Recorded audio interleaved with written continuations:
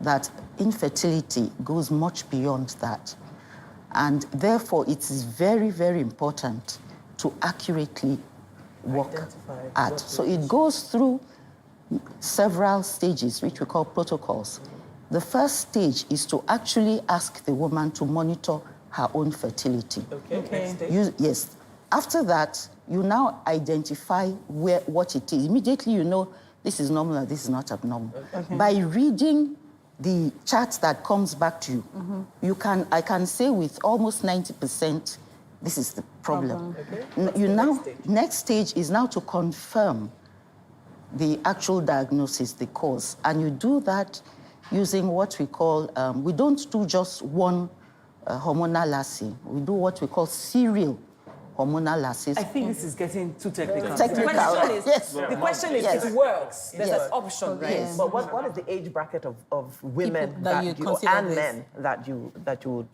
For a woman, she must actually be in the fertile period.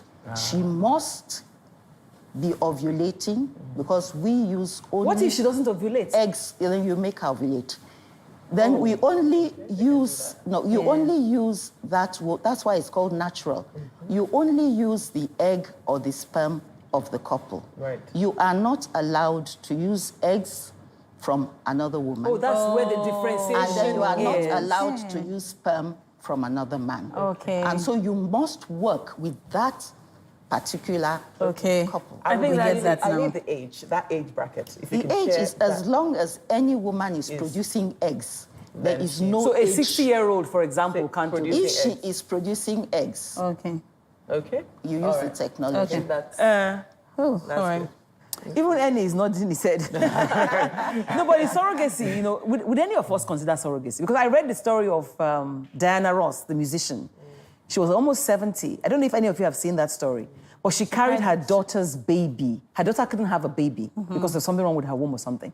So she opted to be the mother that would carry the baby. Her grandbaby. Her grandbaby. So she birthed her grandbaby for her, For her daughter. What I'm not certain about is whether there are any laws and regulations in Nigeria, but I think in America For there are surrogacy.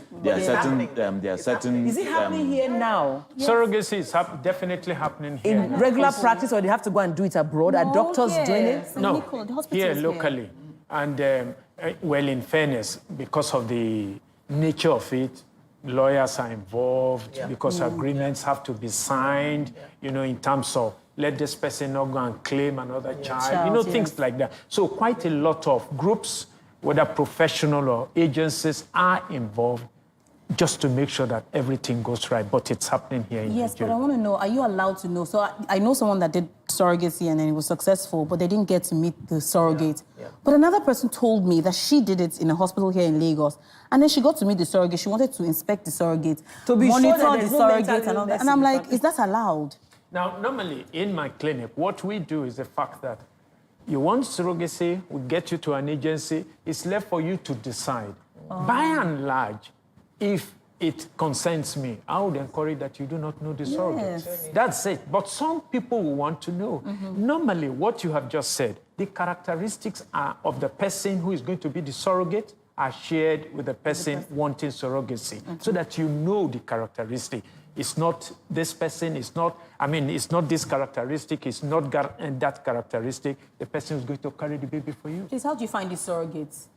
Well, Do we go to register if I feel like I'm very fertile? Can I go and register and get my 3 million naira? Because I hear it's as good they as that. pay people. Of course. That's the issue. That's the moral unethical, issue. yes, it's unethical. Whether you should be able to earn a profit or get paid to provide surrogacy. I think in America it's illegal to get paid to. it's going to be, I can't contest that because I don't know about that.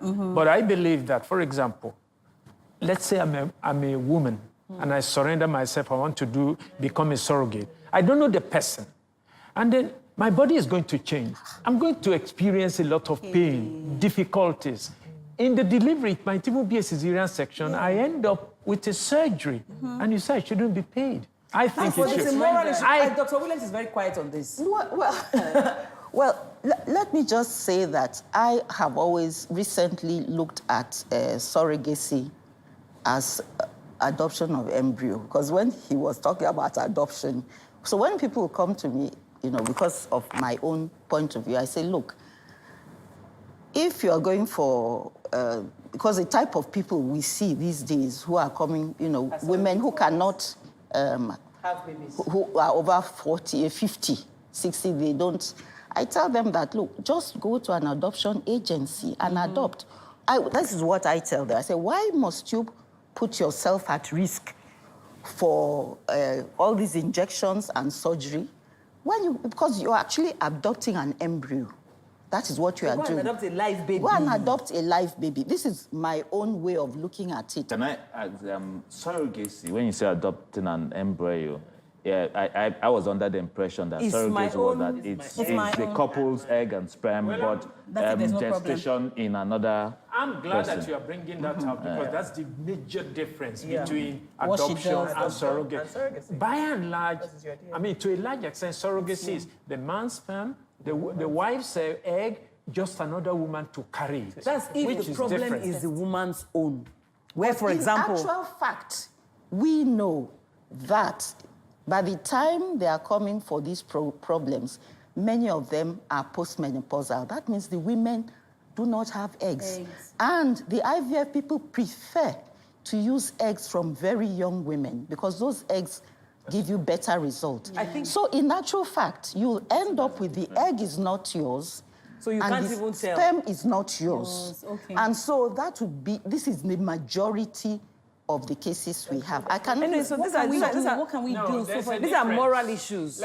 Like she rightly said, that's the majority. But the patients I have seen, Yeah. they are within the reproductive age bracket, coming for surrogacy for certain reasons, Yeah. which I cannot disclose here. Yeah. But I've seen such people. I mean, The question I and want to they're ask coming is for- that what do we do? So two young people want to get married. How do you foresee this? Are there tests that we can do? Or I'm married what already. must you do Are there before tests you that people marry? can do Yes, before they what marry? I've just told you that even The in- council. it is absolutely now compulsory Compound. Check your to check fertility. your fertility before marriage. Just like Even- genotype. Not genotype, you can know. And the important thing is that most of these cases, you can help them immediately. That is, you can, the technology we use, I just use the word, I'll change your abnormal chart into a normal chart using my Natural medical, methods. it's not natural methods, using medical technology that will change you from an infertile woman to a fertile woman. Okay, from but an sadly- infertile male to a fertile male. Sadly, I don't have much time on the show. I gotta go. I gotta go. But the thing is, I think we've established the fact that there are options. I don't think any woman can really say, oh, I have no child. You know, you can either do the IVF or do the Nat Protect or adopt or even surrogacy. Yes. So we should take our mindset off this idea, right, ladies? So as we go away, just one last word from everybody. If nobody remembers anything that you said here today, my gynecologist, I must say that. Dr. Ali, what should they go away with today? please, help is available. Seek help at the correct place with the correct expertise. Dr. Williams. I agree with him as a co-gynecologist, and I recommend natural procreative technology because it is more effective, it is more affordable, Thank you it very is more much. ethical. Then we find that on Google. Annie, what will you say? Every child is a child. Oh, So adorable. Whichever way you get it, that's very, very true. Just just, love that. just don't steal it. Get help, get help. No matter how early, if you can do it before you get married and you're able to drag the man there, fine. If you cannot, get help What before happens you if you become... drag the man and you find that it has no seminal fluid? Yeah, because that's a true concern, and that's why I asked Sorry, the question. So we need to... Okay, so the options are surrogacy, IVF, the natural method, natural procreative technology, adoption. But the truth is, a lot of these things cost money. They're not Nat Protect easy. doesn't. It doesn't? Okay, so that's fantastic. But I think they're It's also... not free. It's not free. so these things cost money, but there are payment plans available. So ask your banker. Oh. So explore that Good idea, option good also. idea, Or good idea. adjust. Good idea. So we must go. Thank you for watching. It's always effervescent in the lounge. We'll see you again next week. Remember, you can always continue this conversation on social media. Don't forget to use the hashtags. Thank you for watching.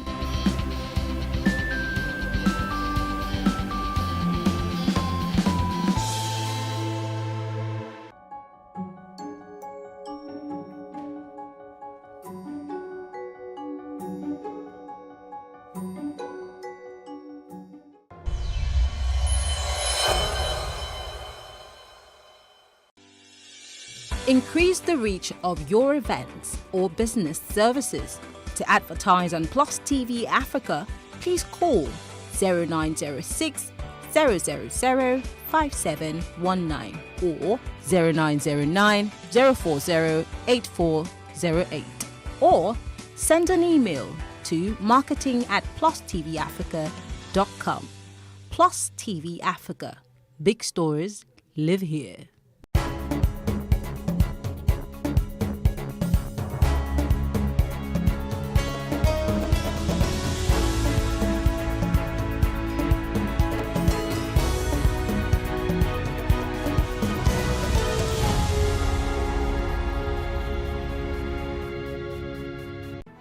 There is no voting on social media.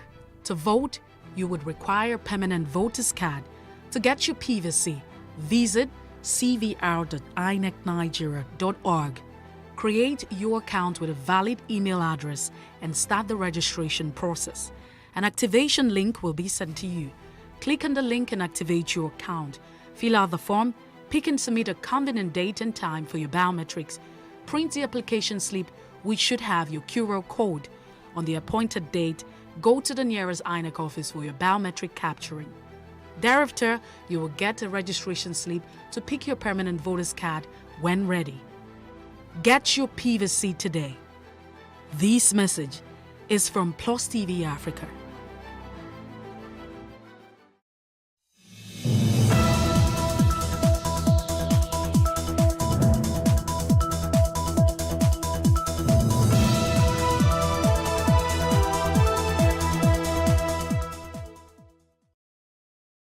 Tenancy agreement. So in a case that the landlord wants to evict the tenant, in a case there's no tenancy agreement, what happens in court? Well, usually what the court will do, or what is expected of the landlord in that situation, is to look at the mode of payment. Number one, it is established, there is no controversy as to the fact that the tenant is a tenant of the landlord, whether or not there is a written tenancy agreement. The fact that there is possession, the tenant is in possession of the premises, and he has made some form of payment, which is rent, to the landlord for the use of the premises, that would create a relationship, a tenancy relationship between the landlord and the tenant. Space and Style, 6:30 p.m. on Saturdays and 5:30 p.m. on Wednesdays.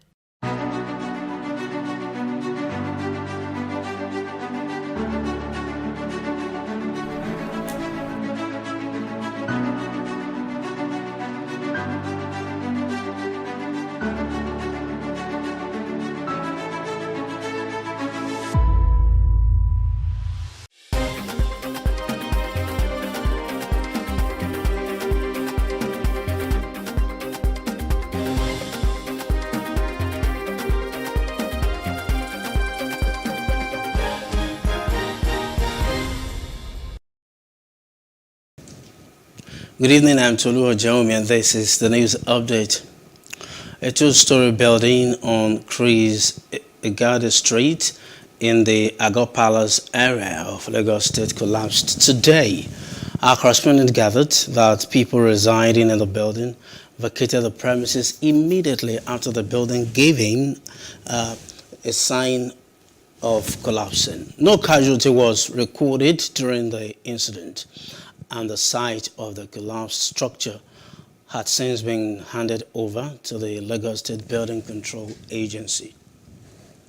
Meanwhile, the CBN Governor Godwin Emefiele has denied running for president hours after a group purchased the APC nomination form for him.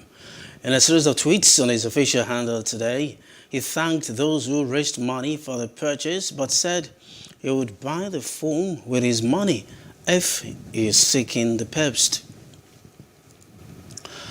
Meanwhile, Asiwaju Bola Ahmed Tinubu has endorsed Lagos State Governor Babajide Sanwo-Olu and his deputy Femi Hamzat for a second term. Tinubu held out both men's hands after a Lagos APC stakeholders meeting held at the Adeyemi Barrow in the Alausa area of the state. There have been speculations that Mr. Sanwo-Olu wasn't guaranteed a second-term ticket of the party. Tinubu's endorsement may have put an end to such rumors, though.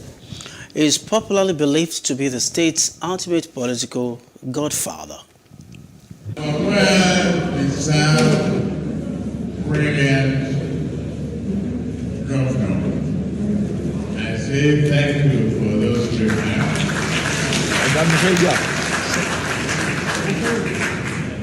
And the acting of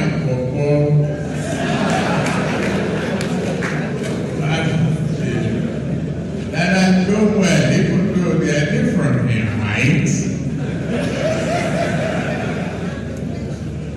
Obafemi Hamzat, thank you.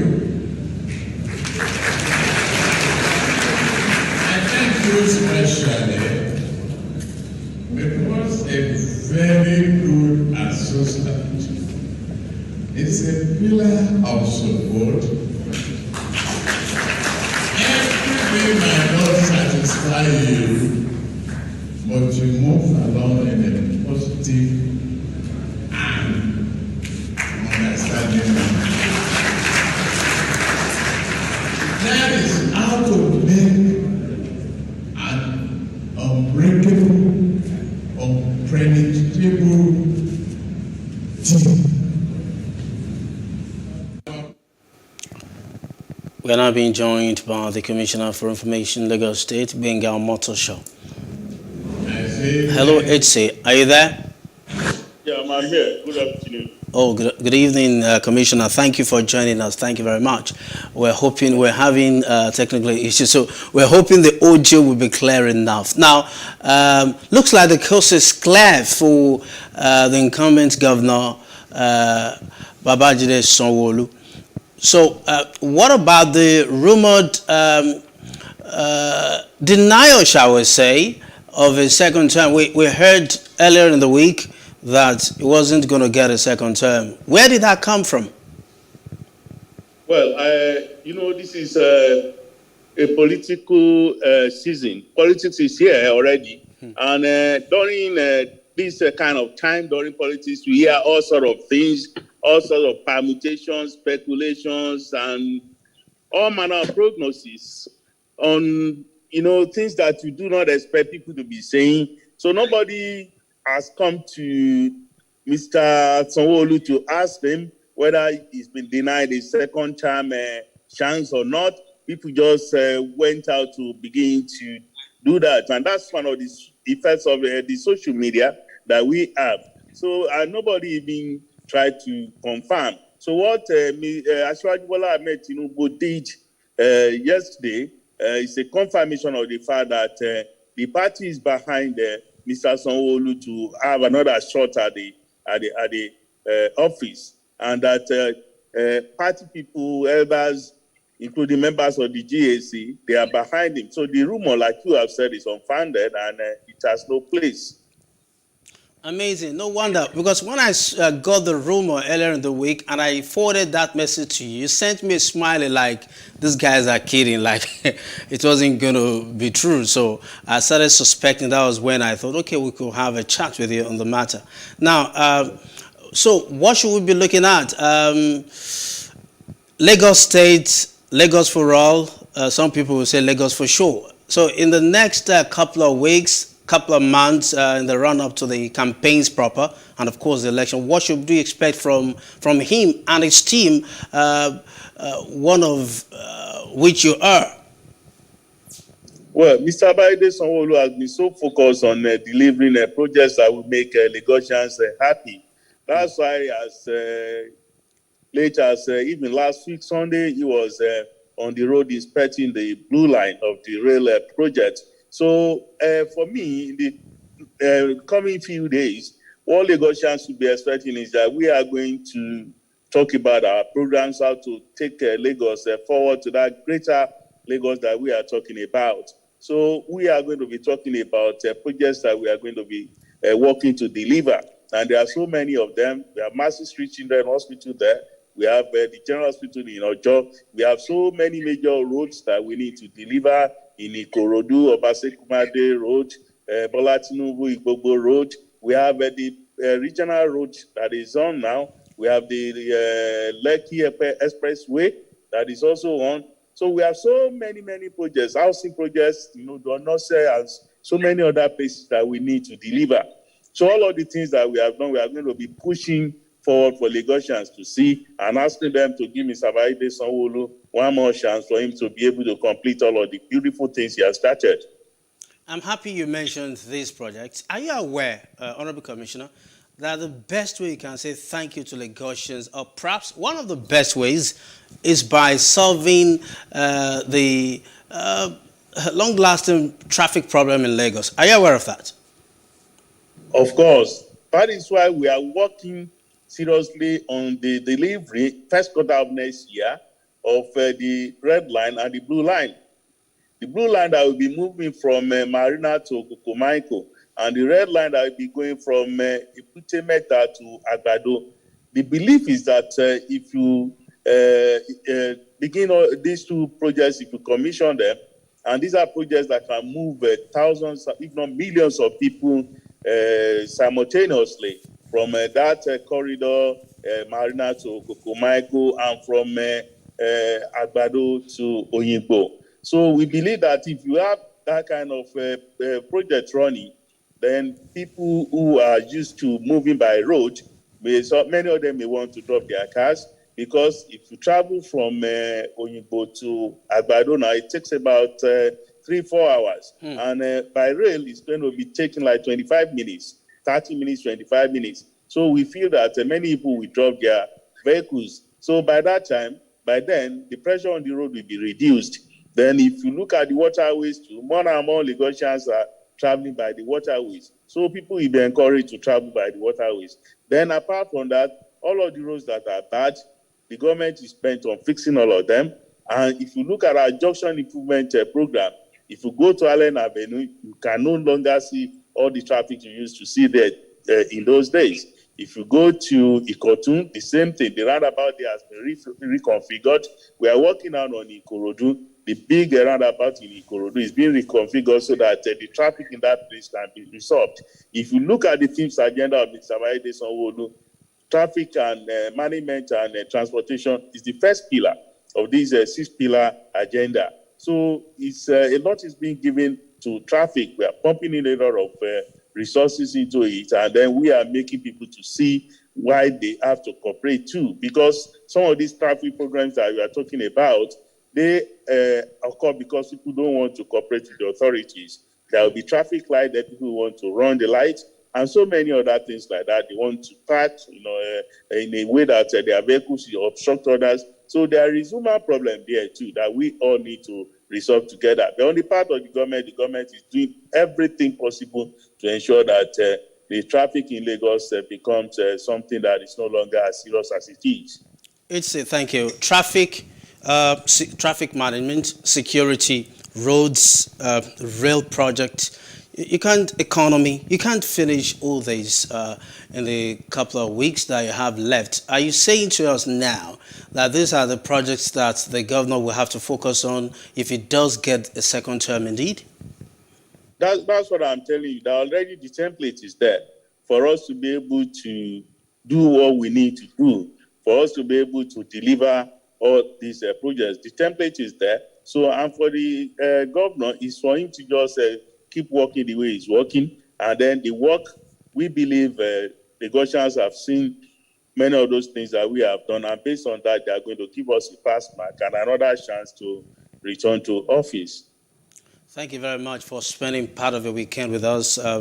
We hope to engage you again in our subsequent bulletins, perhaps today, if time permits, otherwise in coming days. Thank you very much, Honorable Commissioner for Information, Lagos State, Mr. Agbenga Omotoso. Thank you so much. Enjoy your evening. Moving on, as political parties put price tags on the presidential forms for aspirants, Nigerians react to this amount. Let's have a listen to that on Street Views.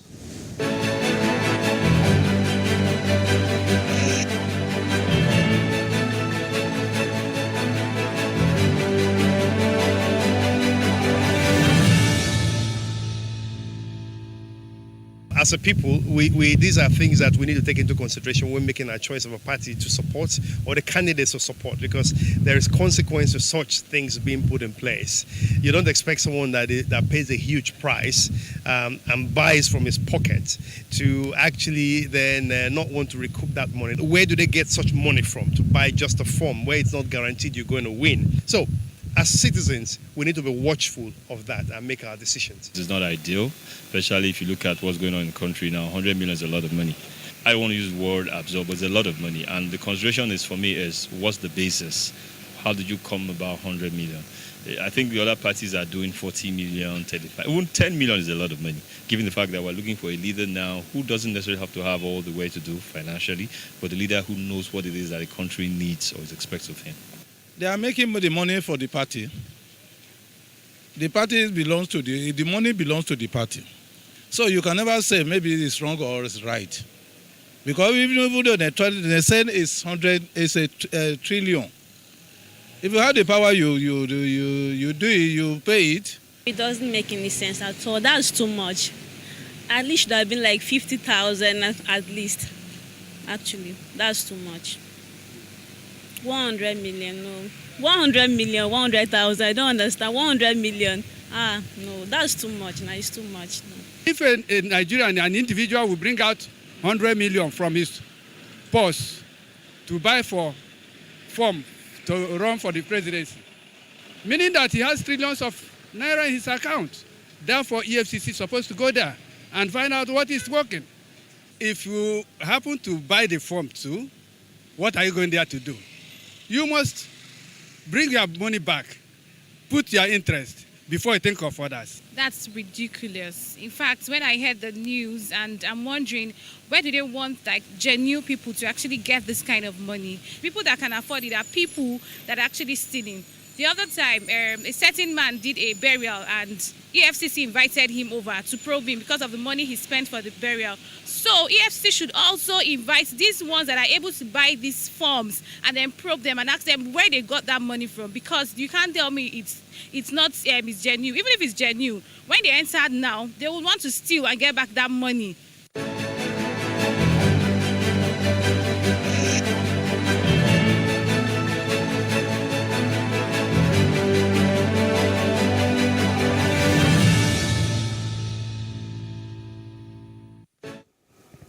That's the news update. Thanks for watching. For more stories, please follow us on Facebook, Twitter, Instagram, and YouTube channel, Plus TV Africa and Plus TV Africa Lifestyle. I'm Tolu Ojeomi. Good evening.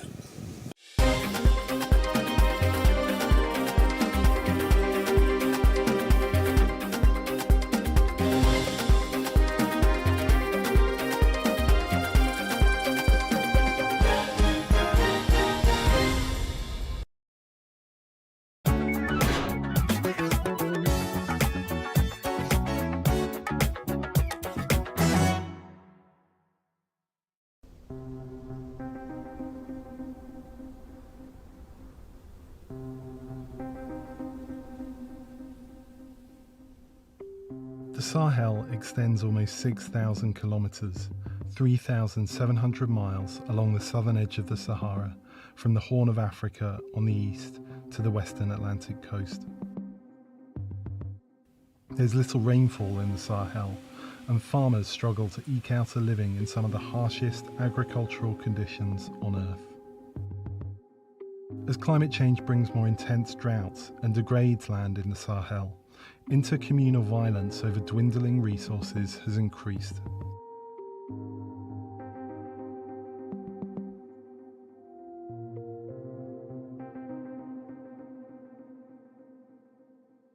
Much of the conflict is between herders and farmers who vie against each other to use the land for their own purposes. Some in the region have joined terrorist groups, militants linked to Islamic State and Al-Qaeda, who ride into villages on motorbikes and attack civilians indiscriminately. They wreak havoc and make parts of the region uninhabitable for civilians. While weak states and lack of development are big factors in the conflict, climate change is rarely discussed beyond the level of analysts and warnings from the UN. Unlike terrorists on motorbikes, climate change is a cause of the conflict people on the ground cannot see. But it is there.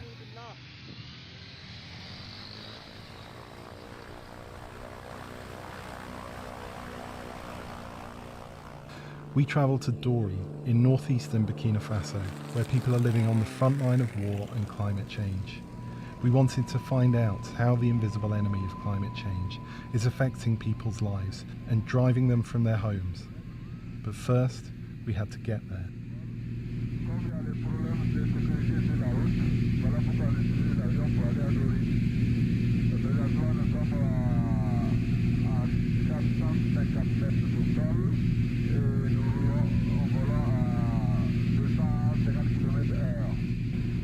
Dori is the capital of Burkina Faso's war-torn Sahel province and home to thousands displaced by the conflict.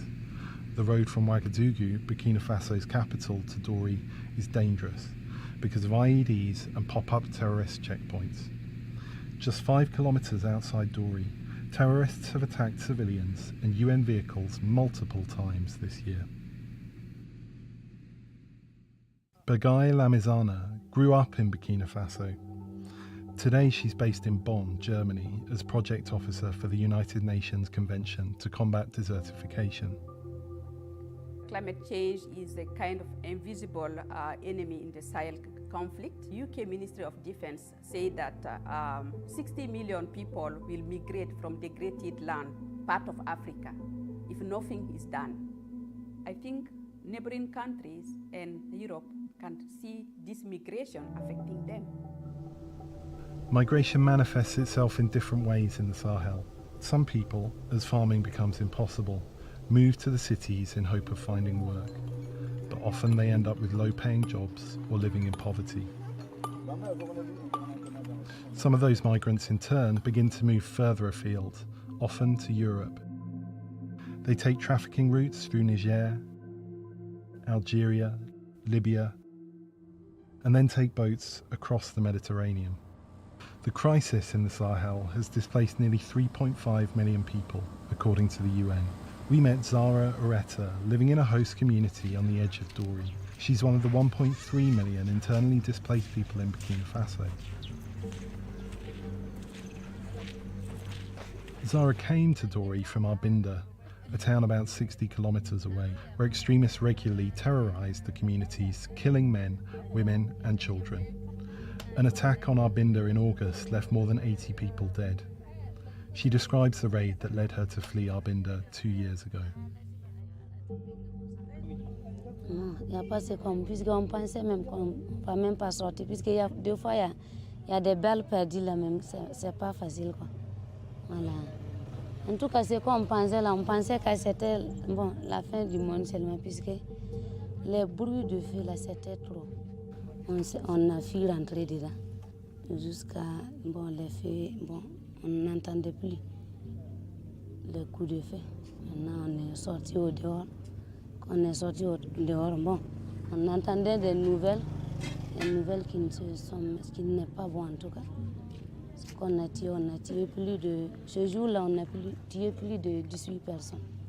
Mais tout ça s'était passé, c'est dans le marché, puisque c'était un jour de marché. Ils ont rentré la première fois. Puisque ça fait que moi-même, je ne me sens pas. J'ai des ulcères, ça fait même. Deux fois, même si j'entends cri ou bien quelque chose comme ça me rappelle de ce qui s'est passé à Arbinda. Bon, je suis une femme mariée, j'ai 5 enfants. Bon, deux fois aussi, en tout cas, c'est que je fais le commerce, je fais le levage aussi. Bon, je fais travaux de ménage, travail de ma famille. Je m'occupe de mon mari et de mes enfants aussi. In the years before she fled Arbinda, she noticed the weather starting to change. It diminished usable land and forced the community to change too. Avant, il pleuvait, mais aujourd'hui, en tout cas, il ne pleut pas. Les gens mangeaient en famille, quoi. Et puis surtout, les enfants respectaient les grands. Les grands aussi respectaient les enfants. Les gens venaient, ils soutenaient. Par exemple, les baptêmes comme ça, les gens venaient, ils soutenaient. Zara says that tensions between herder and farmer communities have increased, shattering the unity that once existed.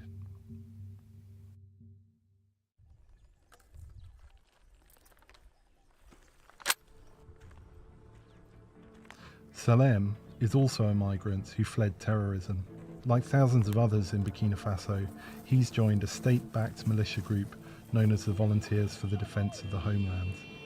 They act as auxiliaries and local guides for the military, but they've also been accused of carrying out extrajudicial killings against civilians they believe are linked to terrorists.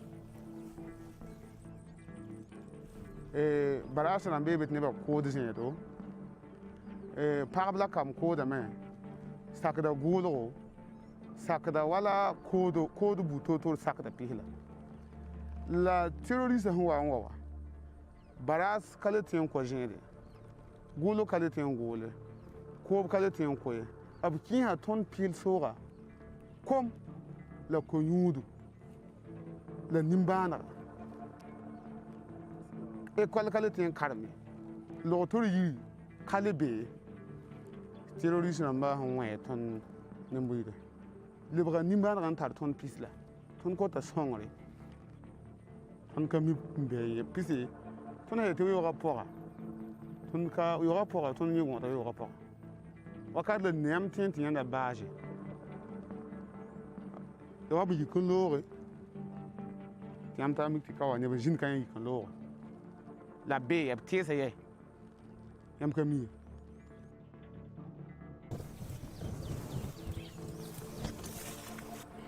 Kita pun wat na zabu na kami ngati fo bang dot na zaban fo.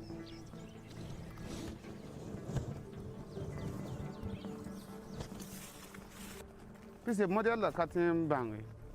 Obse sa kana na kami ngwa ton na bangam te bam la wata. La problema pam ton jini sa.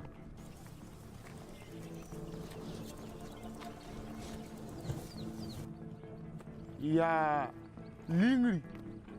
Le problème de embuscade, embuscade na solo rien watni de conva la be kanya mon ton tara panga la rodo la tembo be ora ni ti za bra na sa ma ton pi fo bala ton kaya hede ton han ya se ton de tenga na je kenga ye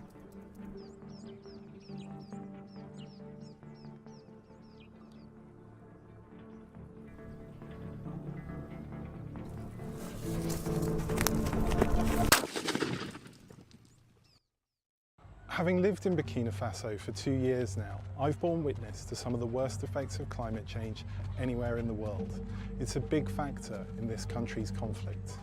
Step outside of Ouagadougou and into the countryside and you'll find vast numbers of internally displaced people living in extreme poverty. There are IEDs on the roadside, terrorists roam the countryside freely. The state is unable to provide security with an overstretched military and people are living in fear. It seems where people clamour for resources diminished by climate change, they go into fight or flight mode. For those who want to fight, it means joining terror groups. Those groups mostly do not have a religious ideology as their primary aim. Instead, they're financially motivated. They're looking for resources to survive, resources that are being diminished by climate change. For others, like Salem, the effect of climate change means joining a local self-defense militia to try and fight back against the militants. But even he had to leave his hometown, just like Zara Oretta. Resources are simply becoming too scarce, and it's too unsafe to stay. All of them are bound by the same thing, the enemy they cannot see, the man-made warming of the planet. Climate change contributes to conflict, and conflict leads to migration on an unprecedented scale in the Sahel. Analysts say the Sahel is a prototype for what will soon start happening in other parts of the globe as climate change continues and nothing is done. But aside from the devastation, people in the Sahel want to take back control of their futures. What is the narrative of the Sahel which we could put out there? The Sahel is not only the land where it's a black doom and dying. It's a land of opportunities. having the two faces of the coin, not only the dark one, but also the lightened one.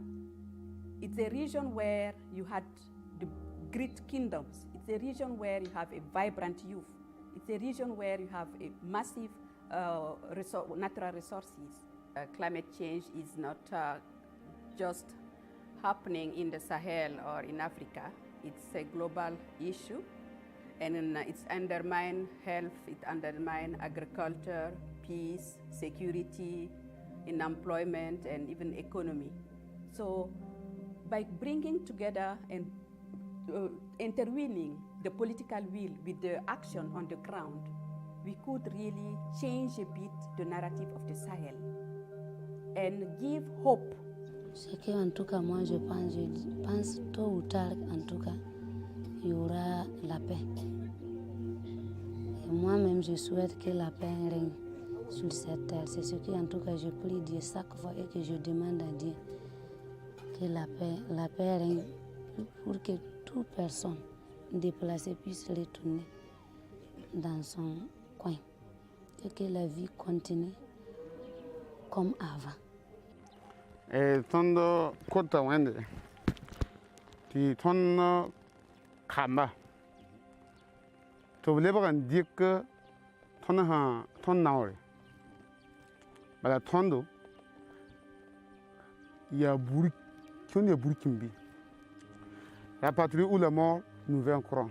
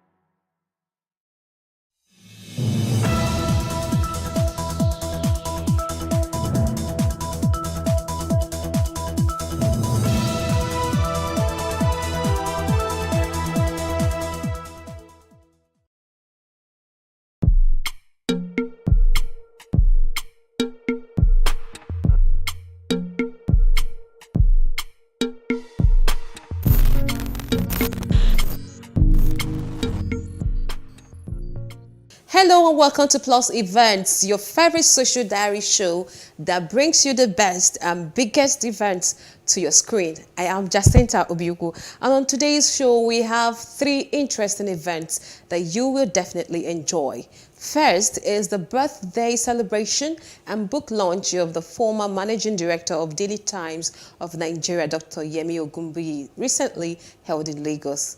Plus TV Africa was there to cover the colorful event.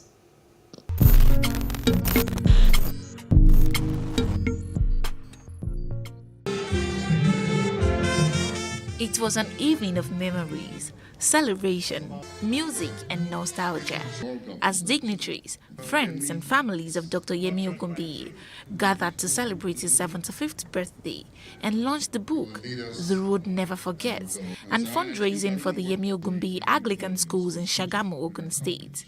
Pupils of the Yemi Ogunbiyi Anglican Schools, which is named after the celebrant, provided music interludes.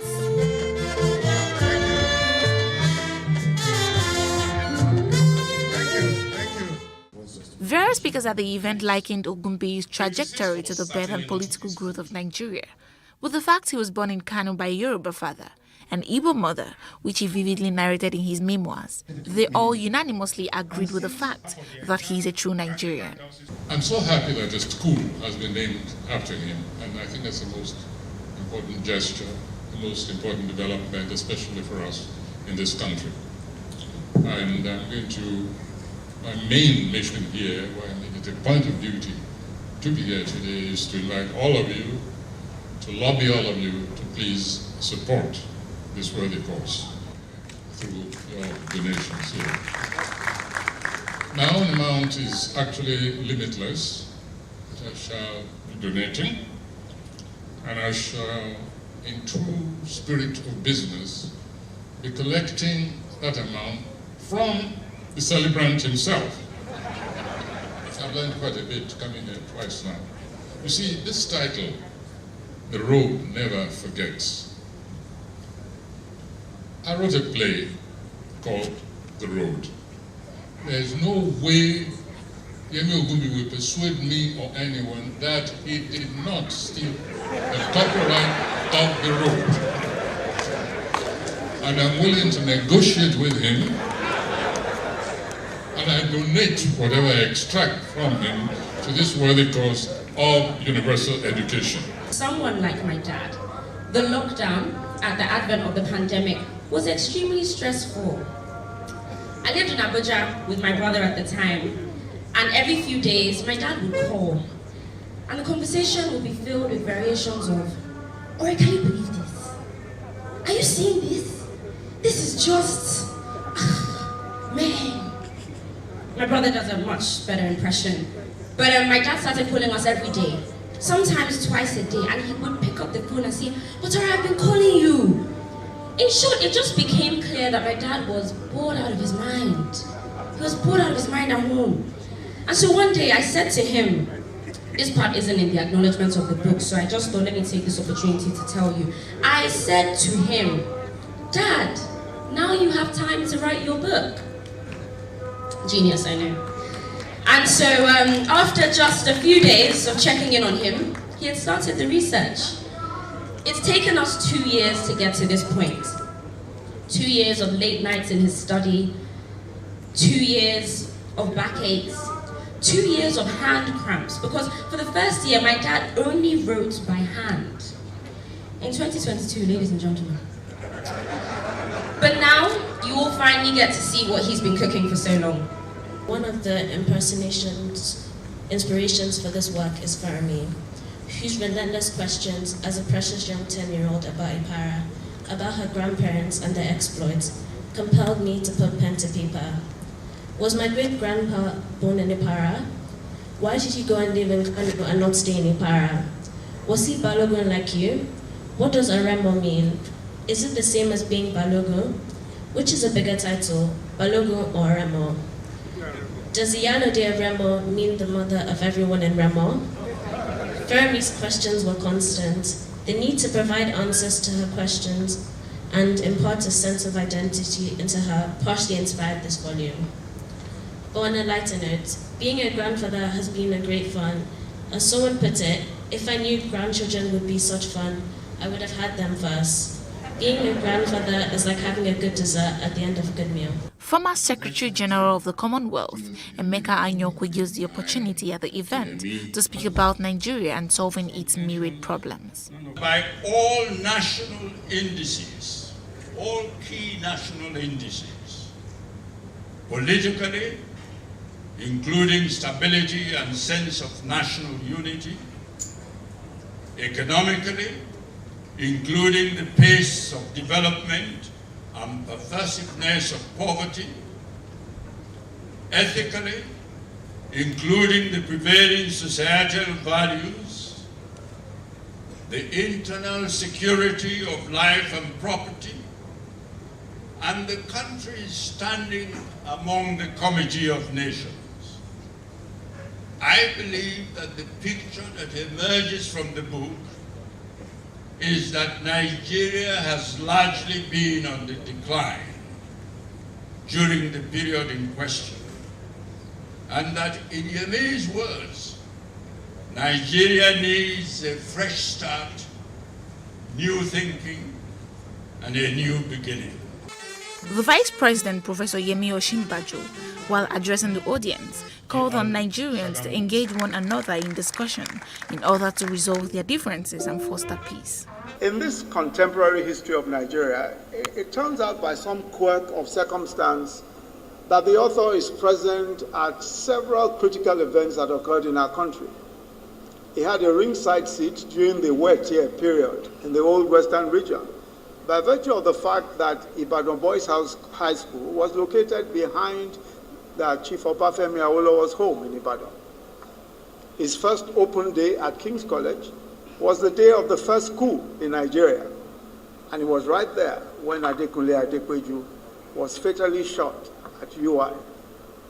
So in telling this compelling story, we are led through the nationalistic idealism of our pre-colonial days, the excitement of civil rule and its tragic denouement, then military rule, a curious diarchy, other iterations of civil rule, and all manner of contemporary events. But he engages every subject honestly, openly, and frankly. Somehow, it almost seems that by his open, vulnerable style, he disarms and commands empathy and admiration. And perhaps there is counsel there for us as a nation. Perhaps we need to talk more to ourselves and not at ourselves. We need frank discussions on the issues that divide us. And we need openness about our fears and prejudices. Emeritus Professor Femi Osofinso, a poet, playwright and scholar, reviewed the book. He spoke about his long-standing relationship with the celebrant. He referred to him by his nickname from the university. Just 2 decades before independence, it meant that the politicians and soldiers who have been in charge of the country's affairs all this while are Yemi's contemporaries and some personal acquaintances. From friends, playmates on the streets of Kano, to classmates in the early schools at Ibadan and Lagos, and so on. Add to all this his own personal charisma and facility for making friendships. And it's no longer amazing, therefore, the number of powerful and influential individuals with whom he is on first-name relationship. The story of his life so far, therefore, with all these collisions and encounters, his moments of glory and of depression, his successes and failures and so on, is what Yemi has assembled in this book. And it is rightly voluminous, taking over 400 pages. Structured into 4 parts of 3 chapters each, making a total of 12 chapters in all. The evening, of course, didn't end without the celebrant expressing his joy and the need to write the book. Writing this book, I stuck to my memory, even though I was aware that memory could be selective, tricky, and even forgetful. But memory, as I argue in the book, is vital. How can we carry our memories? How do our memories shape our lives, especially if one had to straddle cultures as a child? In writing this book, however, I confirm that I made no compromises with my past, its words and all. Rooted firmly in the belief that a memoir is, after all, an interplay between memory and history. The celebrant and his guest had a lovely evening. Congratulations once again, Balogun. Many more years in Jesus' name.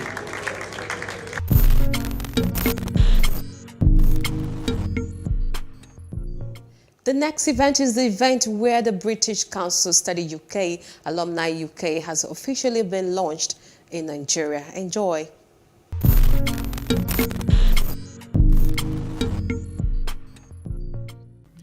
The British Council Study UK Alumni has been officially launched in Nigeria. At a cocktail event held in Abuja, Nigeria's federal capital city, stakeholders expressed the need for the new global network for people from around the world who have studied in the UK. One after the other, the members of the Alumni UK present recall their experiences during and after their study, with a consensus that by joining Alumni UK, all the alumni can grow their worldwide professional network, continue learning, and share experiences and expertise with others. I actually went to Hot Business School, and the course I studied was business marketing. Actually, what made me to go study business marketing was a friend of mine suggested. He said, why don't you come over here and do at least some few years business course, which it was a good idea. And when I went over, I was able to, the 2 years I spent there, I was able to learn a lot concerning marketing, which at the end of the day, when I was done, I came back and opened my own business. I'm an entrepreneur. I have a fashion house, which I call Sasha Fashion. So that knowledge I got there was able to help me be the entrepreneur that has been striving. My business has been striving for the last 4 years. If you notice something, much as people have used different adjectives to describe the experience, if you listen to their stories, what you'll be able to find is that there is a thread in such a way that it almost draws the experience as synonyms of one another. Do you understand? So if you listen to networking and listen to his experience, you might also be tempted to describe it as life-changing. And then if you look at that and listen to Aisha's story as well, I mean, why wouldn't you describe that as fabulous, for instance? So there's a certain thread that, links everyone, every single one of us here, and I'd like us to, hold onto that chain. When I got back from the UK, I don't remember that there was any alumni link, organized by the British Council. One of the things that we decided to do personally, those of us that graduated from our university, was to try and stay together. Then we didn't have WhatsApp. Today, thankfully, we have WhatsApp, and that's linking all of us. So we have a UEA WhatsApp platform. We hook up from time to time. There is a Lagos branch, there's the Abuja branch. But then we now have formed little cliques. Everybody is very patriotic about their school, and everybody's school is now coming in to see how they can recruit more people. Was transformed into fruition. It received a sense of tangibility because when I went to Sussex, I met Professor Kwame Ayempong, who is a very respected academic, and I learned about alternative models of education. And one of the things that is transformative about that experience will be bringing back all the practical and theoretical underpinnings or understanding of the course back to Nigeria, which I translocated into the work that I do at Area High. Area High stands for Aid for Rural Education Access Initiative. Prior to the UK, we have reached over roughly 5,000 children through some basic projects. But coming back into Nigeria, we decided, using the knowledge, we designed a couple of employability, empowerment, and foundational skills development programs that I would proudly say have reached over 43,000 children between 2007 and 2018 that I came back and now.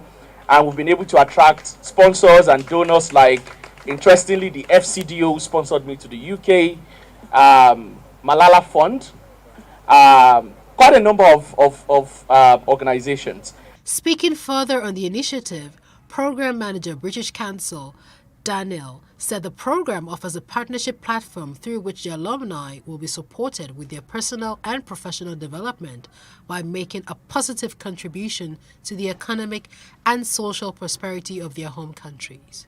He expressed hope that this initiative would bring significant benefit to the UK through developing and supporting sustainable economic, scientific, and cultural relationships and networks. Community of practice in a community where they can learn, where they can collaborate, where they can partner together, and just leverage the opportunities that exist within the network.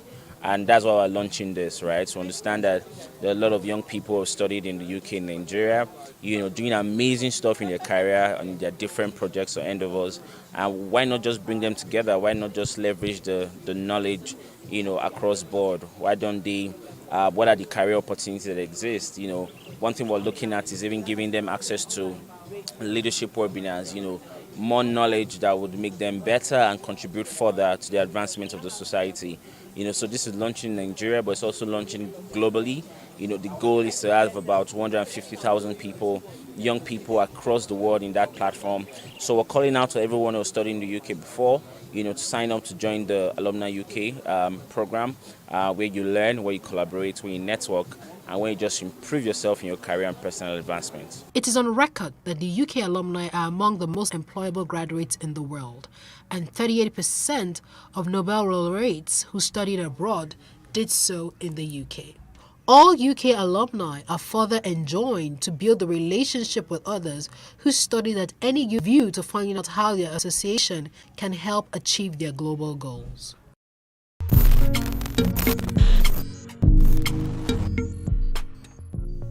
And finally, on this episode of Plus Event is the service of songs of Mr. Francis Toluleke Akinlotan, who was a legal practitioner. He died on the 8th of April 2022.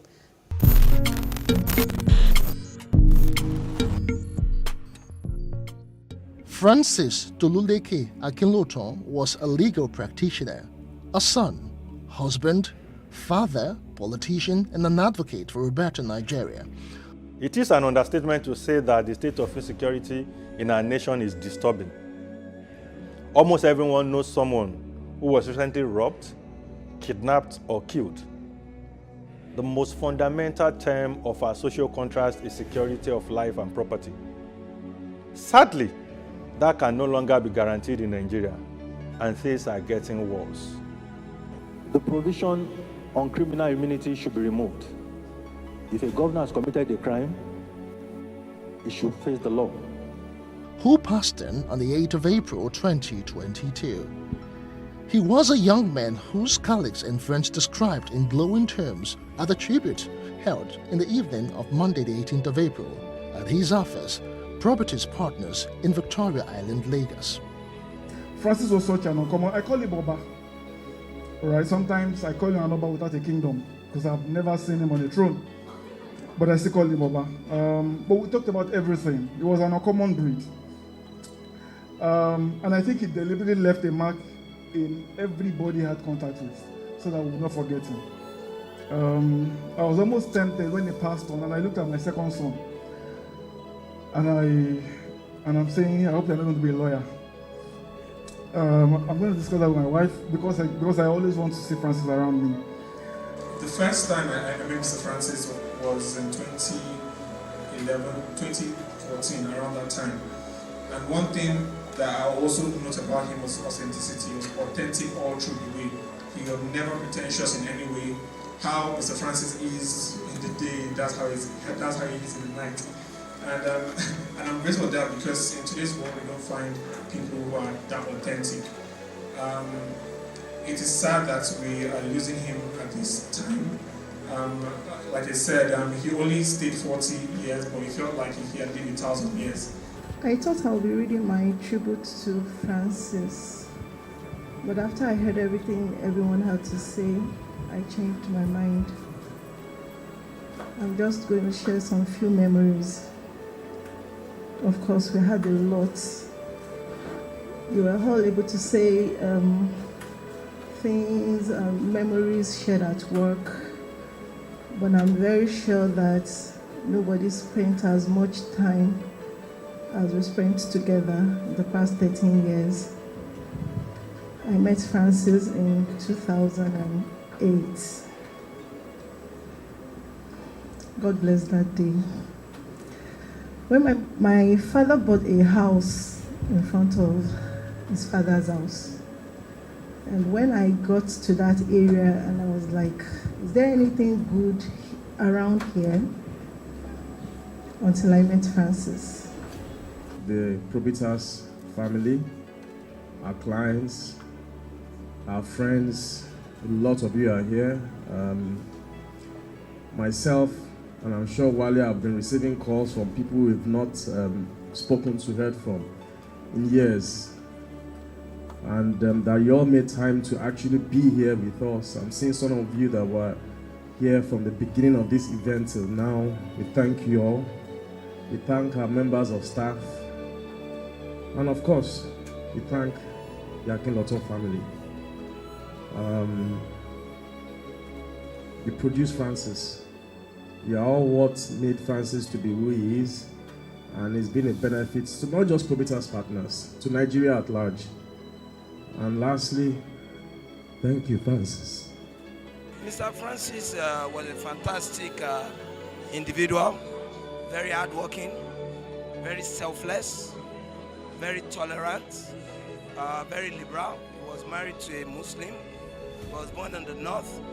You know, he was a staunch Catholic. You know, he was our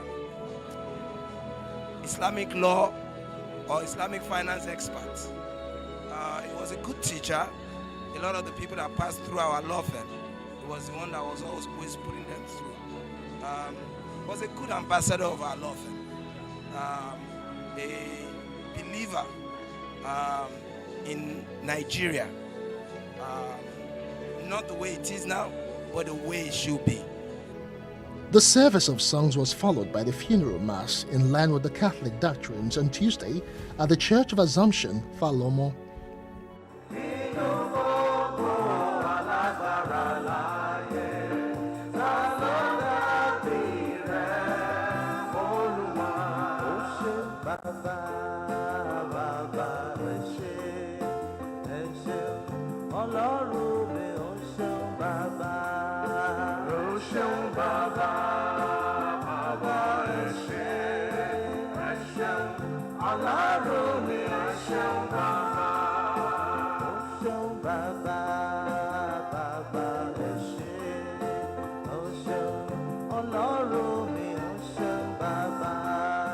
The Lord grant him eternal rest.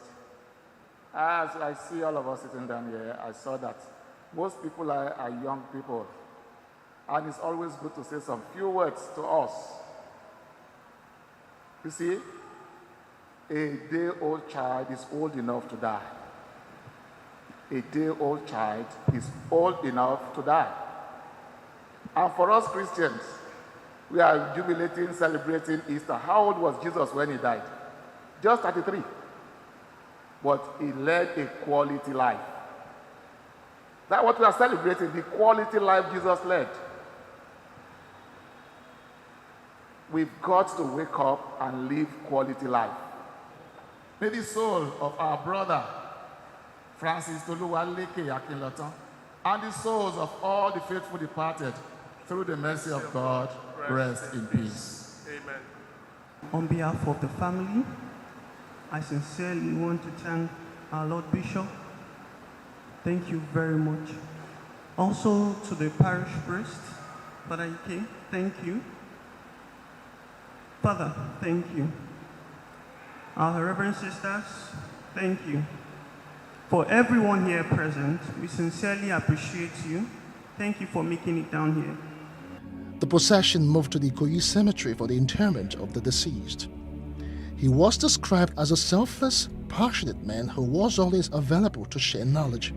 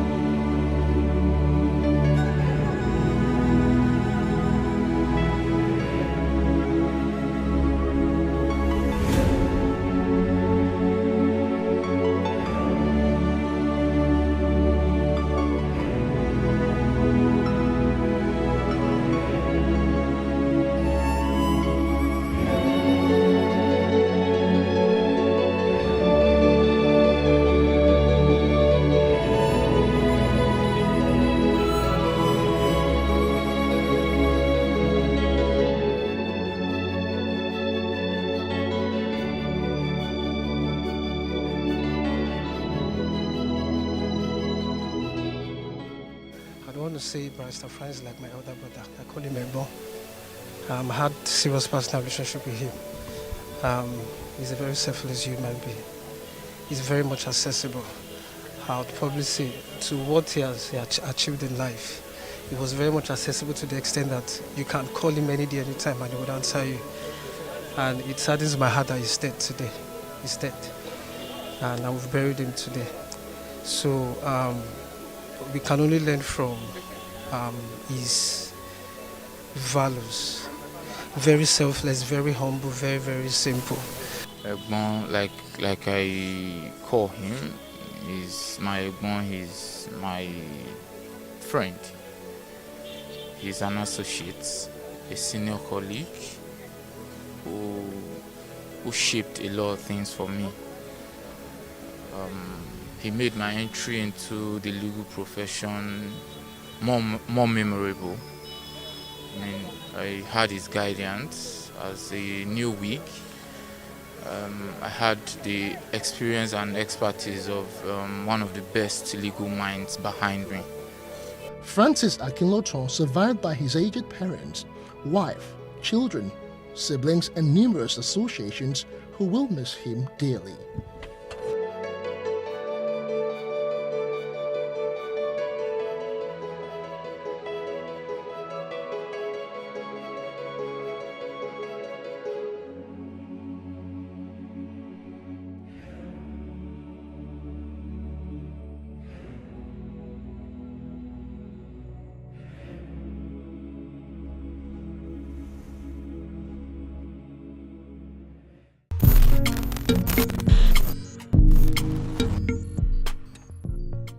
Well, that's a wrap for today. I hope you enjoyed the events on this episode of Plus Events. Remember, if you want to showcase your events to the world, Plus Events is the place for you. Subscribe to our YouTube channel at Plus TV Africa Lifestyle.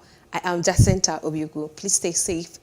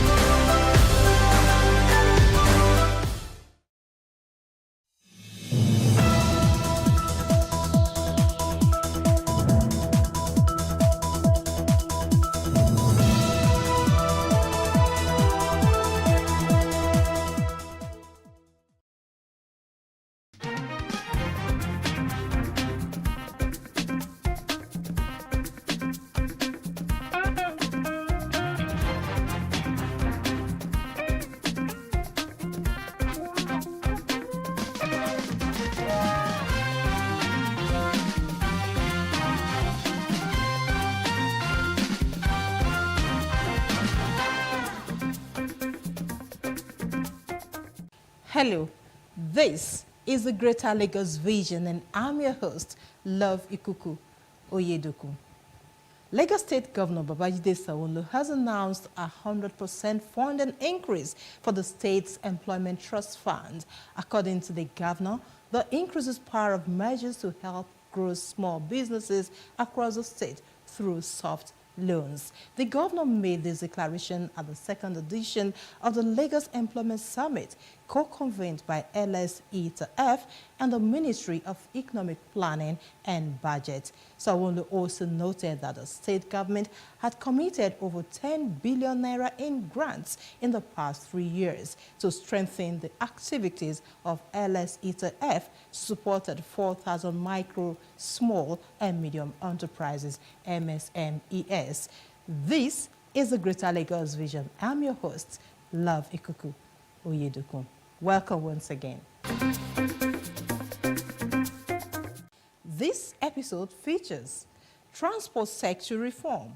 Sanwo-Olu kicks off e-hailing lag drive service with 1,000 sports utility vehicles for first phase. Building collapse. Lagos State government partners insurance firms set to pay compensations to victims. Waste management, sort your waste and get reduction in waste bill. As part of efforts to reduce frequent cases of collapsed building and liabilities associated with it, the Lagos State government is set to introduce a mandatory insurance digital solution platform for all property owners in line with the federal government's Insurance Act.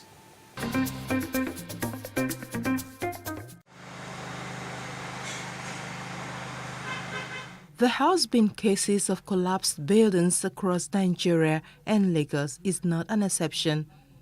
This results in loss of lives and billions of naira in investments. The 21-story building in Ikoyi, Lagos, which collapsed on November 2nd, 2021, was under construction before it caved in. The state government has now taken the bull by the horn to prevent such occurrence. In the last 44 years, there have been over 480 building collapses to be precise. And this is the information that we have. This is the data that we have. Imagine so much more that we didn't even capture. And this just highlights and goes to strengthen the importance of insurance. Many a times when these incidents, dangerous occurrences have occurred, the government is almost like the last resort where we then need to pay compensation. What we're saying now is safety is everybody's responsibility. To reduce the burdens and losses incurred by victims of collapsed buildings, the state government enters into a collaboration with insurance companies to ensure safety and, in the event of liabilities, pay compensations to the persons concerned. We are taking the purchase of occupiers' liability to another level.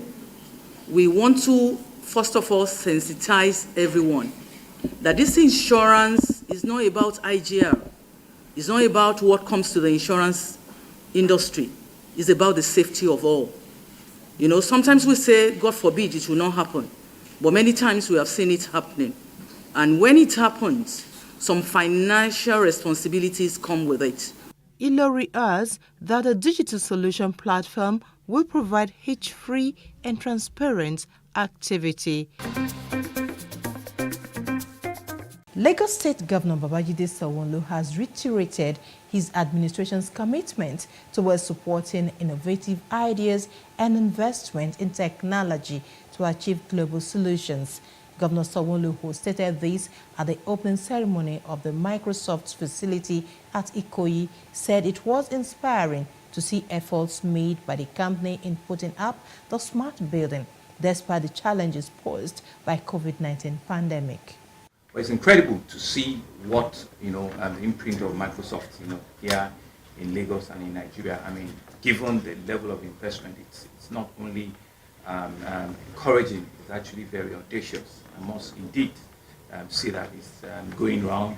It's indeed a smart building, and you've put a lot of resource. I don't expect anything less with a global name like Microsoft. But it's really around how we now, like you said, develop local, skills and local talents, and local, people. We understand what needs to be done to ensure that, your investment are safe and secure. But more importantly, the kind of partnership that you require, to see it grow. As a government directly, we see ourselves working with Microsoft, even on the business side. But more importantly, in terms of infrastructure and developing the space, so that granularly people and the citizens can utilize the full benefits of what resources are put in here.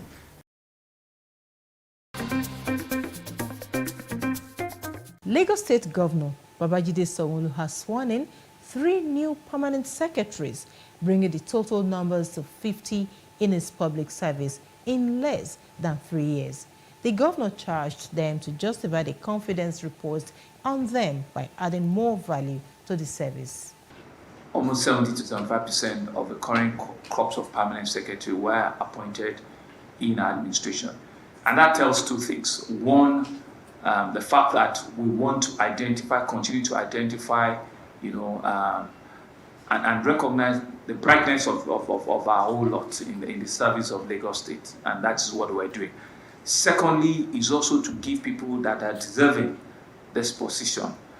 We know how enviable it is to rise up to the position of permanent secretary, but if you're deserving of it, we will not deny you or debar you of that. As part of measures to ensure and guarantee the comfort and maximum safety of commuters, the Lagos State government has launched a new e-hailing taxi scheme. The scheme will complement the multimodal transport network being developed in Lagos in accordance with the strategic master plan of the state. That's according to the governor.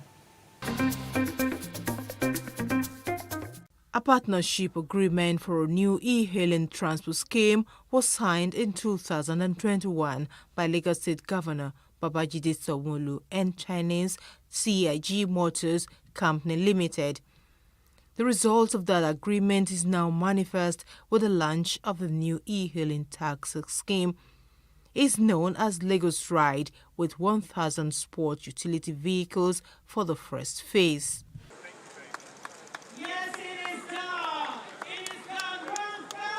The scheme is expected to compete with other e-hailing platforms. The driver or operator has a right to own the vehicle after payment is fully made within 3 to 4 years. Governor Sanwo-Olu said the initiative is to further ensure a seamless transportation system for the commuting populace in the state. Under this arrangement, all beneficiaries will be provided with a brand new car, which over time will become the driver's property after the completion of the payment of the vehicles that have been heavily subsidized. The governor described today as historic. He said it's a step to further drive the development of the transportation master plan to put Lagos on the plan of a safer, comfortable, modern and forward-looking taxi scheme. We are starting and we're putting our money down to show to the private sector that we can do it and we all can do it collaboratively. These are no workers of Lagos State. These are Lagosians, these are Nigerians that will be taking over this. So our arms are open to other private sector investors to join us to ensure that we can increase this fleet to 3,000, to 5,000, to 10,000. Commissioner for Transportation Frederick Oladende highlighted some of the safety features of the scheme. The safety and security of lives and property are equally as paramount as the pleasure the drivers or the riders will enjoy on the Lagos Ride taxi schemes. Hence, the installation of security embedded dashboard camera in each car for real-time activities and monitoring, with panic buttons connected to the control command center that can be used by either parties inside the car in case of assault or emergency. Plus TV News spoke with some of the beneficiaries. It was something that we saw that will be of benefit to drivers, especially to alleviate the challenges and the burdens that drivers have in terms of owning their cars. The Modern Ride Service is one of the state government's socio-economic intervention programs. The government promised to get it professionally managed in line with global best practices. Sort your waste and get reduction in waste bill. That's a message from the Managing Director, CEO of Lagos Waste Management Authority, LOMA, Mr. Ibrahim Odumboni, to Lagosians. Odumboni said residents who comply would get reduction in waste bills and increase for those who don't.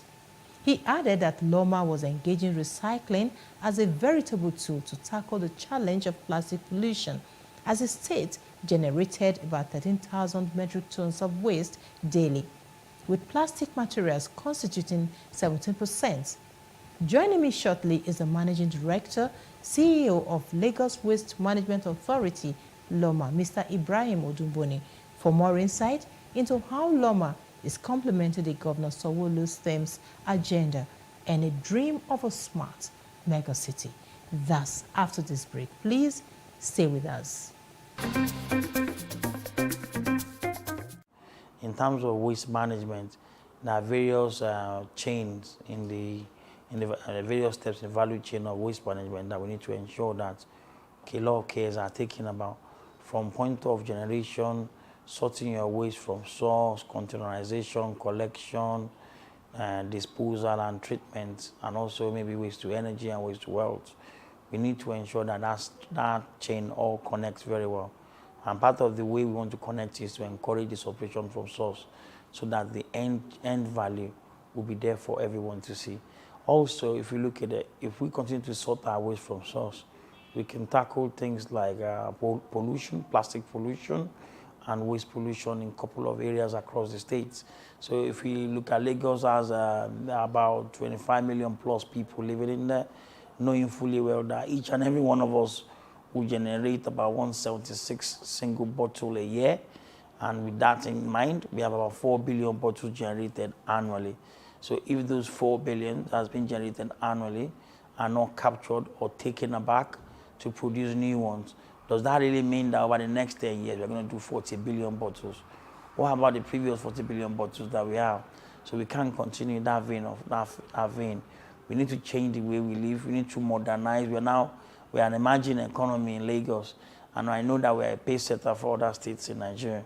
So talking to our people to ensure that they separate their entire waste from source is going to be a massive push towards achieving a smarter city and the team's agenda. So for us, we cannot continue to depend on the landfill structure where everything goes to the landfill. We should be able to extract all the usable resources from our waste before we consider landfill as an option. And I know that there will be a point from our plan over the next 10 years to ensure that we achieve a zero waste in Lagos as an emerging economy in Africa and as a pace setter for other states and other countries around us as well. And for our household, the reason why we initiated that from the 1st of April, all residential estates and companies or private organizations should start is because before we roll it out to everyone across the state, we believe those are organized environments where it's controllable and achievements are measurable as well. And we've also seen that a lot of these our communities, since the introduction of Waste Blue Box scheme, which gave back to Lagos Recycle, was initiated on the 5th of September 2019. We've seen a couple of estates start doing one form or the other of recycling. But now we're formalizing it. We're encouraging them to ensure that the waste are not commingled. We're also encouraging them to use a two-bin system where there's a general waste and there's a recyclable waste. And we want to ensure that all our recyclables are also used to generate jobs. A lot of jobs have been generated from recycling over the last 24 months. Over 6,000 jobs and counting. And we believe that there will be effects on our lagoons and shorelines and our drainages. There will be a time where you won't be able to see any single bottle in our drainages, in our canal, and water could flow easily. And all the marine habitats, we have the freedom to develop without having to be also accommodating plastics or floatables among them. Paying for waste management is sacrosanct. It's not free. Because the people that are running are the people that are going for you, catering for your domestic waste all across. LOMA, as an agency in Lagos State, we cater for the public spaces, and we regulate all the private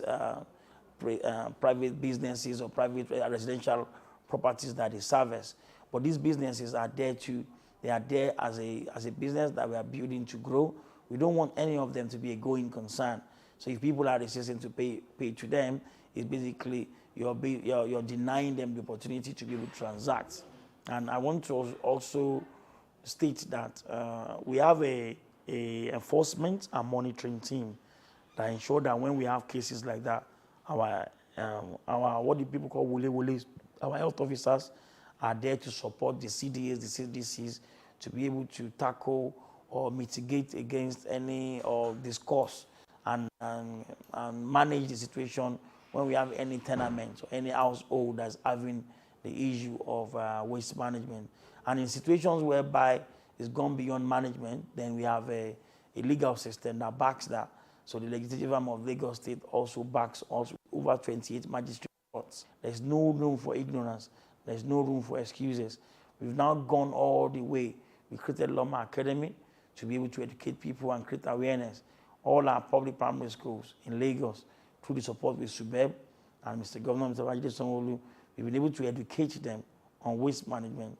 And they are going to be our ambassadors, our advocates for the parents that they are under, to be able to ensure that we try and change from bottom up, while we continue to use publicity, media outreach, like this conversation, to let our adults understand and also remind them of their responsibility. But all in all, there is no excuse for ignorance in waste management. We do a lot of things across stream, and it's always out there, and that's why we highlight it for all stakeholders or all interested parties to be able to understand where we are and where we stand at this point in time. We've been very innovative and we've been very proactive about the way we approach waste management in Lagos over the last 2 years by showcasing ourselves and ensuring that a lot of ways we're communicating to people with what we're doing. So we have our social media handles, our website, our app, and also we collaborate with other agencies to make sure that our message are passed across. There is no day that you will not hear about Loma, either in the news, or you see us, or with our PSPs, or with our sweepers that are on the road. But the key thing that I must stress out there is waste management goes beyond collection and dumping of waste. The only part of it that we need to all work on, which is me, you, and all our listeners out there, is the attitudinal change. You can deploy the entire trucks in the whole world to Lagos to manage waste. But if we don't change our attitude, if we don't start doing the right thing the first time, if we don't start doing what we know that is proper, if we don't start following what the law says, if we don't start looking after ourselves, if we don't start changing our attitude to what a cleaner environment is, we all know this. We all know the benefit of a tidy environment. We all know the benefit of what clean environment brings to in terms of health. We all know all these things. So, but why are we still doing the wrong thing? So that's why we continue to advocate. You see, Loma, we've started going across all the LCDA this year. We've been to 18 LCDAs out of the LCD and LGA out of the 57, and we continue to ensure that all that is completed before the first week of June. And what do we do there? We go there, we sensitize them across the chain of waste management, from collection, generation, separation, containerization, recycling, treatment, and also the loads of achievements that we made. One of the major ones is you look at COVID-19. Without Loma, where do you think we'll be with COVID-19? Lagos as a very popular populated state. What do you think we'll be with COVID-19? With a small landmass, all surrounded by water, everybody conjugating as one. What impact? What role do you think Loma played? So for people out there, a lot of people out there understand that we played a vital role to support our governor, Mr. Babajide Sanwo-Olu, ensuring that COVID-19 was mitigate against the risk of COVID-19. We started reintegrating all our medical waste during the period of COVID-19 till date. So we take all the medical waste all across the state and ensure that they are all incinerated. We moved away from traditional treatment of medical waste. We also ensure that we have a dedicated team that are trained and specialists in this. And by doing so, we're able to reduce all the risk across. We've also used that to develop and automate our system in terms of management of waste.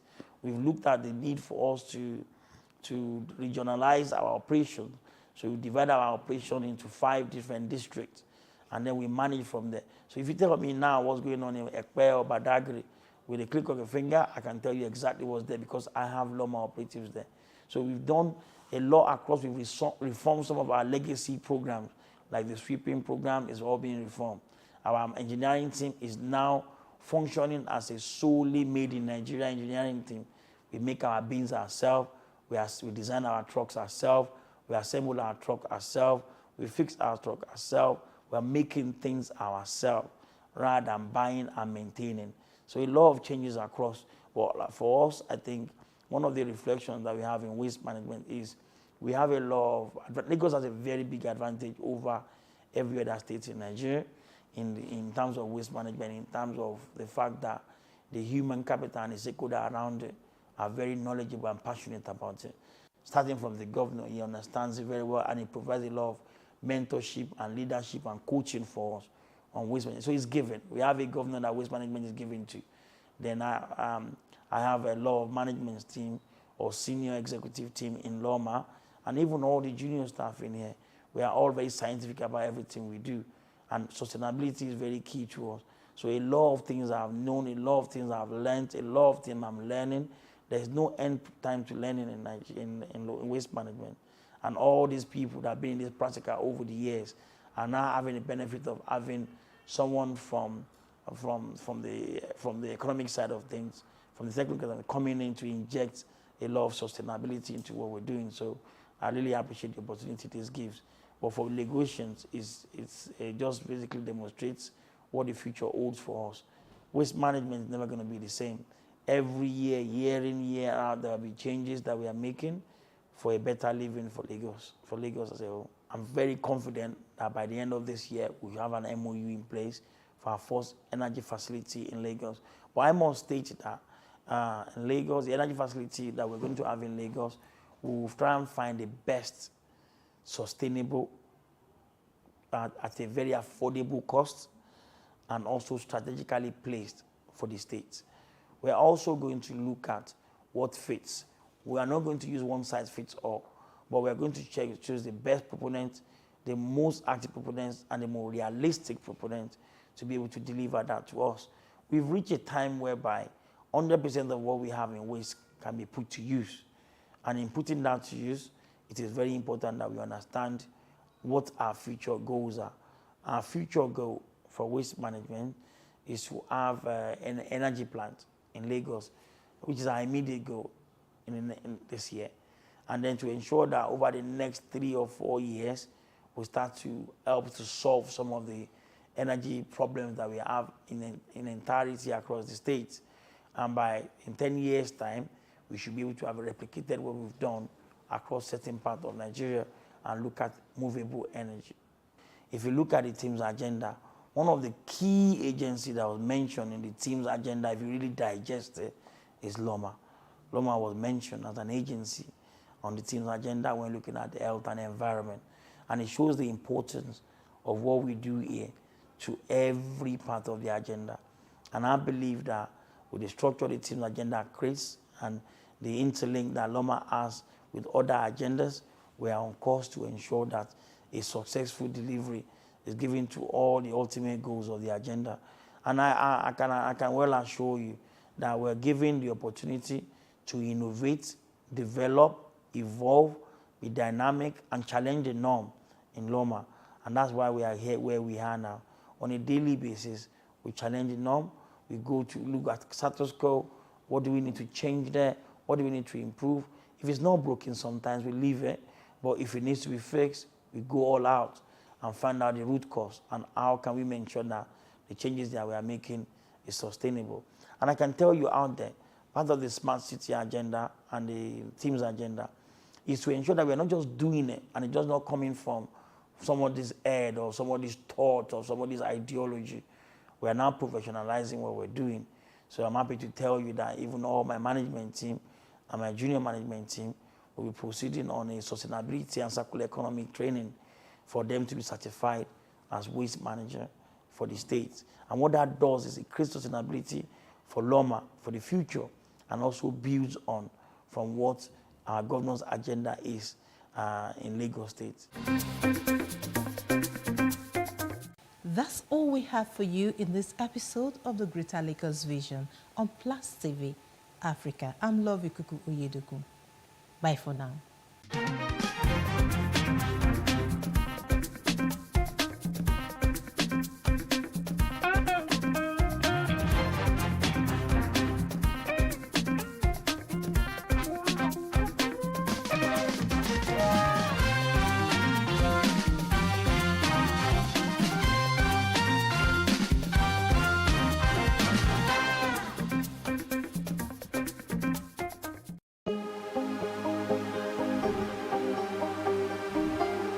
It for upcoming artists to blow in Nigeria.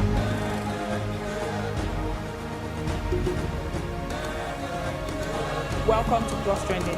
I am Bukky November, your host, saying thank you for joining us on today's episode. Welcome back. It's tea time on Plus TV Africa. Practice makes perfect. I'm not perfect yet, but I'm a lot better than I used to be. He's a king. He's entitled to marry 100 if he wants to.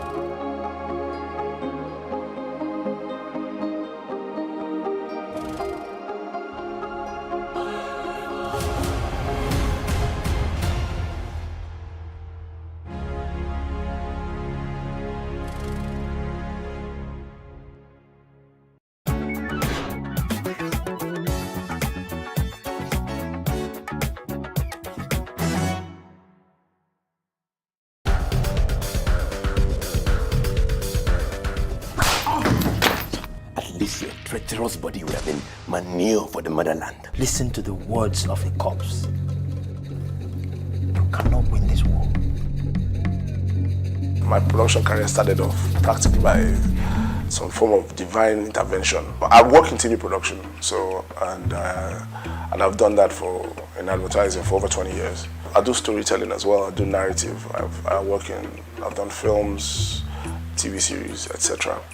I taught myself to draw, and that meant 4 hours of sketching every day, minutely competent, where people will say, this doesn't suck. You actually have to practice. For God's sakes, Emeka, we don't even have enough guns or food. What were you thinking? If you and Uzogu had not unleashed your unique brand of madness last January, we wouldn't be swimming in Biafran blood. It was a revolution! I was one of my uncles, and he got me a job in, then it was Vanguard newspapers in Apapa. And I got to meet all my heroes because in those days, I knew every cartoonist of every Nigerian publication by name because I would always look for the signature. Advertising was obviously the way to go. English then, if you're doing English, you're either going to be a teacher or something. I was like, no, this is a cool industry. This industry is really cool. It's really being paid to be creative. I was sent around the agency to learn every aspect of advertising. And when I got to TV production, the then head of TV production of SO&U, then Mr. Greg Odutayo, said to me, okay, I want him. So he just made a request. There are many highlights. I've won awards for films I've made, TV series I've done. But let me just jump forward. The most recent thing I've done I'm extremely proud of is being one of the 3 directors on MTV Sugar, Niger. Then you have to learn. So when I came into production, I was always asking questions. So I was on a quest to know why this visual image was better than this visual image. And that got me into studying and learning about production. It helps to be always focused on what will make you win. There's a very healthy sense of motivating yourself to always get things right. Make sure your work is up to standard. It resembles anything else across any other platform across the world. The second thing is it must have your identity. It must have your strong cultural identity.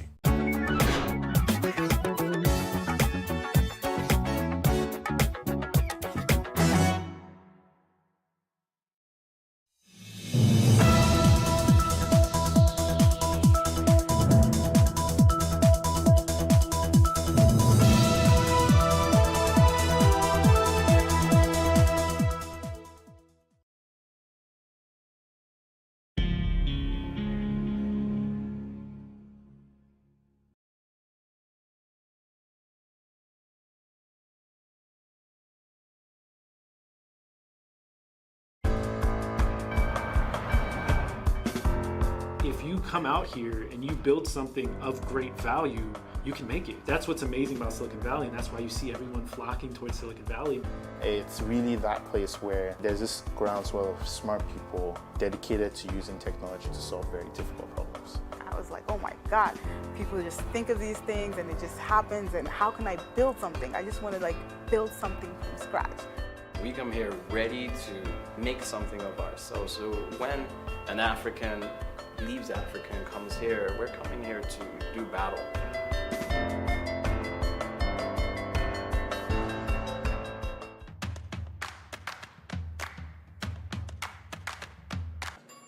Hi, my name is E, and I am Managing Director and Co-founder of Flutterwave. And Flutterwave is one API for payments across Africa. Hi, my name is Jonas Beshouted, CEO and founder of StackShare. StackShare is the best place for engineers and developers to discover and compare software tools. Hi, my name is Bukola. I consider myself a connector. I build platforms to reach African audiences back home, as well as here in the US, to tap into their common interests. This is exactly what I've done with Jandus. Mall for Africa is an online platform that enables US and UK retailers easily sell into Africa without any hassles or worries. We also help people in Africa purchase items from UK and US retailers without any stress.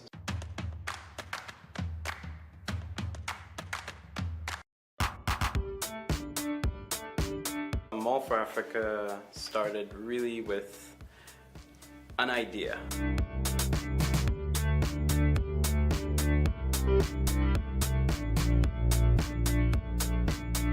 I was born and raised in Nigeria, so out of necessity, I guess, people My parents and brothers and friends thought they could utilize me as their shipping company. There was one day in particular, I went to the airport and I had 10 suitcases.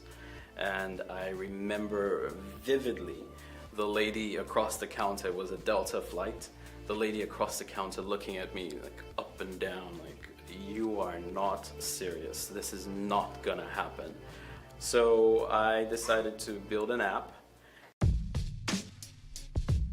Jandos Radio started off with just word of mouth.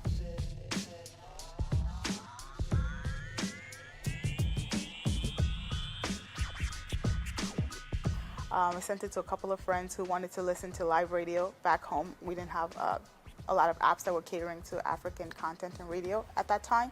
So I sent it out to them and they sent it to their friends. And before you know it, it actually was a trending topic in Nigeria on Twitter for like, I think it was 12 hours straight. People were talking about, oh my God, I have an app that has over like 300 radio stations. I'm in Abuja, I can listen to Beat FM. Beat FM is the most popular station in Lagos. And they're like, oh my God, I could never listen to this before. Now with this app, I can listen to my favorite station now. You know, I'm working on a platform product, which is payments, right?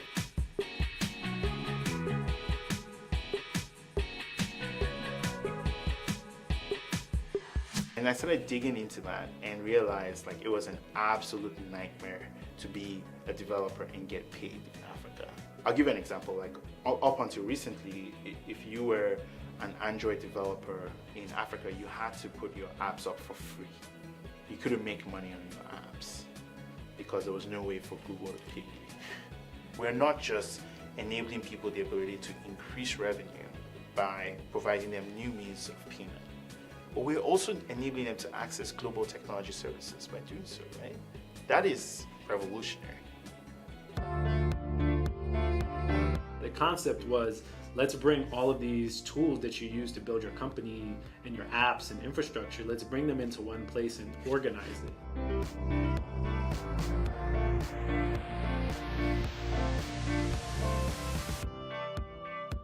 And other industries had done it. You know, Yelp has done it for restaurants, you know, TripAdvisor for travel and international places. So this wasn't really a new concept, but no one had really done this for software. If you think about it today, you know, where do you go for software decisions? It's still Googling around and it's mad. We were actually the first site to really do that. You know, there were other sites that were trying to do sort of similar things. They've done software reviews, but we were actually the first site to say, you know, share all the software that you're using.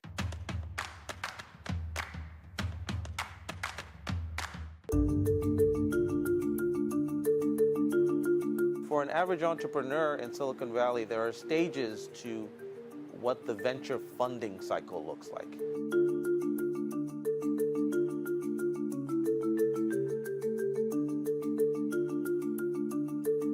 You have to start off with a seed stage. You have to be able to get people who believe in you early enough to take a risk in your idea. Every time an entrepreneur describes what they do, it usually has to hit the point of, I saw a problem, it was very unique, I had a solution, it was very unique, I was able to get, or I should be able to get somebody to pay me for my solution, but I should be able to repeat that so many times that it becomes scalable and sustainable. I know people who have joined a startup that thinks it's going to be the next big thing.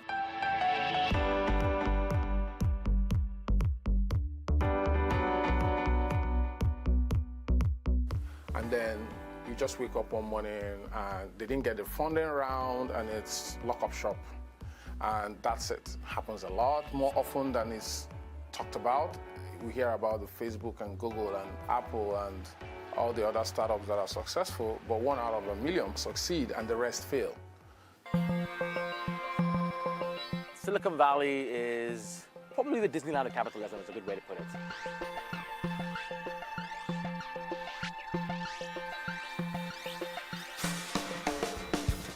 It is a place where you can come and make your dreams come true, and particularly in the technology space, it's a really a good ecosystem to get things done. Yeah, and of course part of it's venture capital, right? So people take risks here, and you know it's a place that's tolerant of failure. They're not looking necessarily for the steady company, they're looking for companies that will grow quickly.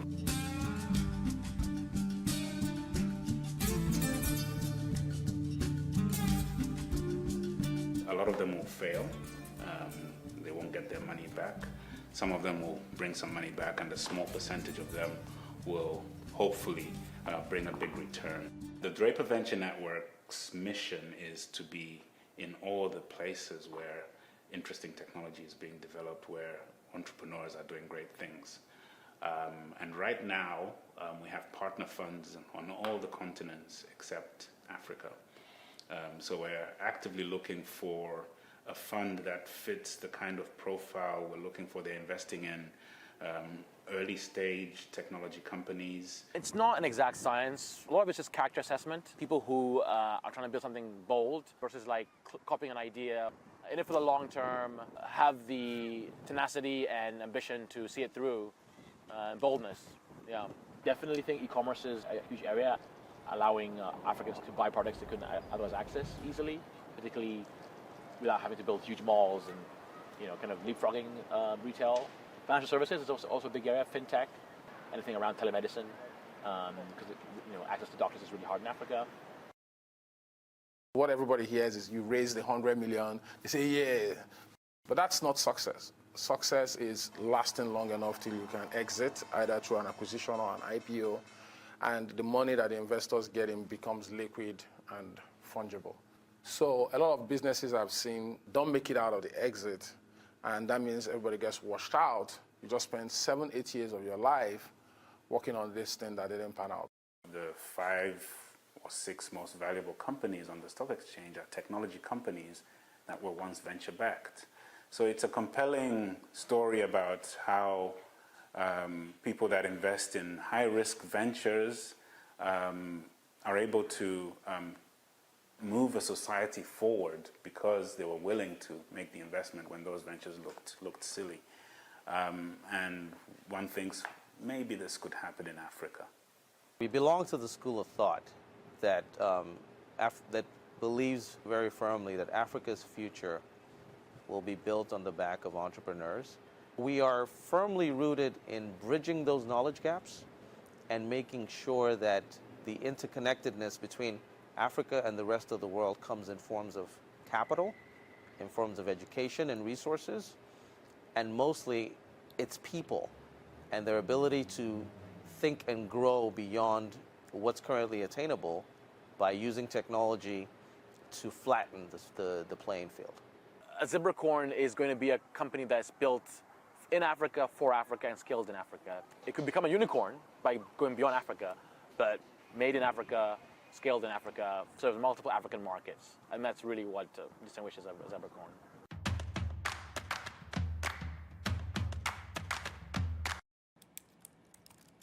So the first piece of code I wrote was my freshman year in college. I was like 16. I took Java, and it was a program to like animate some radio, and I was able to code it, and I'm like, oh wait, it works. Like I just wrote code. I typed stuff and I ran it and it worked. I got thrown into mobile app development towards like 2010, where I created an app that went viral in Nigeria. Initially, it just started off as just radio and nothing else. So I said, what about news? What about gossip news, entertainment, sports, health news? Then I was like, okay, we can make this a little more social. What about having people interact on the app? I'd always been into tech. Growing up, I was like the tech person within our family. People would always look to me. So I'd always been interested in it, but I never considered it as a real career path because I didn't have someone that I could point to that was in that industry. Everyone I knew was, sort of outside of tech. I started to look at the internet as this space where it didn't matter who you were, but you were able to reach the most amount of people. Hey, good to meet you, I'm Mark. Mark Zuckerberg was my earliest influence. I've continued to be influenced by his approach to tech because it's the perfect mix of social mission, right, and economic impact. It's not about building a big company, and neither is it about being an NGO and giving everything away. It's about building a system. Introducing Mall for Africa, So let's say you are in a rural town in Nigeria. Download the app on your preferred device, find the product you want. Once you've added it to the cart, you click on Our Pay button, and as they say, that's when the magic happens. We take the content from the cart, we put it in our environment, and now we allow you to select where you want to have the item shipped, how you want to pay for the product. Once you've made the payment for the product is then shipped from the site you purchased it from. It's shipped to our warehouse, then we tag it, and then we ship it out to you, taking care of all customs, duties, fees, and making sure everything goes perfectly right. When I turned 25, kind of just reviewing the 5 years, I kind of settled on this vision of the world that was about building the future of Africa. And for me, it settles on three things. So it's a remarkably clear vision of what I want to do, and it's very simple. It's people, it's platforms, and it's policy. Andela is a platform for tech-powered growth. Its future will be written in Lagos, Nairobi, and cities across Africa.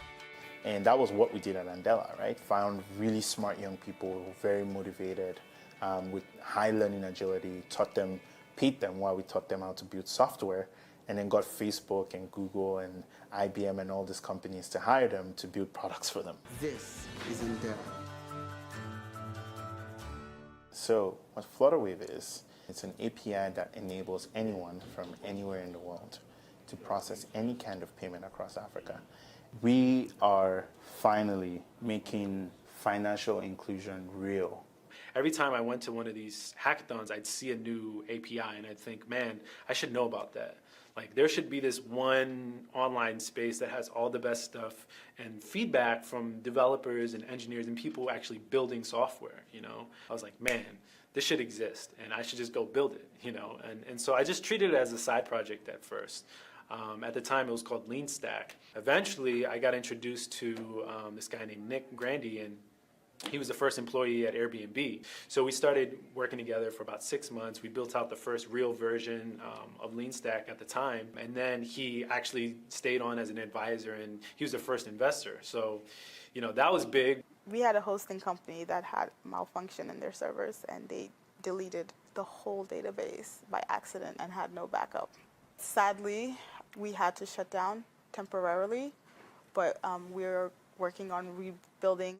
We believe the best way to solve this problem is to show you what the best companies in the world are using and why. The transition was, it's like realizing that the best thing we can do is try to mimic an in-person conversation between two people, the two engineers, right? It's like, okay, what's the problem you're trying to solve? Oh, okay, well, we don't have good visibility into how our app is performing in production. Okay, well, here's what we use, right? Like, here's how we solve that problem, right? And you tell them what you use, and then like within 30 minutes, it's like, okay, I know that I need to use that now because I trust this person.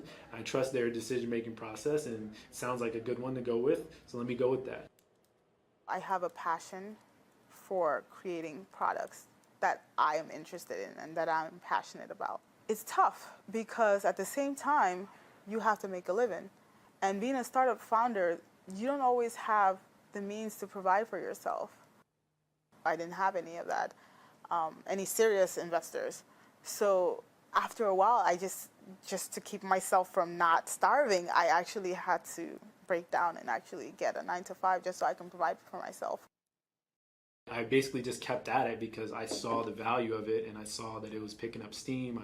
I could see it getting easier. So you typically wake up around 4:35 because that's when the first calls are. My team all over the world, I try and talk to them as regularly as I can. I'll probably end around 12, only because I like to sync up with some banks and team members very early in the morning when they wake up. So it's a lot of work and not a lot of sleep. Definitely, it's a lot of work because the 9-to-5 does take a lot of your time. But always in your free time, even if it's an hour or 2 hours a day that you can find, I'm always doing that. I'm working on something right now, that I'm hoping is gonna be very massively successful once I'm ready.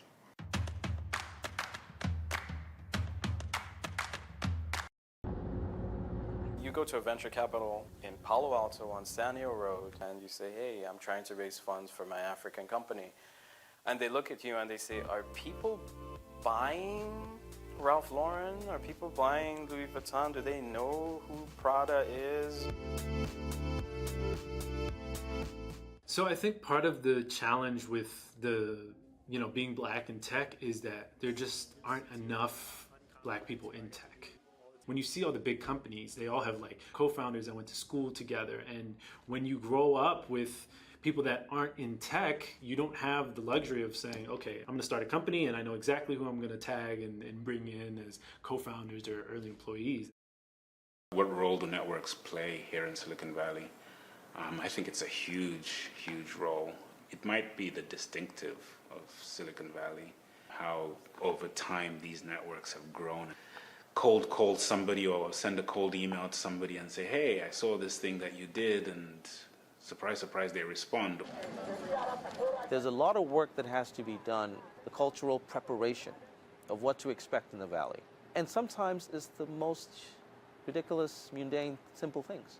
Punctuality at meetings, the way you approach people, email etiquette, business etiquette. It's the simplest things that have profound consequences within a cross-cultural scenario.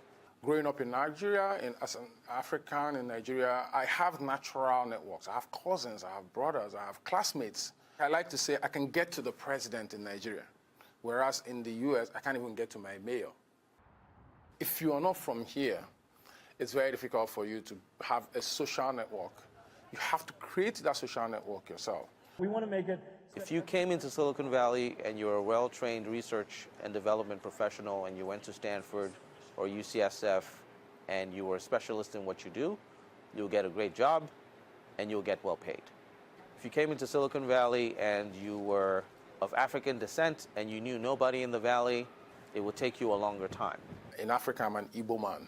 I don't even know that I'm black because everybody's black. It's like asking a fish what is water.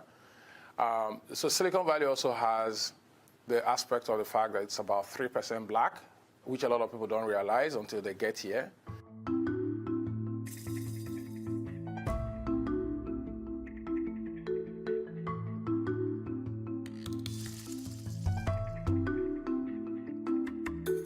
Where I work right now, I'm the only female mobile engineer. I'm also the only black mobile engineer. It's not something that I expected. The culture fit is still a big topic here. You wouldn't think that people can refuse to hire you because you don't fit into a culture. It's happened in small ways where, you go to a meeting with an investor and you can tell that they just don't want to hear what you have to say. And, maybe it's your venture, maybe it's like what you're working on, but sometimes you can kind of feel that it's just because of you and like your color and they're not even open to it. They just don't have to deal with people of color on a regular basis. From my perspective, I just brush it off and I'm just like, okay, not for me, let's move on. If a company just invested time and said, look, we're going to sponsor you, we're going to provide your visa, your work visa, to come to Silicon Valley and work for us, you'll have this opportunity. But they're not going that route. And you have to ask yourself why. There's talent. These people are brilliant. One of the ways to solve that is just making sure that tech is part of that pool of options for us to make it the norm, right? Where when they see an African entrepreneur or a black founder, it's like, oh, that's normal. Hey, it's good. How's it going? I'm back sitting at your side. Yeah. How was the integration? Was it good? What you want to do as an African in the Valley is really plug into as many networks as you can, because that's ultimately kind of how you find the people who are ultimately going to root for your success.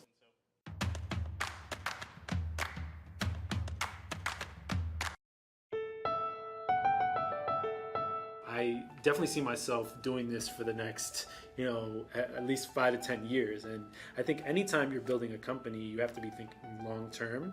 I'm also a realist, and I know that if the worst happens, right, we get to a certain stage where it's like, look, we've sort of like exhausted all of our options and this is the best we can do with this thing. There'll be something else that I work on. I think the biggest impact that an African entrepreneur can have on Africa is to be seen, be a role model, be something and someone that people want to aspire to be like, be successful. Thank you, Eddie. All right. Apple actually has a woman of African descent. She's actually Ghanaian. That's one of their top people in marketing. Her name is Bozoma St. John. And that's what I'm trying to achieve. I don't want to fit in, because I feel like when you fit in, you don't stand out. Come on, y'all. I love the Valley, but I only love it to the extent that I can establish these networks between the Valley and Africa that make Africa better. And I think that's ultimately the vision of Africa that we believe Flutterwave is going to enable. One Africa, starting with unified financial infrastructure. I'm doing 7 figures, even 8 figures a year. This is a really good idea and it's a good company to work with. My vision for Mall for Africa is bigger than Mall for Africa. It's actually a mall for the world. The vision is to help other emerging markets via a brand Mall for the world. And we've already started doing that. We are sitting on a huge powder keg of potential in Africa. Over the next 20 to 30 years, more than half of the world's working population is going to live in Africa. It's the second largest continent in the world by size and by people. I don't think there's any narrative of the world that is complete without Africa being a major part or player in it. For us, winning means being able to come back in 10, 15 years and say, technology changed Africa, and you weren't part of one of the greatest wealth creation, value creation opportunities in modern history. That's what winning is.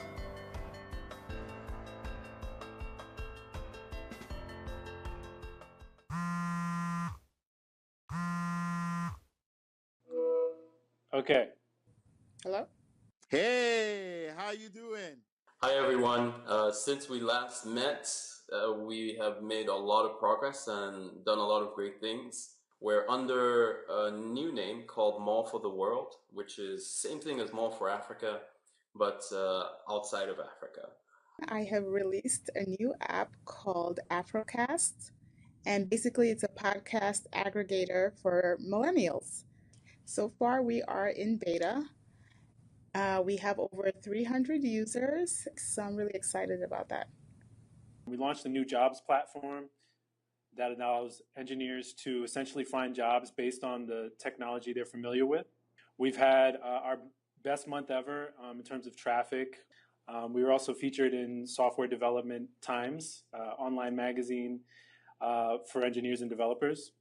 Flutterwave has been doing really well. Since that time, we've more than 10 times our total process volume. So we do about $500 million in total process volume, and we do more than $100 million in total process volume every month. Come back to the West Coast.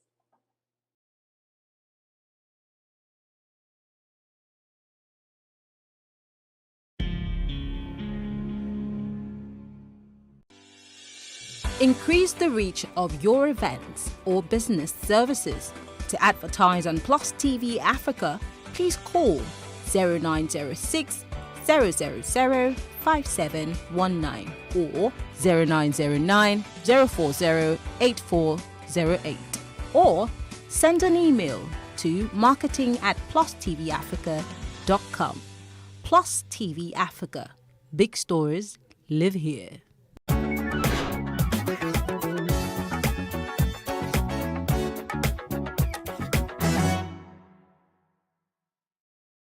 Kindness is the word that inspired Emmy Award-winning filmmakers Kahani Cooperman and John Hoffman to make The Antidote. The documentary focuses on how American communities across the country are coming together in times of need. My name is O'Connell. I'm Dr. O'Connell. What do you need? Anything? I need mental health. Dr. James O'Connell, founder of Boston Healthcare for the Homeless, goes out in the streets to treat homeless people. I'm Russell. I work here at the college. Tell me your name again. In Amarillo, Texas, Russell Laurie Hart, president of Amarillo College, helps underprivileged students manage their personal lives, thrive academically, and escape generational poverty. At Peter Johansen High School in Modesto, California, Sherry McIntyre teaches a class about religious tolerance and the diversity of faith in America. We need to protect the rights of the smallest minority, because in doing that, we're protecting our own rights. We can't get too comfortable. We have to stand up for each other. The stories go on and on. We came up with 6 questions that completely informed our creative process, which are: how do we raise our children? How do we teach our children? How do we take care of the sick and the dying? How do we live and work together? How do we welcome the stranger? And how do we lead? Hoffman says the film was made as a counterpoint to the growing political and social divisions in America. Those stories are all examples of working to right these systemic wrongs that we call fundamental unkindnesses. It's, fundamentally unkind to not have a safe place to sleep. Fundamentally unkind to not have access to health care. Racism is fundamentally unkind. Homophobia is fundamentally unkind. Sexism is fundamentally unkind. Cooperman says that although the film was made just before the country was ensnarled in the grip of the pandemic, it is relevant today. More relevant, perhaps, than when we even started. Certainly with COVID, it was about communities coming together. Such as how communities in Anchorage, Alaska are welcoming African refugees, or how elderly communities in Portland, Oregon are caring for children in foster care. The filmmakers hope the documentary inspires people to reach out to one another and to feed the force of good rather than fan the flames of hatred and divisiveness. Penelope Pulu, VOA News, Washington.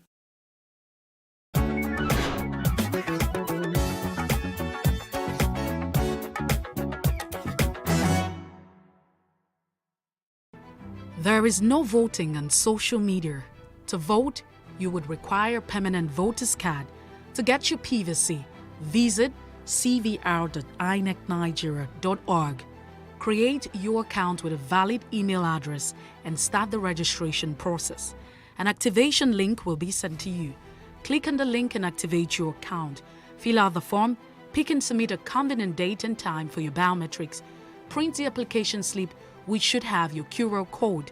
On the appointed date, go to the nearest INEC office for your biometric capturing. Thereafter, you will get a registration slip to pick your permanent voter's card when ready. Get your PVC today. This message is from Plus TV Africa.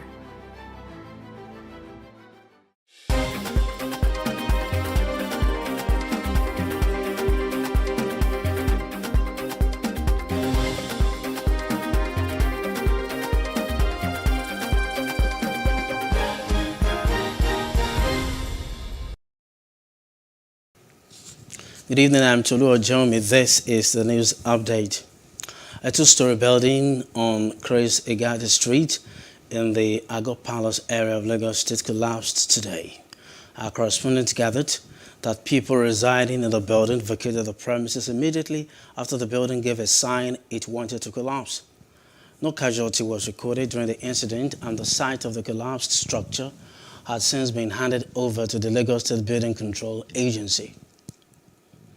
In the meantime, CBN Governor Godwin Emefiele has denied running for president hours after a group purchased the APC nomination form for him.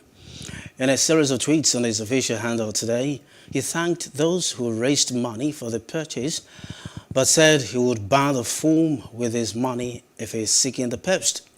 Asiwaju Bola Ahmed Tinubu has now endorsed Lagos State Governor Babajide Sanwo-Olu and his deputy Femi Hamzat for a second term. Tinubu held up both men's hands after a Lagos APC stakeholders meeting held at Adiemi Barrow in the Alausa area of the state. There had been speculations that Mr. Sanwo-Olu wasn't guaranteed a second-term ticket of the party. Tinubu's endorsement may have put an end to such rumors now. is popularly believed to be the state's ultimate political godfather. Brilliant governor. I say thank you for those remarks.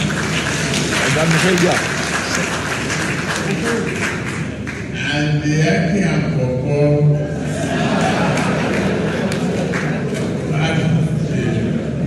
that I do well, even though they are different in height.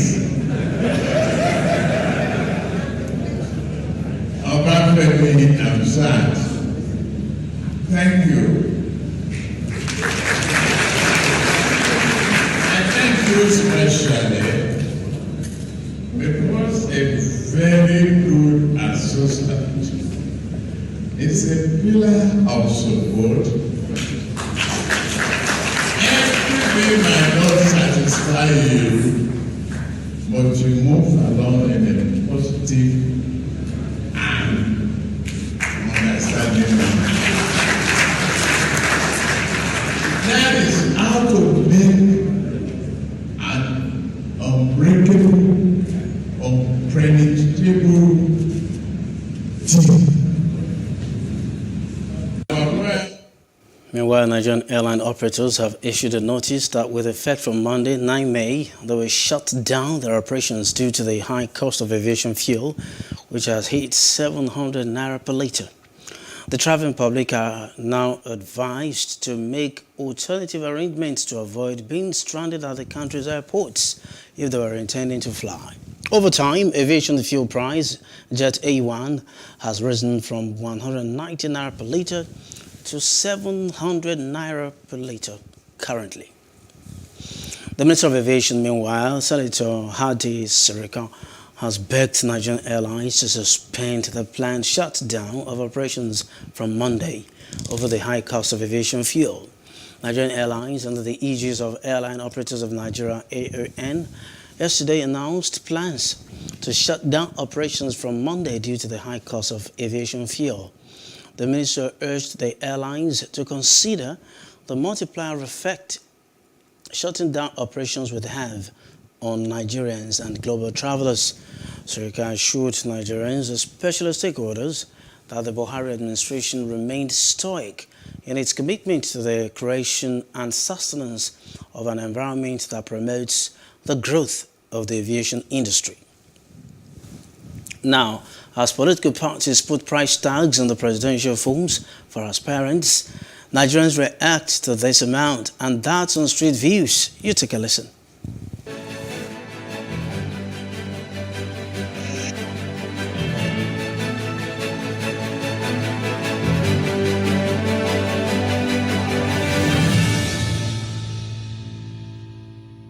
As a people, these are things that we need to take into consideration when making our choice of a party to support or the candidates to support, because there is consequence to such things being put in place. You don't expect someone that pays a huge price and buys from his pocket to actually then not want to recoup that money. Where do they get such money from to buy just a form where it's not guaranteed you're going to win? So, as citizens, we need to be watchful of that and make our decisions. It's not ideal, especially if you look at what's going on in the country now. 100 million is a lot of money. I don't want to use the word absorb, but it's a lot of money. And the consideration is, for me, is what's the basis? How did you come about 100 million? I think the other parties are doing 40 million, 35. Even 10 million is a lot of money, given the fact that we're looking for a leader now who doesn't necessarily have to have all the way to do financially, but a leader who knows what it is that the country needs or is expected of him. They are making the money for the party. The party belongs to the money belongs to the party. So you can never say maybe it's wrong or it's right. Because even though they say it's a trillion. If you have the power, you do it, you pay it. It doesn't make any sense at all. That's too much. At least should have been like 50,000 at least. Actually, that's too much. 100 million, no. 100 million, 100,000, I don't understand. 100 million, no, that's too much. No, it's too much. No. If a Nigerian, an individual will bring out 100 million from his purse to buy for form to run for the presidency, meaning that he has trillions of naira in his account. Therefore, EFCC is supposed to go there and find out what is working. If you happen to buy the form too, what are you going there to do? You must bring your money back, put your interest before you think of others. That's ridiculous. In fact, when I heard the news, and I'm wondering, where do they want like genuine people to actually get this kind of money? People that can afford it are people that are actually stealing. The other time, a certain man did a burial and EFCC invited him over to probe him because of the money he spent for the burial. So EFCC should also invite these ones that are able to buy these forms and then probe them and ask them where they got that money from, because you can't tell me it's not it's genuine. Even if it's genuine, when they enter now, they will want to steal and get back that money.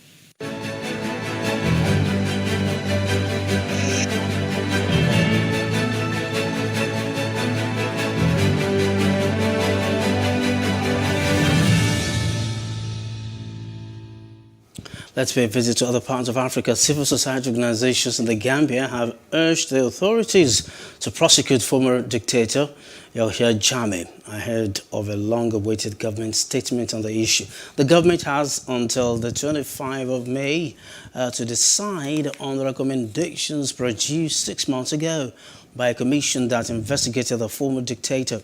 According to the commission, between 240 and 250 people died at the hands of the state or its agents in the period between 1994 and 2017. Civil society organizations warned Yahya Jammeh and the 69 others named by the commission as alleged wrongdoers to be held accountable for their crimes. From the Gambia, we move to outside Africa. Emmanuel Macron has been sworn in for a second term as president today. The ceremony included the firing of cannons, and the Invalids Military Complex Gardens was the venue. At Elysee Palace Gardens, Macron reviewed the troops as the French national anthem La Marseillaise was played by Republican guards. In a country where presidents rarely get re-elected, Macron won 58.5% of the votes in the second round. That's against the far-right Marine Le Pen. This is despite strong opposition to his pro-business policies and the proposal to raise the retirement age. In a short speech, Macron spoke of the need to innovate at a time of unprecedented challenges for the world and for France in particular, and said his second term will be new and not merely a continuation of the first. He highlighted the threat posed by Russia's invasion of Ukraine and global environmental concerns. A second mandate will officially start on the following Saturday. Business news now. The trade volume between the European bloc and Nigeria in 2021 totaled about 28.7 billion euros. European Union's head of delegation to Nigeria and the Economic Community of West African States, ECOWAS, Ambassador Samuel Isopi, said that the EU-Nigeria trade balance was in favor of Nigeria as the bloc's input from Nigeria was in the region of 17 billion euros, while its export to Nigeria was around 11 billion euros. Isopi spoke in Abuja at a press conference, and that was ahead of this year's Europe Day celebration, saying that the EU is Nigeria's most important trading partner. Let's have some entertainment news now. Dancer Cora Obiri has called out her estranged husband, Justin Dean, for allegedly stealing her $5,000. Obiri revealed that he took the money from their joint account after she mistakenly sent it to a PayPal account it was linked to. She accused him of wanting her and her girls to live in the streets and doing all this after she had just given birth. Obiri also revealed that she has bills piling up, including her divorce lawyer's fees and house rent, so that she won't be silent ever again. According to her, Justin has been taking advantage of her being silent for her brand and her kids to be cruel to her. She added that she has never asked him for a dime for her kids' upkeep, even in spite of all this. Sports news now. Chelsea FC has said that a group led by Los Angeles Dodgers co-owner Todd Boehly would acquire the London club after agreeing to terms in a deal worth £4.25 billion. That's on $5.2 billion. The football club said in a statement that the sale is expected to complete in late May, subject to all necessary regulatory approvals. Chelsea's Russian owner, Roman Abramovich, put the Premier League club on the market in March, just days before he was sanctioned by the British government following the invasion of Ukraine. Well, that's the news update. For more stories, please follow us on our Facebook, Twitter, and Instagram, and do subscribe to our YouTube channel at Plus TV Africa and Plus TV Africa Lifestyle. I'm Tolu Ojomi. Thanks for watching. Good evening.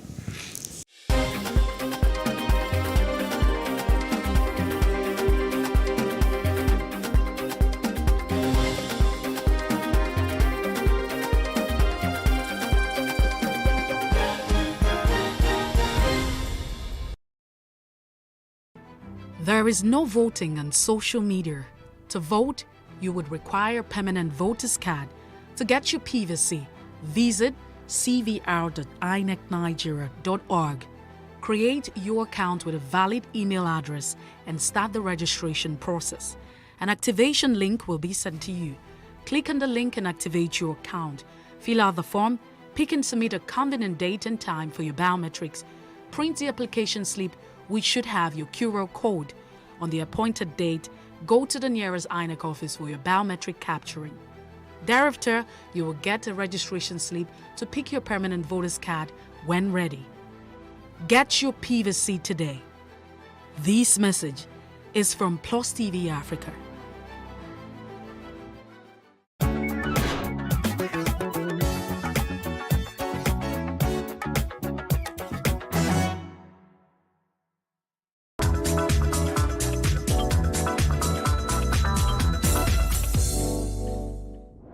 Hello and welcome to VOS Red Carpet. My name is Jackson Vunganyi. Thank you so much for joining us today. On this episode of Red Carpet, we have Grammy-nominated Ghanaian American musician Weedy Brymer, Cape Verdean model Stephanie Martin, and Ghanaian producer Samuel Kwate speaks to us about his animation film. Let's roll tape. And we begin the show with some film news. See, over the last decade, Ghana's film industry has been growing to rival some of their continental counterparts like Nollywood. Ghanaian storytellers are using the medium to produce films that are notable for both their entertainment value and as a tool of cultural and historical preservation. We spoke with Ghanaian producer Samuel Kwate about his animation film, 28 The Crossroads. 28 The Crossroads is an animation film set in the Gold Coast in February 1948. The film recreates the events leading to the 28th February Christian Borg Crossroads shooting of 3 Second World War II veterans in Osu in Accra. Samuel Kwate is the producer of the film and the founder of Animation Africa, an animation consultancy promoting African folklore. When we were young, we had stories about from war veterans who had gone to the war. They told us about Burma, about their experiences, and they were all like fairy tales and fantasies. Now, we never really had some of these videos. They were videos that you would pick from some archives from maybe some BBC or some international organization. So in telling our own story, we had to recreate. And that's how come we got ourselves together to recreate all this stuff, build some story around these facts. During World War II, thousands of Africans were enlisted or were conscripted by Britain, which was then the colonial power over many regions of the continent. The mostly young men would contribute to bringing an end to the war, which was fought across Africa, Europe, and the East. However, at the end of the war, many of these men disappeared into oblivion. They did not receive the same kind of attention or compensation as their counterparts in other parts of the world. This story focuses on 3 World War veterans who take their frustration on the street in form of a peaceful demonstration. Coming soon. And in some fashion news, as more African models launch careers in fashion capitals and big runways around the world, we begin to see diversity as a norm rather than a trend. We spoke with Stephanie Martins, a young Cape Verdean model based in New York City, about what this diversity means in the fashion world. Stephanie Martins moved to the Big Apple 6 months ago, and she has already encountered both pleasant surprises as well as big challenges. Being far from my family, being away from them is very difficult, especially at this age and this moment in time where, you know, we're still during a pandemic and so many people lost their loved ones. So it's hard for me to be far away from them. The second one is the fact that I cannot make plans with my friends because it's either if it's a dinner or if we're going out, you know, to travel. Sometimes I get a photo shoot or a gig 3 days ahead of, you know, the date, and I have to cancel because my career is my priority. And the third one, I believe, is the expenses of the city. And it's not easy to be living alone in a huge city where, you know, rent is so expensive and food and everything. So you have to hustle to make it here. But I love that idea too, because that's how you grow, you know. I believe my biggest accomplishment right now is the fact that I'm so young and I'm in a huge city following my dreams alone. So the brands that I've worked with so far are one of my favorite, that was like one of my biggest dreams as a kid, is Bobbi Brown. I've worked for Sotheby's, one of the biggest auction houses in the US.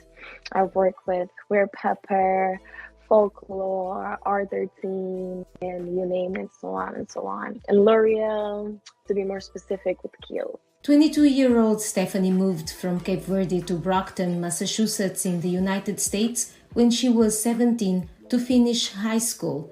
She wanted to pursue a diploma in psychology, but life took a turn and fashion took over. She now aims to create opportunities in fashion for young women in Cape Verde. One of my biggest goals is to one day own my own agency in Africa, Cape Verde, where I came from, because I believe that African girls have a lot of potential in this fashion world, you know, and we are no longer in a world where, you know, the fashion industry itself tries to mold us into being skinnier, to having straight hair, blue eyes. You know, now the industry is expanding so largely, and I believe that African girls deserve the opportunity to, you know, not leave in the country and still finding the same opportunity, because I couldn't build my career like the way I did today if I was in Cape Verde. So I had to leave.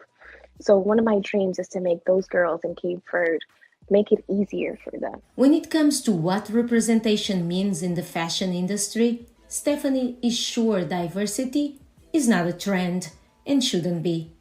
Being Black is not a trend. You know, as long as we're connected to our roots and we know where we came from, it will never be a trend. Of course, it's easier said than done, because how many times I've, you know, went to a photo shoot and they didn't have the right skin tone foundation for me. And how many times somebody didn't know how to manage my hair, you know, and it makes me happy to now see more people getting qualified in those areas, especially Black people, you know, because it's been lacking for so many years. And it makes me so happy to see people now on set doing braids or having 50 shades of brown in their palette, you know. So it makes me happy, and I believe that Black models have everything to take over this industry, you know, so as, you know, all the other ethnicities have been doing for so long. But again, we've been oppressed for so long. So I feel like now it's time to rise from the dust and create what we want for ourselves. And in some art news, Artec House's new exhibit here in Washington, D.C. is called Transient Impermanent Paintings, and it offers visitors an experience in hyperrealism. The Italian multimedia artist Quayola projects hyper-realistic pictorials of paint strokes against the sound of a coded, computerized Yamaha piano. As each note follows and each color morphs into the next, the connection between Quayola's technologies creates a sensory fusion between the sight and the sound. Maxim Moskolkov has a look inside the exhibition. The boundaries between sound and picture get blurred in this interactive space. Giant screens project digital paint strokes and excerpts of expressionists' works that go together with the music and blend right in. Davide Quayola is a British multimedia artist who creates digital art mixed with robotics and sound. He is behind Artec House's new exhibition in Washington, D.C. called Transient – Impermanent Painting. It is his first exhibition in the US. He specifically looks into how robots and machinery coexist with humans, and how new technologies change the way we perceive the world. All of my work really deals with the relationship between man and machine. I'm very interested in generating new experimental relationship and ways of interacting with machines to create art. But I think the last couple of years, this period of the pandemic in generally created a huge shift, the radical change in everybody's relationship with technology. Suddenly, we all became much, much closer to technology as the only way we could actually communicate with one another for quite long stretches of time. And on the other hand, I think to celebrate, sort of return to experience things physically. On the opening day, together with musician Seta, Quayola performed live in Washington, D.C. The concert is constantly being replayed at the exhibition. Software that was specifically designed for this project synchronizes the sound and creates a unique audio-visual system of reproducing sound and video. Unique about this one, I think we truly see the innovation between music and technology and a sound and how we can visualize it. Davide Quayola says his aim is not to create complete pieces, be it music or art, but rather to demonstrate the process of transformation within art. Maxim Moskolkov for VOA News, Washington. And let's close the show with some music news. Ghanaian-American musician Weddie Brymer is widely regarded as the premier voice of the djembe. The Grammy nominee's work combines an array of style while thrilling audiences worldwide. Brymer spoke with Red Carpet from New Orleans, where he records and works with his band, The Hands of Time. Check it out. He's known as Djembe Fola, which means djembe master. Born in Ghana and brought up in East St. Louis, Weddie Brymer comes from a long lineage of legendary musicians. I come from a family of drummers, both my mother and my father. My father being a Ghanaian composer, drummer, historian, Oscar Suli Brymer, who was a legendary figure in Ghanaian music, both in dealing in the traditional folkloric side, but as well as changing the narrative of the fusion of African folkloric music into modern day jazz fusion in West Africa, where his writing was very huge in a group called the Uhuru Jazz Band in the 70s. He did a hit that was called Boku Mashi that toured the scenes in the 70s and 80s. So he was a notorious writer, but also on my mother's side, my mother being a great jazz drummer from the great city of New Orleans, her father being from here, his name was Weedy Mars, who had 10 brothers and sisters. And out of those 10 brothers and sisters, the youngest being a young man by the name of Idris Muhammad, which everyone knows as Leo Mars, or it was known as Leo Mars by Idris Muhammad. And so it was a drum that actually linked my father and my mother together. It was the music. So I had no other choice, but to play this. It was in my house. It was in my way of life. It was in my being. Having performed since the age of 2, Brymer has devoted his professional career to exploring African folklore and music of the diaspora. And for more than 25 years, he's been a performer, teacher, and preserver of African culture. In his his latest album, The Hands of Time, he draws on different generations of African and African-American music styles and pays homage to pioneers such as the great Nigerian musician Babatunde Olatunji. You listen to the first thing I did on the album, which is a song called Full Circle. Full Circle had 3 artists on that.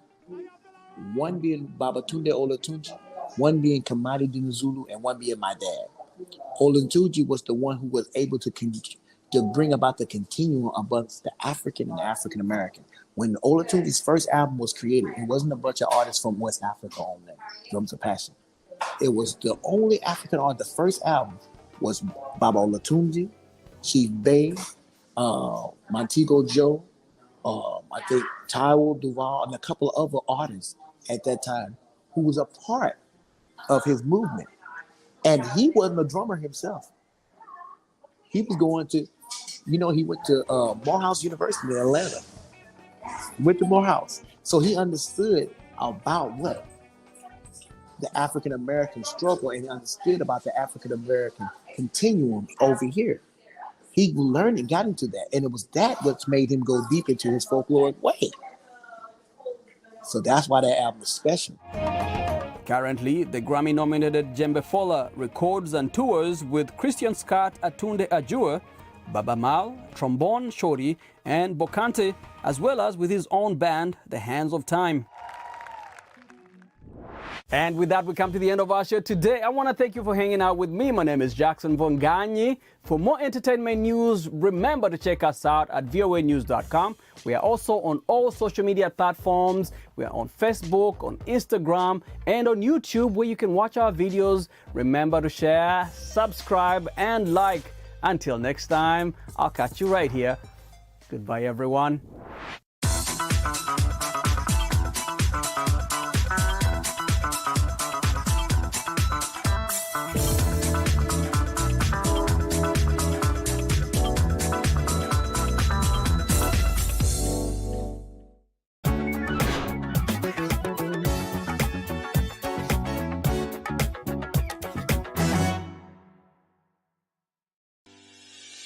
Increase the reach of your events or business services. To advertise on Plus TV Africa, please call 0906 000 5719 or 0909 040 8408, or send an email to marketing@plustvafrica.com. Plus TV Africa. Big stories live here.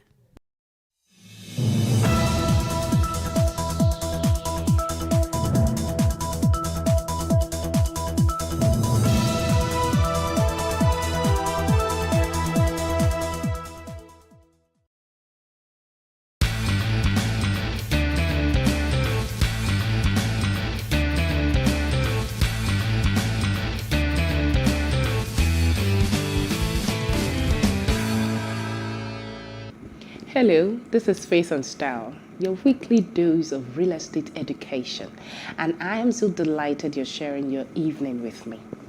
On the previous edition, we started the conversation around the importance of estate survey and valuation, and luckily we still have our amazing expert come to continue the conversation with us. And also we have other segments on the show to provide you with trends and tips to put you on the top of your game in all your real estate transactions. My name is Olamide Unifade, and I will be back in a moment.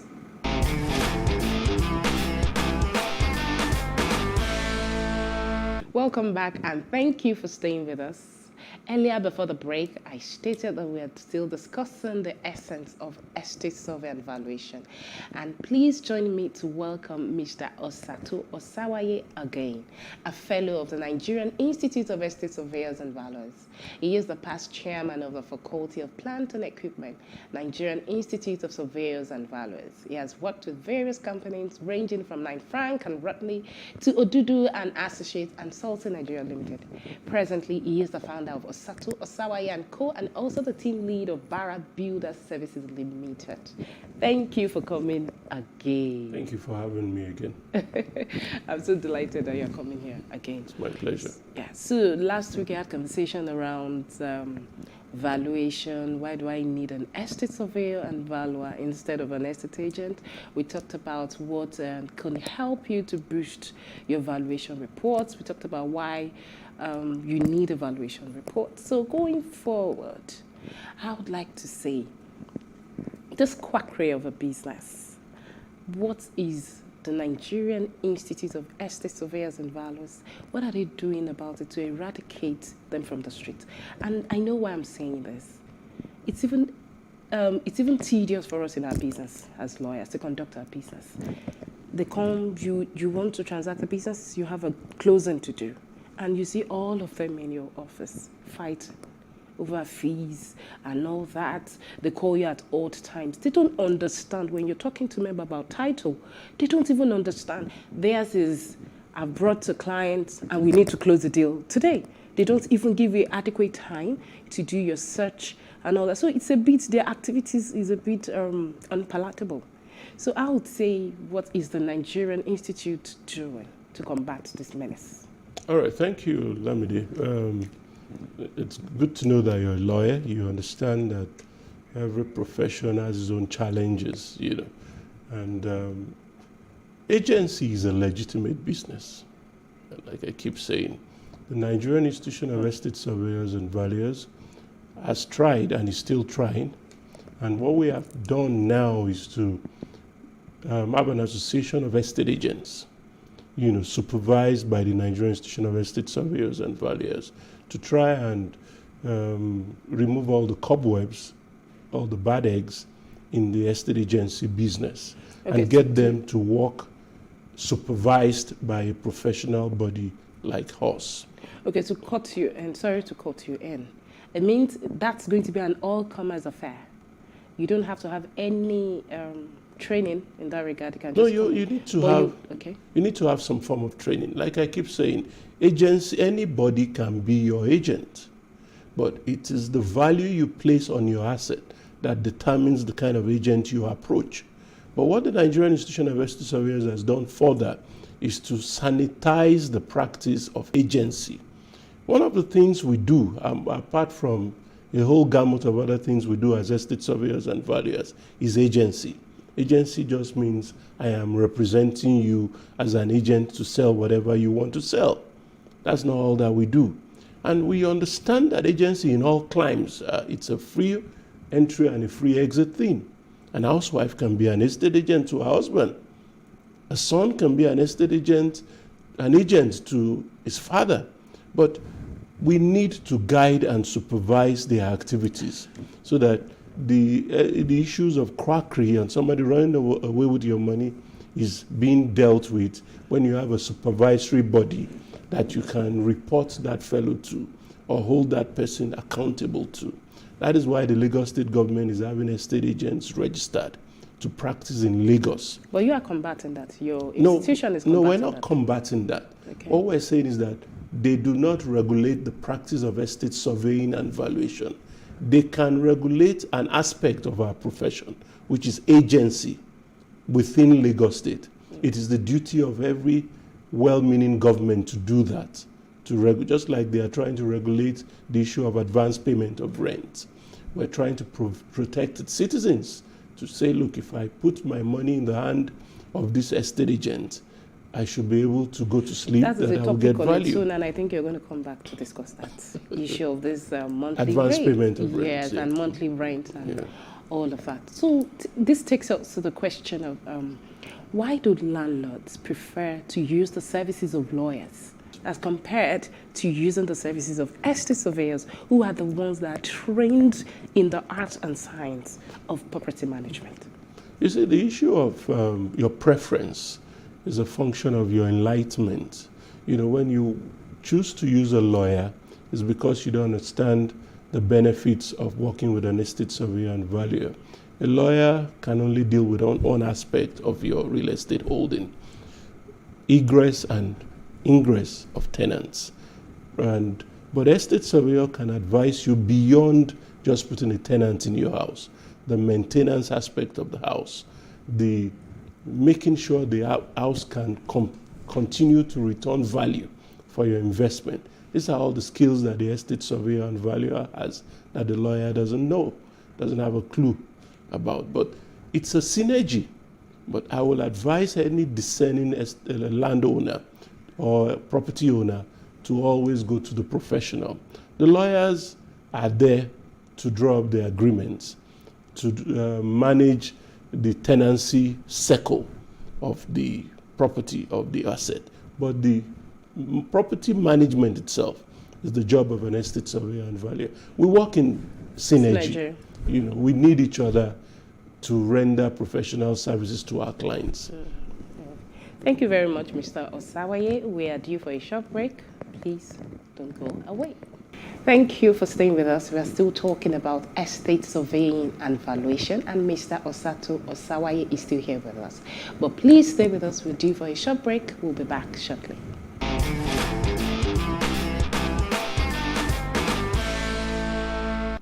Welcome back, everyone, and thank you so much for staying glued to your screens, and you're still watching Space and Style. And I have Mr. Osatu Osawaye with me. Thank you again. I can't thank you enough for always coming here. So, the last time we were talking about property management and all that, but there's also an element which is project coordination, project management on site.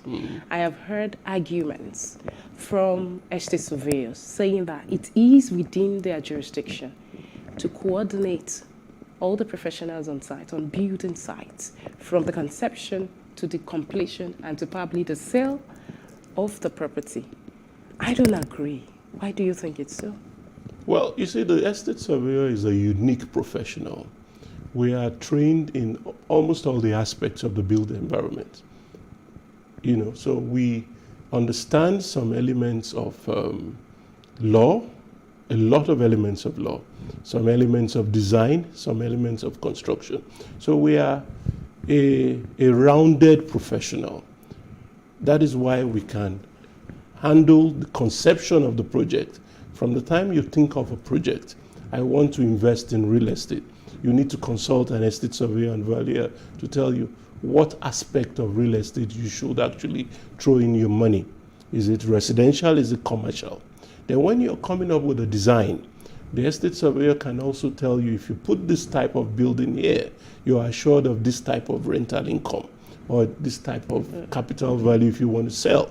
So that is the unique role the estate surveyor has, or the unique role the estate surveyor plays. So we're the best among the built environment, the construction team, to be able to advise you from inception to the conclusion of the transaction. And the transaction is not concluded when you finish the project. The project needs to be able to render income in terms of rental income or sales income if you want to sell. So who is best to handle project management than the person that is there when you are conceiving the idea to the person that will manage the already conceived idea when it's in brick and mortar. That is why we say the estate surveyor is the best project manager. Okay, I see your point. So what is viability, what is feasibility of property investment? All right, thank you. Feasibility, as the word implies, you want to see if is the project feasible. Can I put this structure here? Based on zoning, based on land use, based on government regulations, is a block of 12 flats feasible in Magodo, Shangisha? Okay, so you're telling me that you have... And based on also, sorry to interject, based on also the land, in terms of the terrain of the land, can it take a 12-story building? Are you telling me you have elements of structural engineering knowledge? That's part of the, that's why the estate surveyor and valuer is the most rounded professional in the building industry. We do engineering, we do graphics. We are almost like a jack of all trade and a master of all trade to some extent. So you also liaise with government regulators? Yes, we can handle the issues of approval. We can handle the issues of consent, because these are terrains. Don't go there. These are terrains that we're very familiar with. Not documentation. That's the exclusive preserve of not document. All right, let's not go into that. Maybe for another. So that's why the estate surveyor, the feasibility, like I was saying, is this land feasible for this project that I have in mind? Then the viability is my investment worthwhile? Will it generate the expected income that I have in mind compared to the alternative uses I could have employed my ₦1 or my $1? So feasibility and viability is a combination of the things you need to do before you part with your money. Do I invest my 100 million on the mainland or on the island? Do I build a commercial property or a residential property? Do I do a mall or I do a shopping complex? They are two different things. Do I do warehouses or do I do open parking for trailers? Because I can see a lot of sense in what you're saying, because most times clients come to us and say, please source for a land for us. I get the services of an estate agent. We just look at the land. Oh, is it good? I go on to do the search and boom, it's built. The man buys and he can't get returns for his investment. Wow. And he's wondering, oh, Lamide, why did you get me to invest in a trailer park at Tinkan? Some don't even know that there are particular designations for, building. Sometimes you can go and buy a farmland for residential purpose. Yes, you can, if you don't get the proper I know advice. a client that got into that quagmire. You already bought, you already paid, and it was coming to And the agent has walked away with his fees. The agent, they are so good at hurrying you up. They tell you there are about 10 people on this project. They are paying this week. Please pay. So what I tell my clients, investing in us is the best decision you can make. Yeah. And it's a lifelong decision. Take your time. Take your time. If Do your due diligence. I'm telling you, if that land goes, another one will come. Another one would come. But agents, because they want to get their money, so I'm always very, very wary of them. So most transactions, I'm not friends with them because they were like, lawyer, what to do? What's the problem? But I would say, just take your time. Thank you very much. I've really learned a lot from this conversation. Same here. I've also enjoyed And as talking to usual, you. we're out of time. So quickly, can you take us through tips on buying and selling? And what I mean is, what should inform your decision? Aside from all the other stuff you talked about the viability and feasibility, we're talking about hospitals. Should it be a determining factor? Schools and all that. Do you think they're determining factors to buy property or even sell? Well, it depends. To buy a property, you must look at the alternative, what we call the opportunity cost. There's always an opportunity cost for every naira or dollar you want to spend. Alternative investment. So if I'm investing in treasury bill compared to real estate, is it worth my while? So if you're investing in real estate, you must make sure, are you investing for rental income or for capital appreciation? These are issues that you need to discuss with an estate surveyor and valuer. It is not something you can discuss casually. You need a professional with depth of the market to advise you that go into the market for rental appreciation, go into the market for capital appreciation. These are things that you need to consult an estate surveyor and valuer for. And Lamide won't like to render that service for free because that is why we're called professionals and that's how we earn an income. And especially you who is a fellow. So tell me, what does it take to become a fellow of the Nigerian Institute of Estate Surveyor and Valuers? It takes expertise, it takes mentoring, and it takes development, and it's something that you have to earn.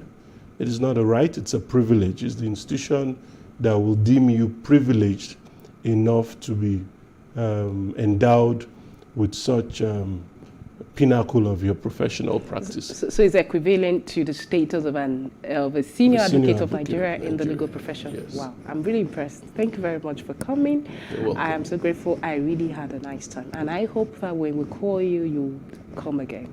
Definitely. Thank you very much, Mr. Osato Osawani. You're welcome, madam. Thank you very much. I hope you had a nice time. I did. So moving on, we have the design tip of the week.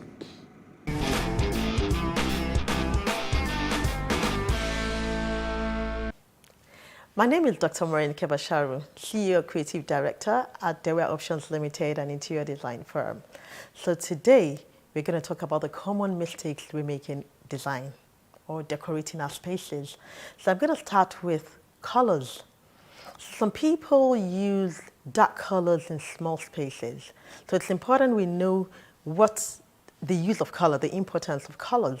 So we can use colors to make a space look bigger. So you can imagine you have a small space and using very dark colors. So that means you make the space look smaller. So that's a common mistake that people make. Another mistake is not taking measurement, of the space you want to decorate.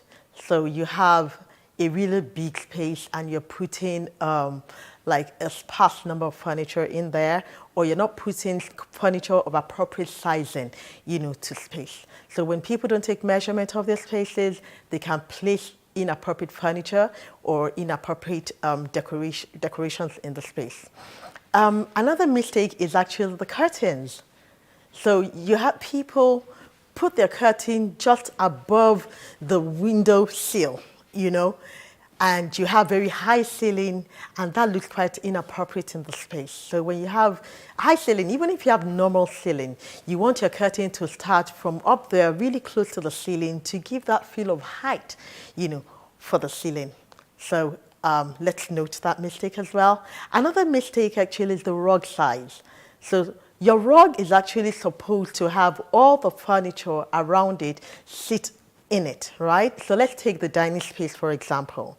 You don't put a rug that just hides under the table or under the chairs, so your chairs are away from the rug and you have your rug right there in the dining space. So your rug must be big enough to have your dining set, which is the table and the chairs all sit in it.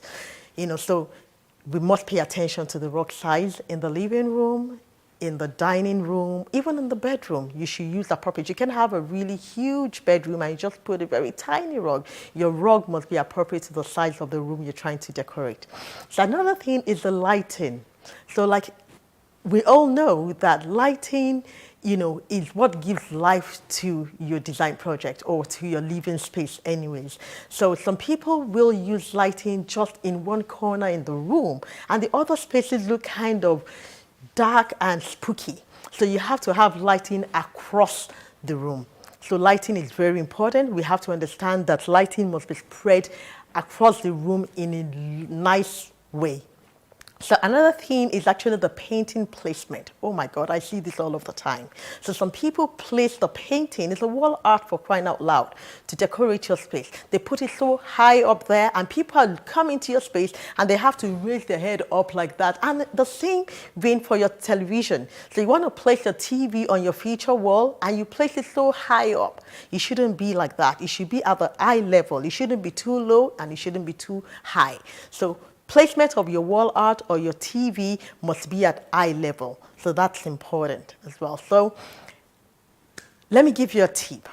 When you're decorating your house yourself, pay attention to these little things like placing your wall painting, which you can cut a piece of cardboard, put your painting or your wall art on it, and mark it on the cardboard. Take the cardboard, take it to your wall and knock your pin at eye level, right, for an average eye person. And then you can hang your painting right there. So I hope today you've been able to learn one or two things. See you again next week.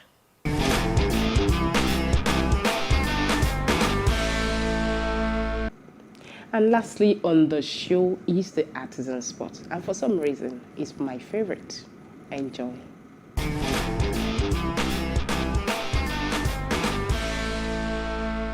Ti wà ní ẹnu iṣẹ́ yẹn sí ọgbọ̀n ọdún. Ó wà fẹ́ ti wà torí situation iṣẹ́ wa yẹn sì.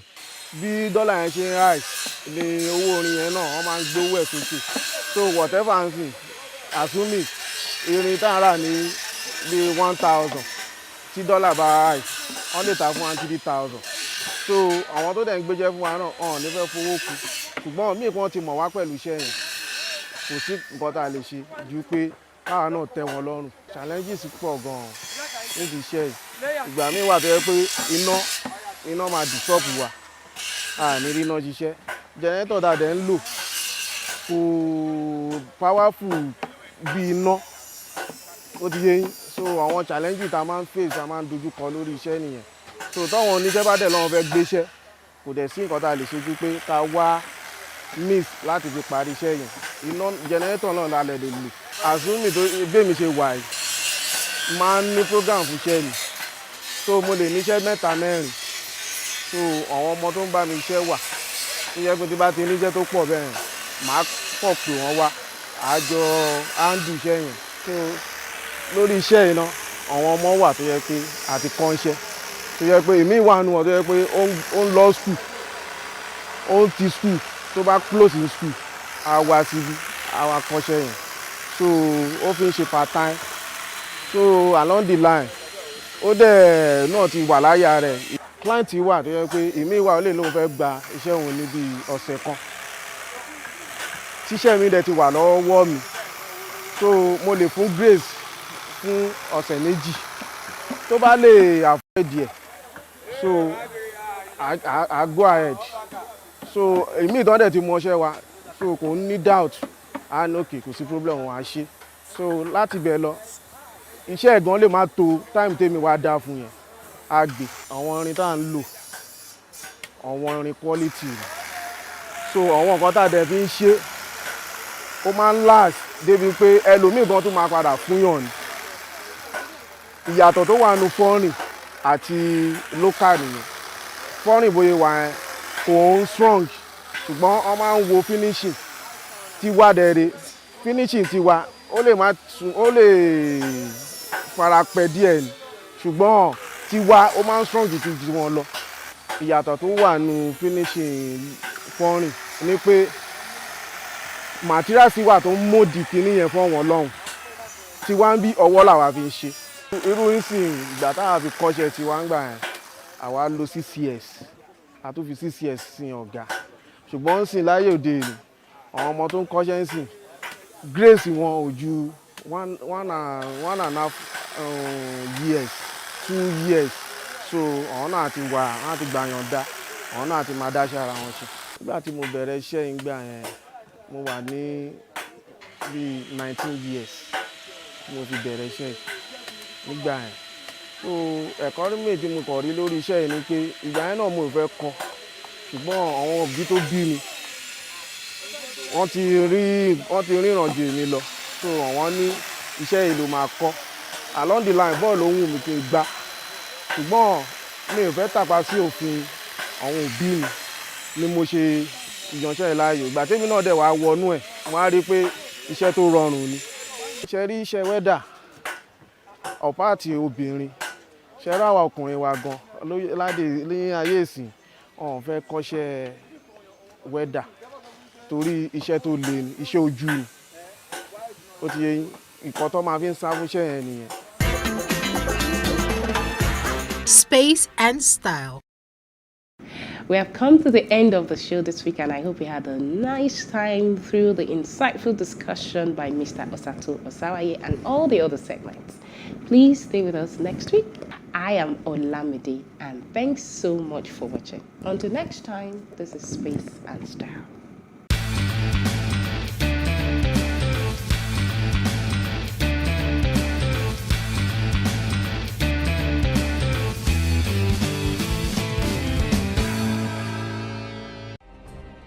Nigeria's Niger Delta region, from where the black gold fuels Africa's largest economy, where the lines between wealth and poverty has never been thinner. Conflicts, poverty, insecurity, and environmental challenges daily confront the region. How can the Niger Delta story be changed for the better?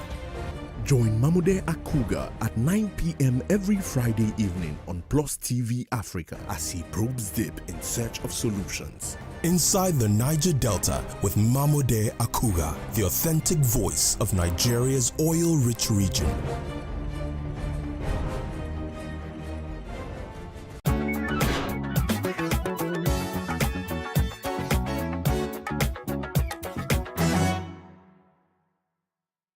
Reading is an essential habit and a culture that must be developed.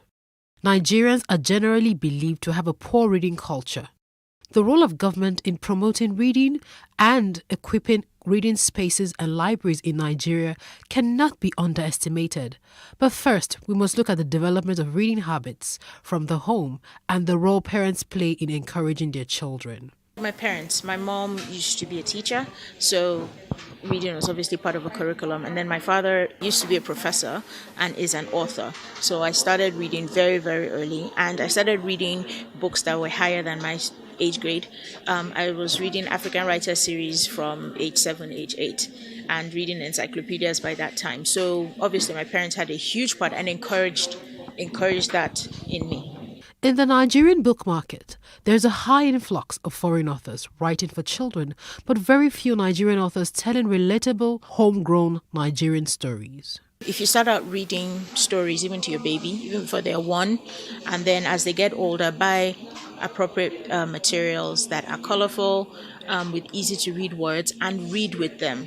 I think that helps. Adedotun Enyade, a co-founder of Robin Heights, a leading bookstore in Nigeria, has tips for Nigerian authors and how they can improve on their work and get into the hearts of readers. The story has to be good, right? If you're writing, whatever you're writing, if you're writing fiction, if you're writing non-fiction, it has to be really, really compelling, one. Next thing would be in terms of the packaging, right? People have gone past the era where you just take your books to just about any printer to print for you. I think, publishers, self-published authors as well, they need to invest in ensuring that the quality of the book, the final output is one that would, stack up with any book, published, elsewhere in the world. So that's really important. Then I think, what would be the most important tip for me to them would be just, they need to invest in marketing. The book business, like any other business, is challenging. If you ask anyone who's running the business in Nigeria, they will tell you capital, of course, right? It's,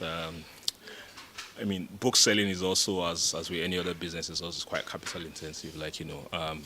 Getting to pay your rent, getting to actually buy the books and stock up your shelves when you have them.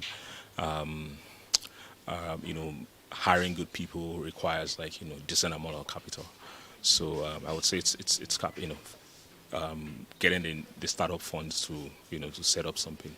And then if you're looking to do it at scale like we're hoping to do, then it also requires you raising funding, which isn't readily available in commercial banks, right? I don't think a bank would say they want to give you a loan to set up a bookstore. They probably will be skeptical about the number of people who read. So for us, I think it's just I would say capital is at the top of a totem pole. It is commendable that certain individuals and organizations are making concerted efforts to revive the reading culture in the country. The government should also redesign the school curriculum to incorporate more reading activities in primary and secondary schools.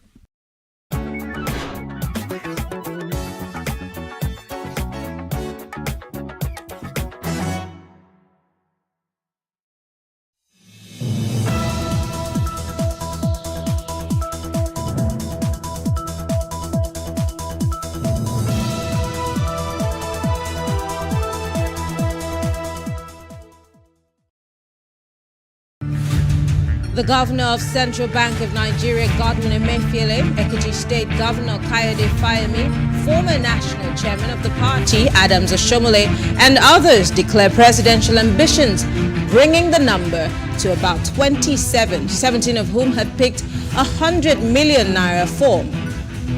And Section 84, subsection 12 of the Electoral Act, as amended, does not exist, says Minister of Niger Delta Affairs, Godswill Akpabio.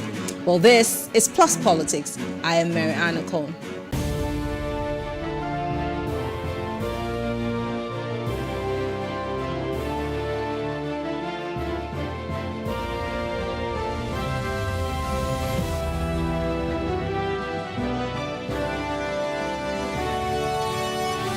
The race for the presidential tickets of the ruling All Progressive Congress APC continues as Ekiti State Governor Kayode Fayemi, the Central Bank Governor, Godwin Emefiele, former national chairman of the party, Adams Oshomole, Minister of Niger Delta Affairs, Senator Godswill Akpabio, and Jigawa State Governor Muhammad Badru Abubakar have individually declared their intent to be the standard bearer of the party for the 2023 general elections.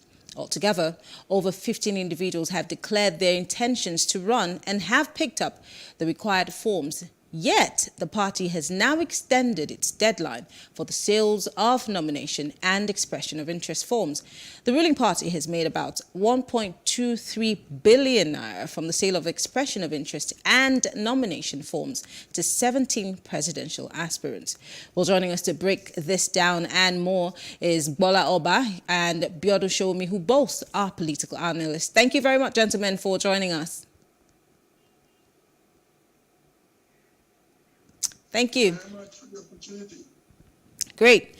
I'm going to start with you, Bola. It's very interesting when we see these many aspirants, many people declaring their intentions to run, and who knows, many more might just, in the coming days continue to throw their hats into the ring.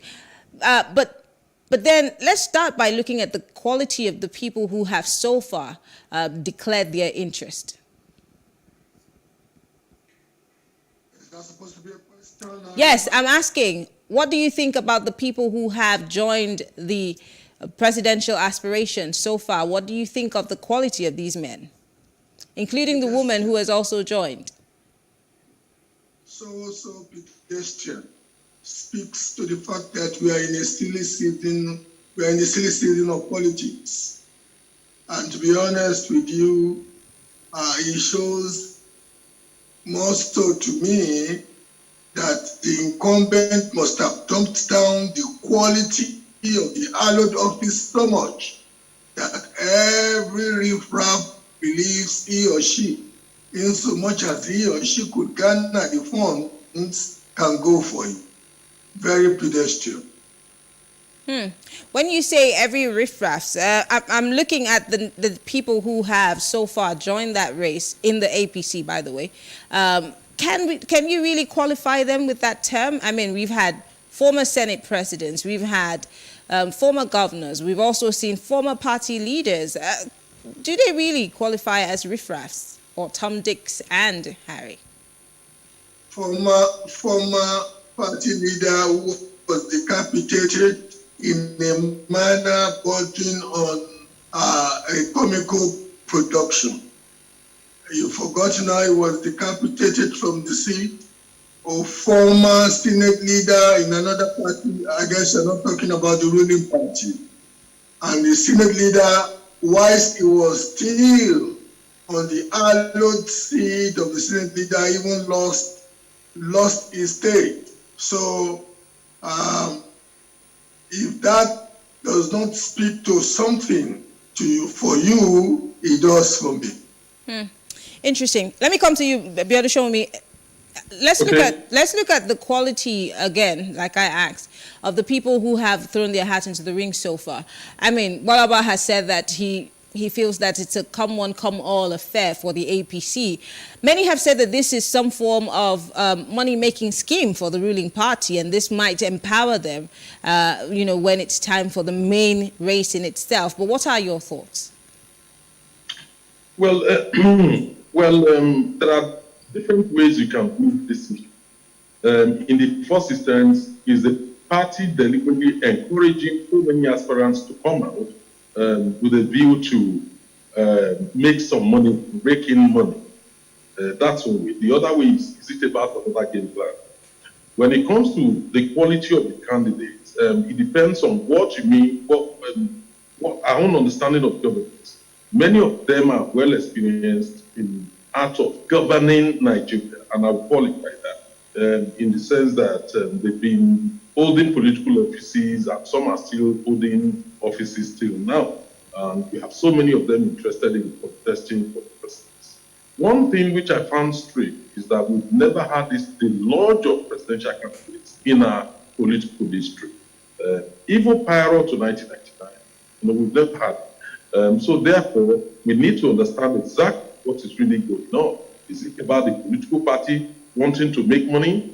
or about something else. In my view, I think it's about something else. I don't think it's about making money, because at the end of the day, whatever money they are making, one or two people within that setup, amongst those who are applying, can pay, donate that amount of money. So I don't think it's about that. I think it's about a different game plan. You need to go look at the issue, from an historical perspective. Look at the situation when the 17 southern governors declared that the presidency must come to the south. And then look at the reaction of the northern governors to the eminence. And then we find a situation where APC as a political party decided that the chairman, chief of the party should be zoned, to the north. Knowing that once a northerner occupies that post, then there is no way a northerner will be the presidential candidate. Now, when it comes to the south, so many people have been encouraged to come out, and also people, from the north have been encouraged to come out. What I see happening is a situation where the president is determined, to have a consensus candidate.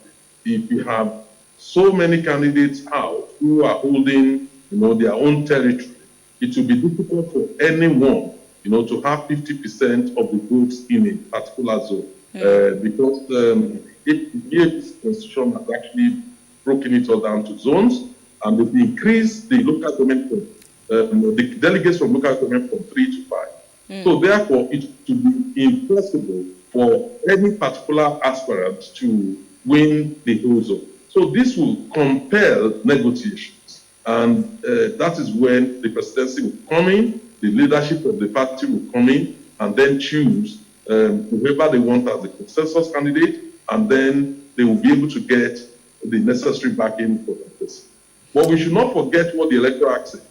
If one candidate disagrees, then the consensus option they're working on may not work. So it depends on what they're trying to do, but what I see is exactly what I put. I don't see it as a money-making venture. I see it as part of the game plan on choosing the next presidential candidate from the APC who may be compliant, to the interests of the party. Okay, let me come back to you, Mr. Oba. Shomi is saying that this might be a tactic of sorts to finally get all the aspirants to, come to a consensus.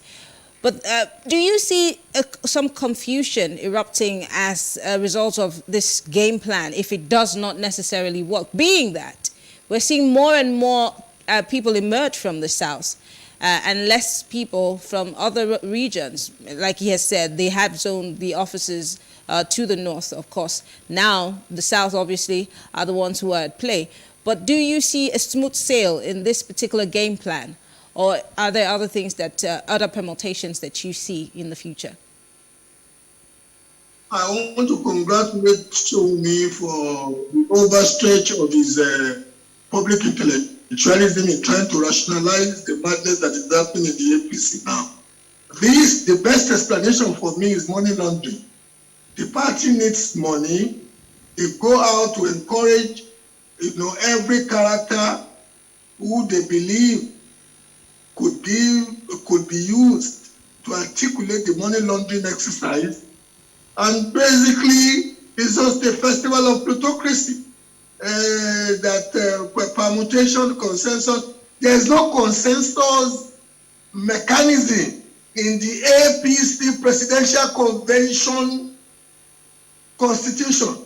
In the Constitution of APC, there's no consensus for their presidential convention. It has to be this is how President Buhari emerged in the first instance. So, are you saying that the party was jettison that? No, factually wrong, madam. Go check your facts. But it was some form of a consensus. There was an agreement of sorts for President Buhari to be the flag bearer of the party. You are historically and factually wrong. Go and check your facts. In 2014, at the Slim Balogun, there was a contestation. In 2018, there was direct, although opponents did not come out, but there was direct primaries across Nigeria, so-called direct primaries. And I'm telling you authoritatively now, you go research it have to, or get your research persons to do it for you. There is no consensus instrument in how the APC chooses its presidential candidate. It must be either direct or indirect primaries. And once it is not in the Constitution, I wonder how that could be articulated. I'd also like to correct you that there is consensus within the APC's constitution. You can go check it. There is consensus in the General Convention. Listen, yes. Listen carefully. There is consensus in the General Convention, but in the Presidential Election Convention, there is no consensus. The two are different, my sister. Mm-hmm. Go check it. The two are different. So you're saying that there will not be any consensus at the end of the day. So are you envisaging that there will be a confusion, in picking who becomes the flag bearer at the end of the day? Or we will all fall back to direct primaries, will we? My sister, you don't necessarily have to have a confusion. There are two outstanding mechanisms. They have ruled out one. They said they are not using direct primaries, but they also have indirect primaries. Indirect primaries is like electoral college mechanism where delegates elected from their wards to their local governments to their states, we know how this thing works in Nigeria, under the control of the governor, and in states without governor, under the control of somebody with a deep pulse, would go to a convention center, a presidential convention center, not general convention center, go to a convention center to cast their votes for the person, the aspirant of their choice. Okay. And we know that that is the bazaar. From when Moshood Abiola articulated the use of money at the Just Convention of the SDP in 1992, when you hear presidential conventions of parties, delegates are going for bazaars and they want to come on with money. Okay, but back to you, Show Me. It's interesting, the position of Bolaho, but he's saying that this is going to boil down to indirect primaries. Now, we know that the congresses are coming up in a bit. They're getting ready for that. But then they have also pushed back the dates for the sale of forms. Even though INEC has come out to say, well, the dates for the primaries are unshakable, it's sacrosanct, they're not going to move it. What do you think the congresses are going to, what shape and form do you think it will take? Yes, there will be Congress. We should understand one thing. When we talk about consensus, the fact of the matter is the Electoral Act, as amended, allowed for three methods of choosing candidates. One, direct primaries. Two, indirect primaries. The third one is consensus. This was debated, in the whole country. The president actually insisted on having that consensus, inserted before the Electoral Act was actually signed off. So therefore, any party, including the APC, that chooses to adopt the consensus option will not be violating the Electoral Act. And I think that's the most important point in this matter, because the party constitution is not superior to the Electoral Act or the Constitution of the Federal Republic of Nigeria. That is a statement of fact. Now, back to your question. They will have Congress. We know there will be Australia. We know there are so many candidates all out there. But why are they all coming out? You begin to ask yourself, even those who are sure that their tentacles will not extend beyond their states are also coming out. The reason is there's a game plan. While the APC is harvesting money through that, including PDP, all the parties are harvesting money for me, the major parties. But the fact of the matter is, I don't see this just about making. I see this as part of the process that will lead to the Congress, whereby a form of negotiations will take place. I don't think that would succeed, in my view. I don't see all the candidates agreeing on one person, but they are all out to represent different interests, and which is very clear to me. We cannot remove the influence of the presidency in what you are beginning to see, because the cabal behind it all in the presidency, also have their own tickets amongst all these candidates. So obviously, this is to enable discussions. There is anxiety about what would happen after Buhari. Will there be restructuring? Anxiety about the fate of the country and all that. And the powers that be would only swing their support towards their own interests. I think there are a lot of other issues which are playing on behind this, the fray. But in order to have a major influence, you really need to have so many people in the race and people who you can count on their votes, in order to influence whoever the president wants as they can. I don't see the whoever that would emerge would be a true reflection of what all the delegates want. Bola is right on one point, that the fact that money would exchange hands, that's the fact. Delegates will get some form of monetary stomach infrastructure from it. That's a fact. But at the end of the day, all the candidates are comfortable enough, to do that. But I don't see that as a major issue. I think the major issue is actually the political agenda which they're trying to foster. It's not about financial returns or reward or money going into APC pocket. Quickly, before I go back to Bolaba, I want to ask a question about the presidential aspirants meeting that was supposed to take place, the Southern presidential aspirants meeting that was supposed to take place, that was all of a sudden cancelled. There are people who had said that, look, this meeting would have, given the Southwest some form of a vantage point of sorts. Looking again at all of the people who have come out from the Southwest, I mean, let's also not forget that we've also had some people from the South, like the Minister for Transportation. We've also had the Minister for Niger Delta. We may not have so many people from the South, but then the Southwest meeting cancelled abruptly.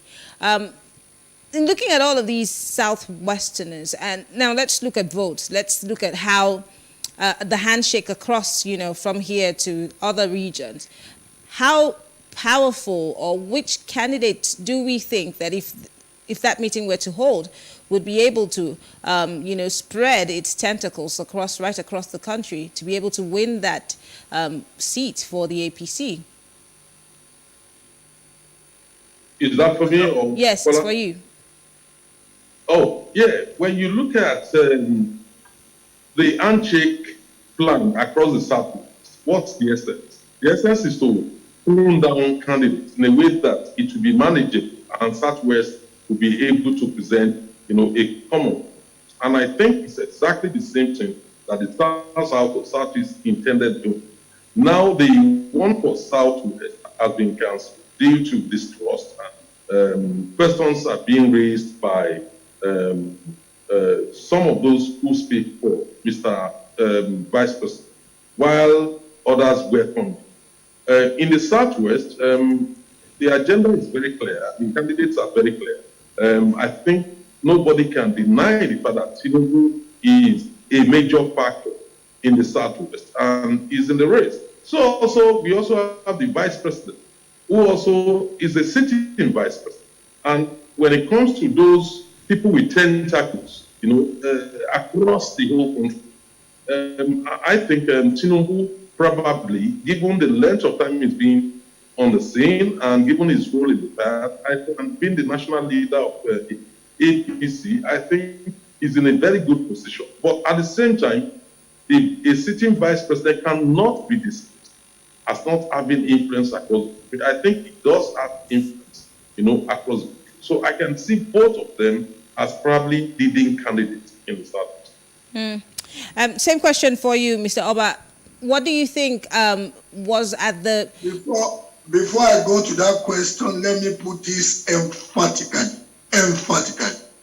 The Electoral Act as amended, or the Electoral Act, the amended Electoral Act 2022, allows consensus as one of the instrumentalities of choosing party leaders and choosing candidates of parties. But having said that, the Electoral Act does not overrule the constitution of the parties. If the constitution of the parties, as in the case of the APC, clearly defines the mechanisms for the selection or nomination of their candidate, and it overrules consensus, the fact that the provision is in the Electoral Act does not automatically impute it. So let's put that aside. Okay. Now, in the case of your specific question, I want to ask who is the most resourced Southwestern candidate. Indeed, at this juncture, who is the most resourced Southern candidate? Plus including, as Chief Debudaya would say, plus including the Vice President. The person that has nurtured the networking asset over the years, the person that has the deep pocket, it may not be the most ideal candidate for the most ideal character for most of us, but you know what? Your question as framed is actually slanted in favor of one person from the South. And we are talking to a man who indeed believes that we should be microzoning at this juncture to the southeast of Nigeria. Because fear is fear. Since 1960, when we attained our flag and anthem independence, a Southeasterner has only ruled by accident or circumstance for only 6 months. 6 months, 6 calendar months. And we have this opportunity wanting to use the argument of equity and fairness for the North to subsume its majoritarianism, its natural instincts for majoritarianism, subsuming for rotation because of equity and fairness. And yet, if you are a Southwesterner, intellectual, well exposed, with a mind respecting the fact that for Nigeria to be sustainably prosperous as a single political entity, we need to find a mechanism such as Nigeria did in 1999. Since we're talking about the APC here, since we're talking about the APC here, and let's zoom into the southeastern candidates who have so far declared interest. I mean, Odrizo Okalo pulled out midway. So all we have left is I think Ebonyi State governor at some point had thrown his hat into the ring. I think we have a former Senate leader. So, okay, yes. The incumbent minister of Science and Technology, yes, who was once a governor. Yes. But then let's look at those people, the caliber of the people that have come out from the Southeast. And of course, their voting power, the block power that they have in terms of swaying the votes, if the party were to say, well, let's zone this to these people. And I'm not in any way making a case against the Southeast, but I'm saying we have more people from the Southwest and then less people from the South and the Southeast. If we were to go by the numbers, if the APC were to go by the numbers, how encouraging are the people from the Southeast within the party who want to run for that office? I'm basically telling you that at this juncture, there are about 6 characters from the Southeast who are including for me a comical character as the Minister of State, who was the first to actually collect the party's fund. Mr. Oba, I don't think you answered my question, but because we do not have too much time, let me quickly go back to Shomi. Quickly, he's making a case for the Southeast. Yesterday, we had, 2 days ago, we had a guest from the North who said that the people from the Southeast are not ripe, in his words exactly, that they're not ripe for this office. He also said that if we were to say, let's give power to the Southeast, who are the people to be given? I asked him why. Well, he also said that the confusion in the Southeast is also making them unprepared for the position of presidency. And he said, well, if we were to say, let's zone it to the Southeast, where are the people? Exactly. Well, I'm just asking him a question. Now that we're all asking and angling for the Southeast, how many, should we not have 1 million, just as we're having as many people from the Southwest, also vying for this office and showing that they're really interested in this office? You have about six. You have about six presently. How much can you have when you have Africa's? This question is for Show Me quickly before we go. Well. The way I see it is, you first take the broad principle of equity and fairness. There should be no nationality in Nigeria that should be ruled out, or ruled in, from contesting for any post in this country. Because if we say we're a country made up of ethnic nationalities, we have to ensure that we have an arrangement, a political arrangement, that would encourage everybody to have a sense of belonging. That is the primary reason why in the Constitution we have the principle of federal character, so that all the states would have a sense of belonging. Whether the president likes it or not, he has to appoint a minister from each state of the federation. So when you're talking about the political leadership of the country, it is not the exclusive preserve of any ethnic group. The Southeasterners should also have a right to aspire, and nobody should deliberately work against them on account of being from Southeast. Now, I understand that democracy is a game of numbers. We have had agitations about people wanting to leave Nigeria, particularly in the Southeast. Yes, to some extent in the Southwest, the growth factor is there. The fact of the matter is you cannot say we don't want them to be president, while at the same time we don't want them to go. That's a contradiction. But then all we see within the parties, we see all of the movements within the parties are not necessarily looking like it's going to favor the Southeast.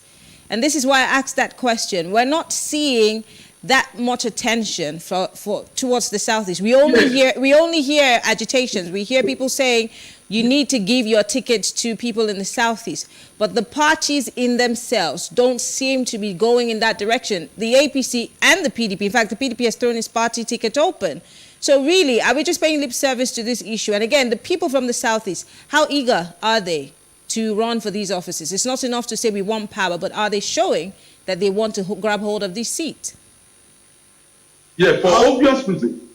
If you look at the APC, for obvious reasons, Buhari said it when he came into office. I can't recall whether you remember when he was freshly elected in 2015. I think he went to the US where he said, he spoke about those who gave him 90% of the vote and those who gave him 5% of the vote, something along that line. Yeah. More or less hinting at the Southeast that is going to concentrate his attention on where he got more votes from than the Southeast. So, and that's precisely the situation. So since then, if not for the federal character principle, I doubt whether he would have appointed, Southeasterners into his government. Now, so one would expect that they are not well favorably disposed to within the APC, given the disposition of the president, except he has had a change of mind. But that is just it. It does not resolve any problem, because no matter what we do, we must ensure justice and fairness. If we say a section of the country is precluded from political power, there is going to be a problem at the end of the day. Well, out of time, I want to say thank you to Bola Oba and, of course, Biodo Shomi. Thank you very much, both our political analysts. Thank you for being part of this conversation. I think that the conversation about the Southeast presidential ticket needs to be continuous. But thank you, gentlemen. Thank you very much. All right, thank you all for staying with us. We'll take a short break now, and when we return, Godswill Akpabio, the Minister of Niger Delta Affairs, says that Section 84, subsection 12 of the Electoral Act, as amended, does not exist. Well, this is up for discussion right after this break.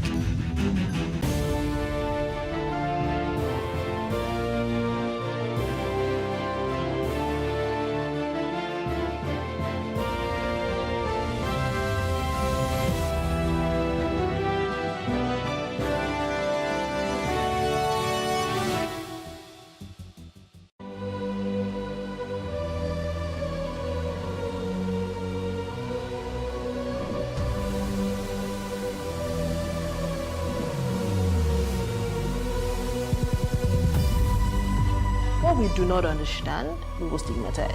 What you can see is the remaining of the tanker that exploded. The suspect equally confessed.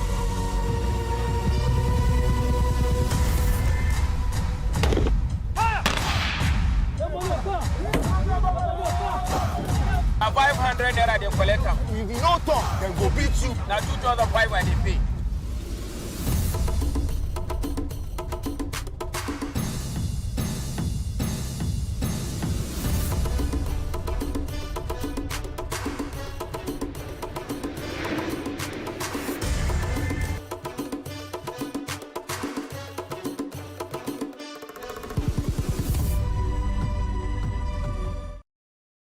In raising our kids, parents should stop playing God.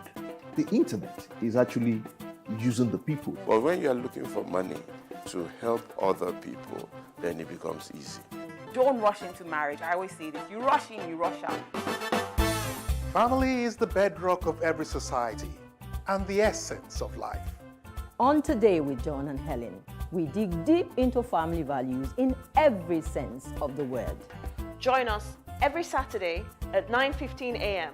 on Plus TV Africa, DSTV channel 408.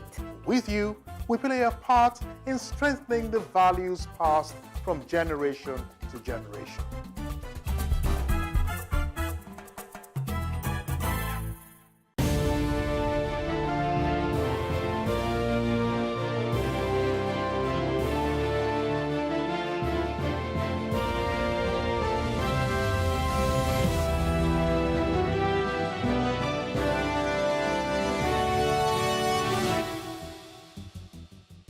The Minister of Niger Delta Affairs, Godswill Akpabio, has declared that the Section 84, subsection 12 of the Electoral Act, as amended, does not exist. The section of the Electoral Act mandates appointees of the government who are seeking electoral offices to resign before going into the primaries. But an Abia State Division of the Federal High Court sitting in Umuahia had declared the section unconstitutional, invalid, illegal, null and void, and ineffective. Now, the court further ordered the Attorney General of the Federation, Abubakar Malami, to delete the section without further delay. And Akpabio, who joined the presidential race recently, stated that he was not bothered about the appeal, insisting that he and other appointees of the president who are running for public offices are covered by the provisions of the Constitution, which surpasses every other law. Well, joining us to discuss this is Deji Awobiyide. He and Ladipo Johnson both are legal practitioners. Deji, I'm sorry if I murdered your name. Thank you very much for joining us, gentlemen. Thank you. All right. Mr. Johnson, it's interesting. A lot of people have made their own deductions from what they think that part of the Electoral Act as amended says about public office holders. Many of us have questioned, how binding it is and if it really does hold water, especially when we have seen so many ministers who have declared their intentions to run for public offices and yet are still holding on to their offices. So take us through what this section says and if it does in any way hold water.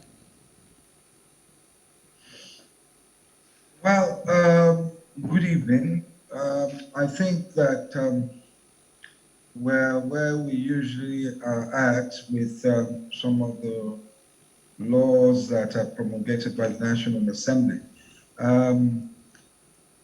As you said in your introduction, people like Akpabio have said that it runs counter to what the term or what they view as what the Constitution says about public servants or so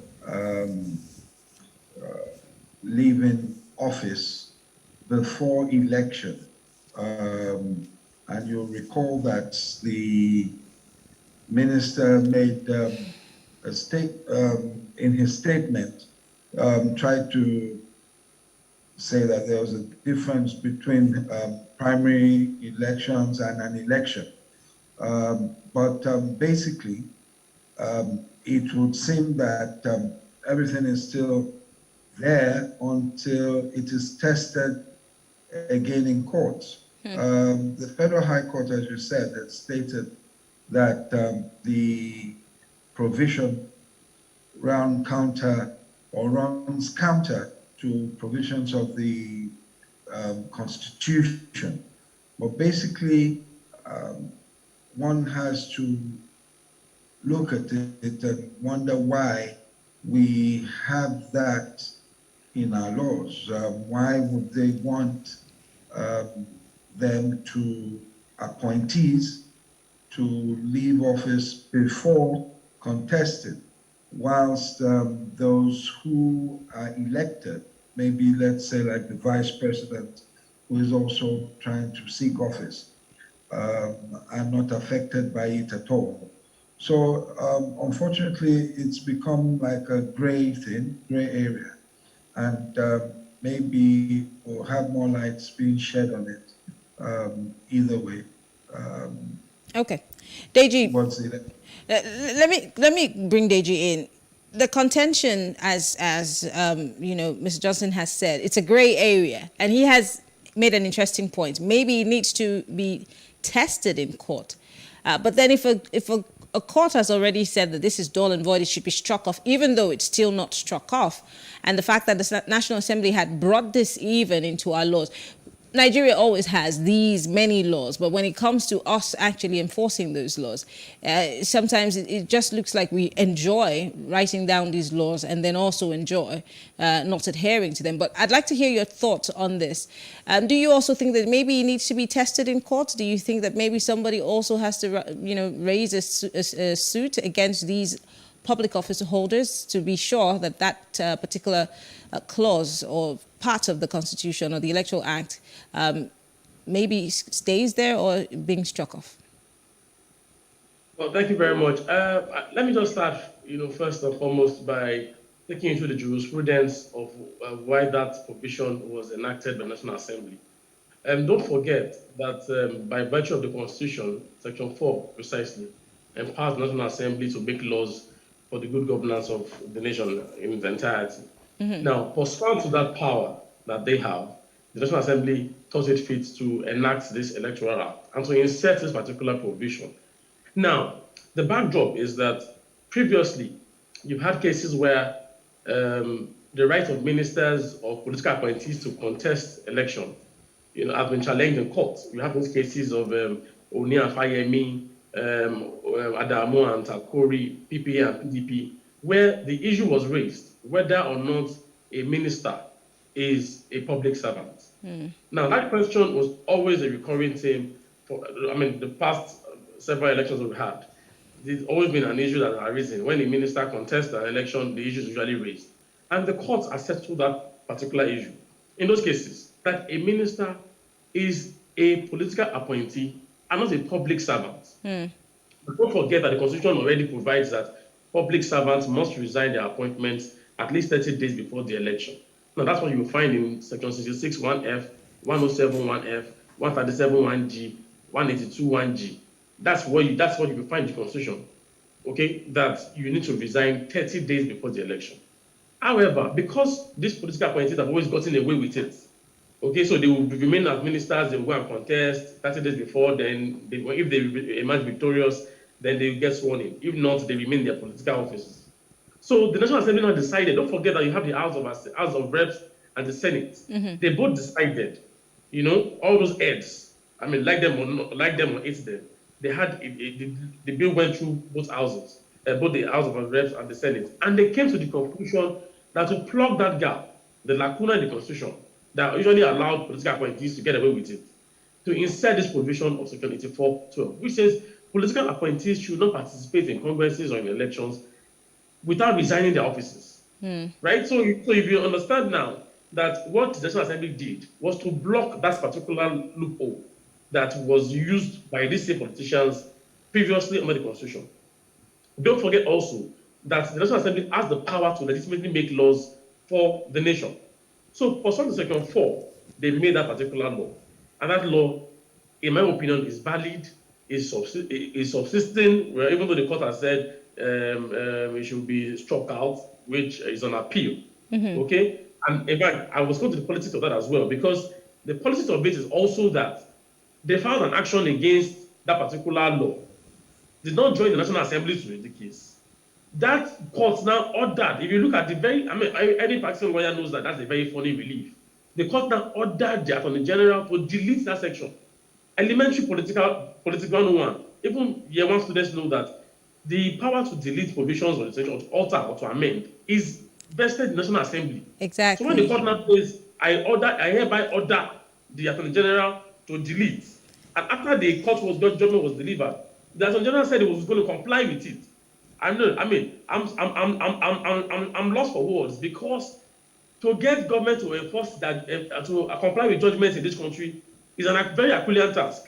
Whether it's monetary judgment or any judgment, to get them to comply is a very Herculean task. So when you now have the Attorney General's office saying they will comply with the judgment, it tells you that something has gone under. I don't want to know what it is, but it tells me clearly that that judgment is a contrived judgment. And rightly so, there's an appeal that has been lodged with the National Assembly against that particular judgment. It will not stand, because the case law is settled that a minister or a political appointee is not a public servant. So when you now say that provision should be struck out, well, that you have to go back to the Constitution, which says public servant. It now also goes further in 318 to list out the categories of persons that are affected by that provision. It is clear in black and white. Okay. And every lawyer who is worth his salt knows that the provisions of the Constitution are interpreted liberally. The way it is there, and literal rule will apply to interpret it. It is there in black and white. Let's apply it like that. Okay. So I don't agree with with Akpabio or whoever that says that provision is illegal. It is not. Let me come back to you, Mr. Johnson. I want us to look at the reason why this particular part of that Electoral Act was inserted. Many have complained about certain ministers using the apparatuses or, public office funds and cars, as part of their campaign, which is also, according to them, against, the rules. You cannot be using a government property as part of your campaigning. And these are the reasons why many people have questioned why that court judgment is saying that this particular part of the Electoral Act be deleted. So if in let's say a minister trying to run for office and trying to campaign at the same time, how do you separate the office and the man at that point when they're campaigning while they're in office? How do you separate the two? Because this is where the confusion is. Well, it's difficult or almost impossible to separate the two. If you're a minister or of the Federal Republic, and you have certain trappings of office, and you're contesting an election, you cannot put those things aside and then continue to contest. It will. There's no way you can separate it. So they'll do that. They'll have the advantage. Yes, that's why people have complained about it. But as I said earlier, we look at the advantages of, say, a sitting president as well, who's moving up and down, or a governor. They won't leave their offices. Well, could that also be that these people were elected, so they have to serve their tenure? But then, yes, I know but then nothing stops them from campaigning while they're still sitting there. Exactly, they're elected. That's the difference. But I am saying that yes, they're elected. If they campaign up and down the country, if it's they spend time campaigning, maybe not doing the work they should be doing, spending time campaigning. It's the same case for the ministers as well. Albeit that, okay, yes, they were appointed and what have you. So yes, you're right. You cannot separate the person from his position when he's running up and down. But at the same time, one wonders why. I know the reasons why they say it, but one really wonders why, if it doesn't affect those who are elected, governors, deputy governors, and what have you, trying to contest using, or in case of the president or vice president, using the presidential jet to go up and down, then as much as he's a candidate, he's still the president of the country, so he does have rights to use the presidential. Exactly. But in the case of a minister, hang on. You see, he's the president of the country. He has a right. He has to move with security, with everything. That person is a minister at that point in time. He's doing his work as a minister and exercising his rights to go to the people and say, please elect me for this and that position as well. So what I'm saying is, okay, where lies the difference? We know the difference from what we've said, but really, going back, where lies the difference? Why should it be that they should resign? Isn't it something we brought in from the military era? The thought that, okay, step down 3 months to go, step down 6 months to go if you want to contest, step down and then come and contest. That's just what I am questioning. You understand? We know the position, but why the difference between the two? I know my brother is itching to jump in, but why the difference between the two? Deji. Yes. Well, I beg to disagree with Mr. Johnson. I mean, for very obvious reasons. Firstly, is that the governor and the deputy, the president and his vice, have the people's mandate to remain in office. They have our mandate to spend their money the best way that they can. And so when they go around with their entourage, I mean, we also need them alive to perform their duties. That's why they go around with the security entourage that they have. Now, that's quite different from a political office holder, an appointee of the president, or the governor, who has been appointed at his pleasure, who tomorrow the governor can say, I'm firing him. And same for the president. They can also decide to say, well, I'm relieving you of your post. So why should that person remain in office as minister or as commissioner, who's assigned to do a very sensitive, very specific job for the taxpayers and for the people, would remain there, leave that job? For instance, you're minister for works and housing. There are a lot of contracts that need to be executed. There are a lot of things that need your approval. But you are there on the one hand, now pursue your own personal and selfish agenda. It's a personal agenda. It's not the government's agenda. If you are campaigning to become governor or to become president, you're pursuing your own personal agenda. So let me give you the instance of the Minister of Labour, Dr. Chris Ibigi. ASU is on strike. NASU is on strike. But yet this minister, as on his priority list, becoming Nigeria's president, is purchased or he wants to purchase the firm. I don't know if he has paid the 100 million. But he's yet to. That's his priority now. His priority is not how to resolve the labor crisis under his ministry. His priority now is how to get the APC delegates to approve him and to select or elect him as the APC's flag bearer. Now, how do you balance those priorities on a scale? The people who suffer for it are the students and the lecturers and the family members who are of those students who want their children to be back in school. So that's why I say you cannot put them on the same scale by saying, well, you should enjoy the same benefit as the governor will enjoy or the president will enjoy. No, he is an appointee of the president. If he so desires that he doesn't want his job anymore and he wants a bigger job, a better job, he should resign his current job and go and pursue his ambition. But to pursue that ambition on the one hand and keep the people, keep the ministry. Under the ministry, you have civil servants, you have the permanent secretary, you have other directors who are there. You will leave them hanging pending you resolve your own personal agenda. I mean, that's not right. And that's why I believe that the House of Reps and the Senate jointly agreed that Section 8412 should remain. If you observe, when the person was signing the bill into law, when he was assenting to the bill, he didn't mention his reservation about that particular provision. He went back to the Senate president. The Senate voted on it again, that thing should remain, for obvious reasons. They are all politicians. They know why they want that thing to remain. Because they know that what they will do is to put the taxpayers' interest to the back burner and put their own personal agenda in front. And you can see it's playing out. Every day somebody's buying $1.5 million phone. We see there's an inflation going on, there is economic crisis going on, but people are doling out $1 million per day. There's a problem. So I don't agree, Mr. Johnson, that you say they should enjoy the same privileges. No. The governor has our mandate. But those ministers and those commissioners don't have our mandate. All right, because we're almost out of time, Mr. Johnson, I'll take your last word on this. Again, do we see, if this flies under the radar for now, and then for some reason the minister, this becomes a flag bearer of any political party, do we see lawsuits awaiting at the border quickly because we're out of time? Definitely, you'll see lawsuits everywhere. That's the normal thing. That's Nigeria. It will keep going on that way until it probably gets to the Supreme Court, where we'll have a final decision.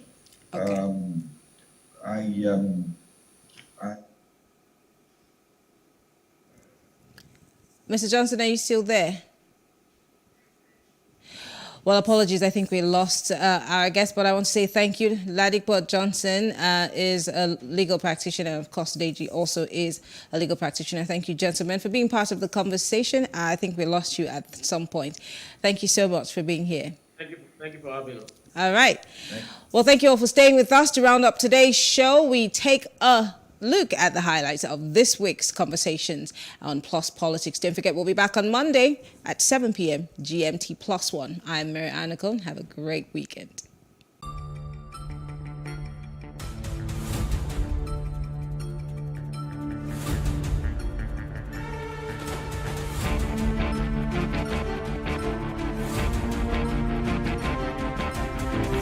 You see, the greatest robbery of this election, Marianne, is the fact that it has been, because of the misrule of President Muhammadu Buhari, it has become an ethnic issue rather than an economic issue, rather than an issue of saving our education sector, rather than the insecurity in the Northeast and in all parts of the North.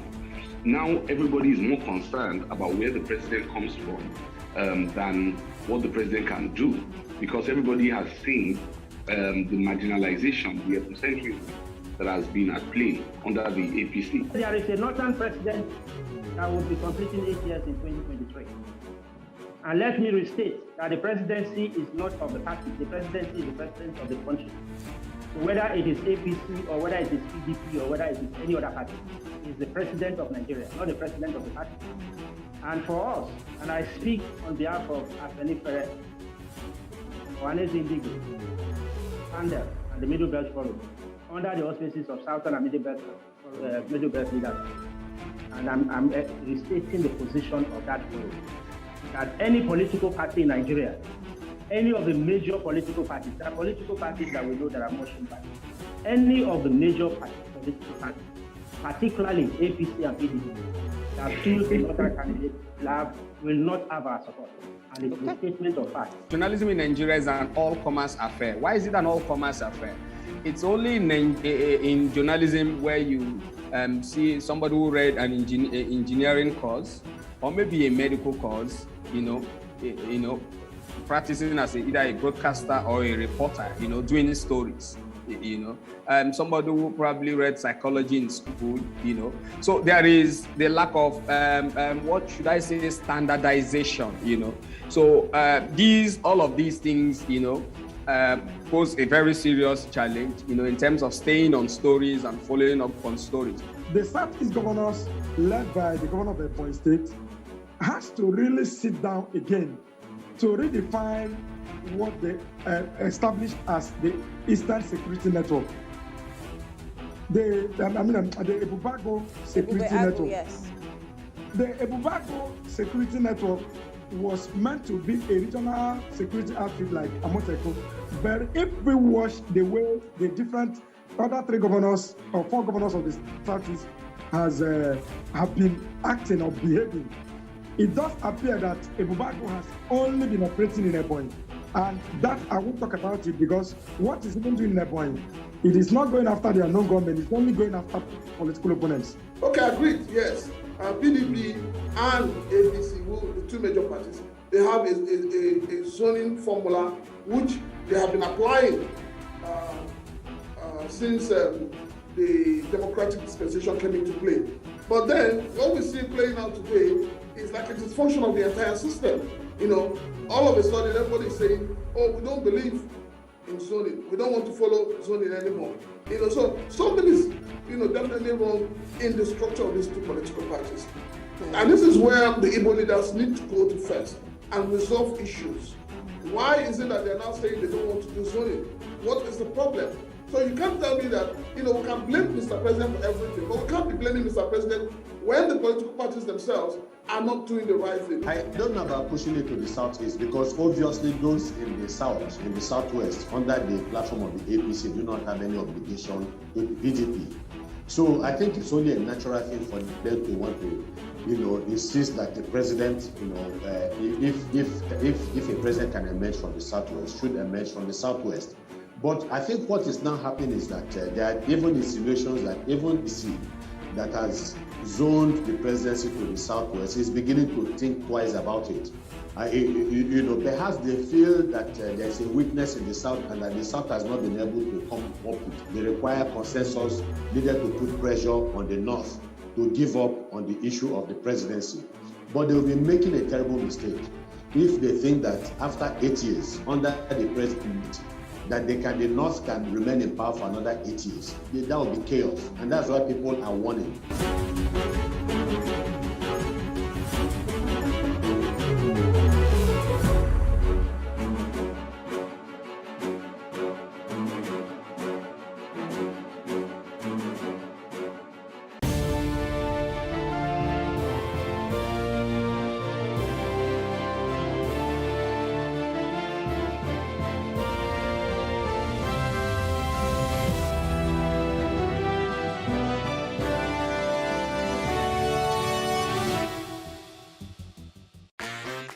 Hello and welcome to Space and Style, a property show designed to connect various stakeholders across the property value chain. We can also provide realistic solutions and deepen your knowledge about the interesting world of real estate. We shall showcase architectural design, interior design trends, lifestyle and real-time property news updates, and the right way to navigate through property development and investment. Join me every week on this channel as I take you through an exciting journey in the world of real estate. Space and Style, 6:30 p.m. on Saturdays and 5:30 p.m. on Wednesdays.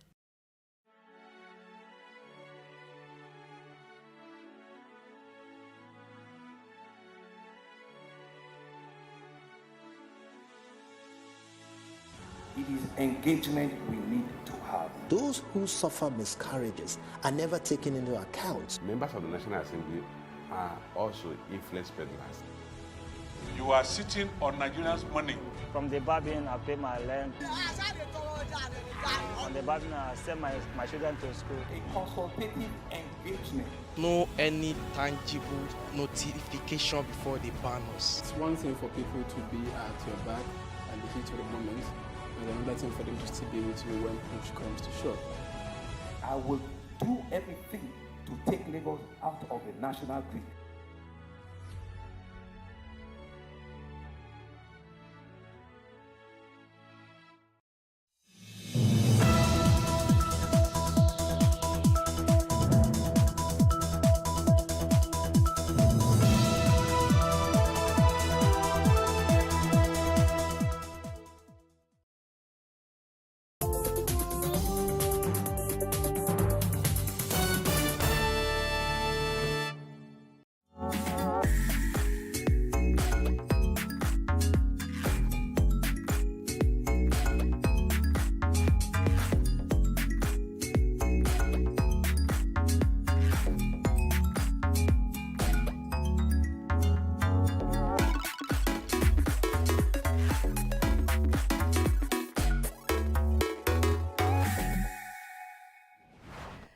Hello and welcome to Our Voices. Take a look at this. Art, dance, and sports. 3 of my favorite things, and this trifecta has long created bridges helping us communicate when words fail us and keeping us entertained and happy during dark moments. And that remains true, more now than ever before, especially during the COVID-19 pandemic. In the next half hour, we'll hear from artists who are using their platform to spread inspiration through their work, and athletes who are breaking world records amid the pandemic. But we begin in Mogadishu. Somalia has opened what is being touted as the country's first independent modern arts institution. The Somali Arts Foundation says it's seeking to promote creative industries to flourish in the East African nation, while igniting critical debate on what it means to be Somali. Mohammed Sheikh Noor reports from Mogadishu. 25-year-old Ferdowsa Hussein is a rare female Somali photographer. As Hussein captures Mogadishu life through her lens, she also attracts curious onlookers. When people see me carrying a camera, they say, "Shame on you. This is not the work of a Somali lady. You are tarnishing your reputation." But when I meet my female friends, they usually say, "Please go ahead. You are doing a great job," since they understand my focus is telling women-related stories. Hussein and other artists got a boost in September with the opening of the Somali Artists Foundation, the country's first independent modern art institute. Plans to give artists like Hussein a much-needed space to show their works. The launch of SAF, an exhibition of our photos, was an awesome experience, as it now provides us with an opportunity to display our work to a large audience. It also highlights female photographers who are doing amazing works of art. Founder Sagal Ali says opening the Somali Artists Foundation was a lifelong dream come true. We launched this institution to work with every Somali wherever they are, especially those within the country who have the talent. Those within the country do not have such opportunities. They do not have centers like this one to show their talents, like photography. This institution will provide spaces where they can upgrade their talents. This kind of art can also have a positive influence by reflecting the truth of Somalia, says experts. Salman Mado is a lecturer on modern arts and photography at Somali National University.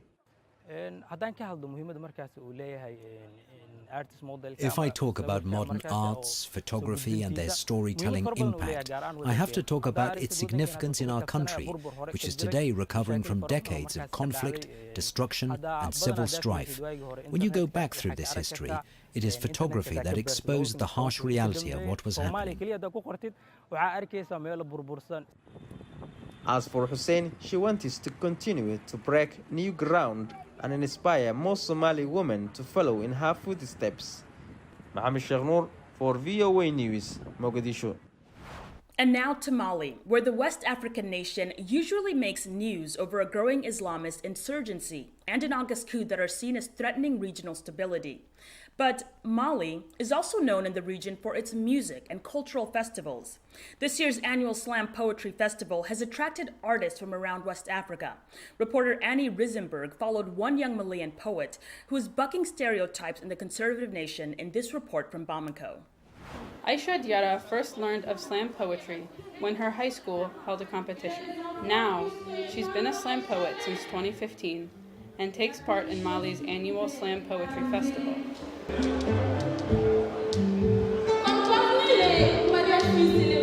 The poets, like Diarra, perform spoken word poetry in front of an audience and judges.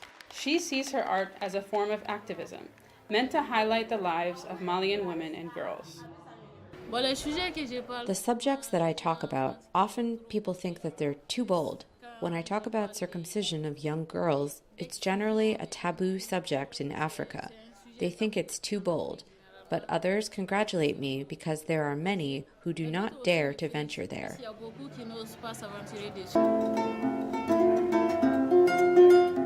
Slam poetry is a relatively new music scene in Mali. A country with deep musical and oral traditions, Mali is regarded as a musical crossroads in Africa. Slam first appeared in Mali in 2006, years after it gained popularity in the United States. The slam poets for us, They are full-fledged musicians. We accept them as being musicians. This year, the festival was held in November, months later than usual, due to the coronavirus and a curfew imposed after a coup d'etat in August. Diarra performed on stage for the first time in nearly a year. I have joy in my heart. It's like a child who could walk, and suddenly he fell ill and couldn't walk. Later, the doctor tells him that he will walk again. You can imagine the joy. So I have this joy. The annual festival is run by a Malian organization called Aggregatoire, founded by one of Mali's first slam poets, Aziz Kone. As you know, everyone knows it. Since 2012, Mali has been weakened by a security crisis, by a social crisis. So we saw that it's important for us today to hold this festival in the name of peace and social cohesion. This year saw Mali struggling with both regional instability and a worldwide pandemic, which left cultural activities in the normally lively music scene in shambles. But slam poetry continues to attract young Malians committed to a better future for their country. Annie Reisenberg, for VOA News, Bamako, Mali. Thank you, Annie, for that fascinating report. Amid a pandemic and sporadic violence, a group of artists and dancers in Burkina Faso are taking to the stage to tell viewers to stand up. Olivia Chan with Reuters has more. Art can be an escape from the realities of daily life, but at a festival in Burkina Faso's capital, Ouagadougou, they're facing up to global crisis. The 11th edition of Les Recreateurs, an annual music and dance event, is being held against a backdrop of rising violence in the region and a world in lockdown. Serge M. Koulibaly choreographed one of the performances, titled Wakat. Wakat means the present time, and the present time is not fun at all. We are messed up. Like one of the actors says in the play, we are messed up and we are trying to find a different humanity through different energies that we forgot about. The defiant theme for this year's event is Standing Up. Agwibo Bugobalisano is the stage director of Gumtiago, which means chameleon. Today, the world has turned into a chameleon. Everything is changing. Everything is adapting. We are in a period of change. Should we languish because the world is not going well today? Or should we adapt and make the world a better place? There are 3 different major performances a night for a week during Recreatral, which has become a major annual event in the West African arts calendar. From Burkina Faso, we go to South Africa, where Reuters reports poet and artist Patika Ntuli's latest 45 bone sculptures exhibition is being honored for critically challenging human consciousness while emphasizing the power of healing during the coronavirus outbreak. Patika Ntuli's Animal Bones exhibition, titled Azibuyele Emasisweni, which loosely translates to Return to the Source in the Zulu language, is a way for Ntuli to use African spirituality to connect with the origins of human life. The 78-year-old spent 3 years creating the sculptures long before the COVID-19 pandemic, yet for him they are an apt response or antidote to the current socio-political chaos around the world. And COVID is helping us to sit down and to meditate about the state of the world, the state of who we are, as a people, who we are in a sense as a country. Ntuli says his sculptures are meant to encourage society to resolve the issues of greed and corruption. Here, I am a Sangoma, I'm throwing down the bones in order to divine the state of the nation, the state of the universe, the state of our environment, the state of our own mental health, as to what exactly happens. We have a pandemic here that is threatening our lives. Hundreds of thousands of people are dying, yet there are still some people who are using the money for the pandemic, in order to corrupt it for their own children and they themselves.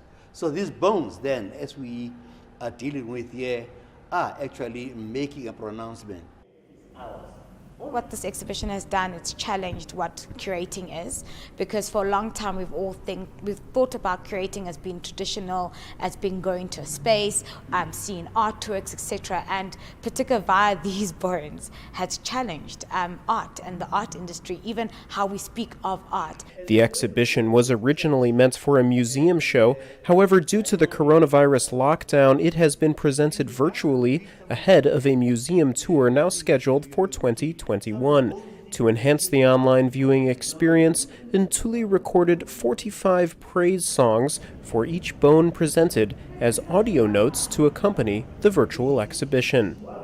With reporting from Reuters, I'm Jason Patinkin in Washington. After the break, you'll hear from a woman who has set not one, but 2 records. Stay tuned.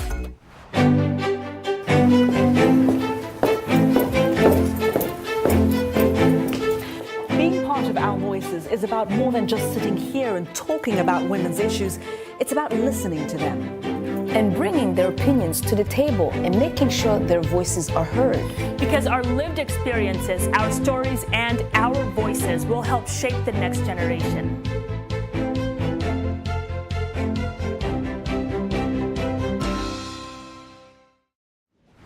Welcome back. You're watching Our Voices. Before the break, we explored the work of artists who are using their talent to bring color to a world seized by a pandemic. But they aren't the only ones having fun. Athletes are also doing what they can do to inspire their communities. For our next story, let's go to Zambia, where 20-year-old Zambian footballer Barbara Banda is inspiring girls to follow in her footsteps. Francesca Ling reports for Reuters.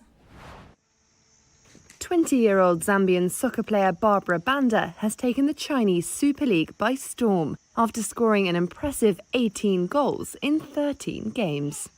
You have to be hardworking. You have to show it off that you are capable of doing this. Back home, Banda is inspiring girls to follow in her footsteps. I've been watching her like for the past maybe it should be 6 months. It inspires me a lot.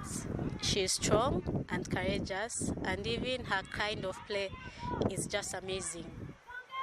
It's different from other football players in Africa. She has a fighting spirit. The powerful forward spent her first 2 seasons at Spanish First Division club Logroño, before transferring to Chinese club Shanghai Sengli in January, where she finished the season 9 goals ahead of the nearest challenger. Yeah, I stood out, but it's not that I'm the best, but I think it's the effort that I'm putting in as myself and my talent, what I want in life. Because talent can be there, but if I'm not determined, then I can't go anywhere. So I have to work extra hard for me to be there. It takes someone to be disciplined. That's the first cardinal of a player. Banda also plays for the Zambian national team and is part of a small group of young female players representing Africa on the global stage. It's now people coming to know that, okay, African football is also there they are on the other level. So I think it's up to us as women to commit ourselves to whatever we want to do.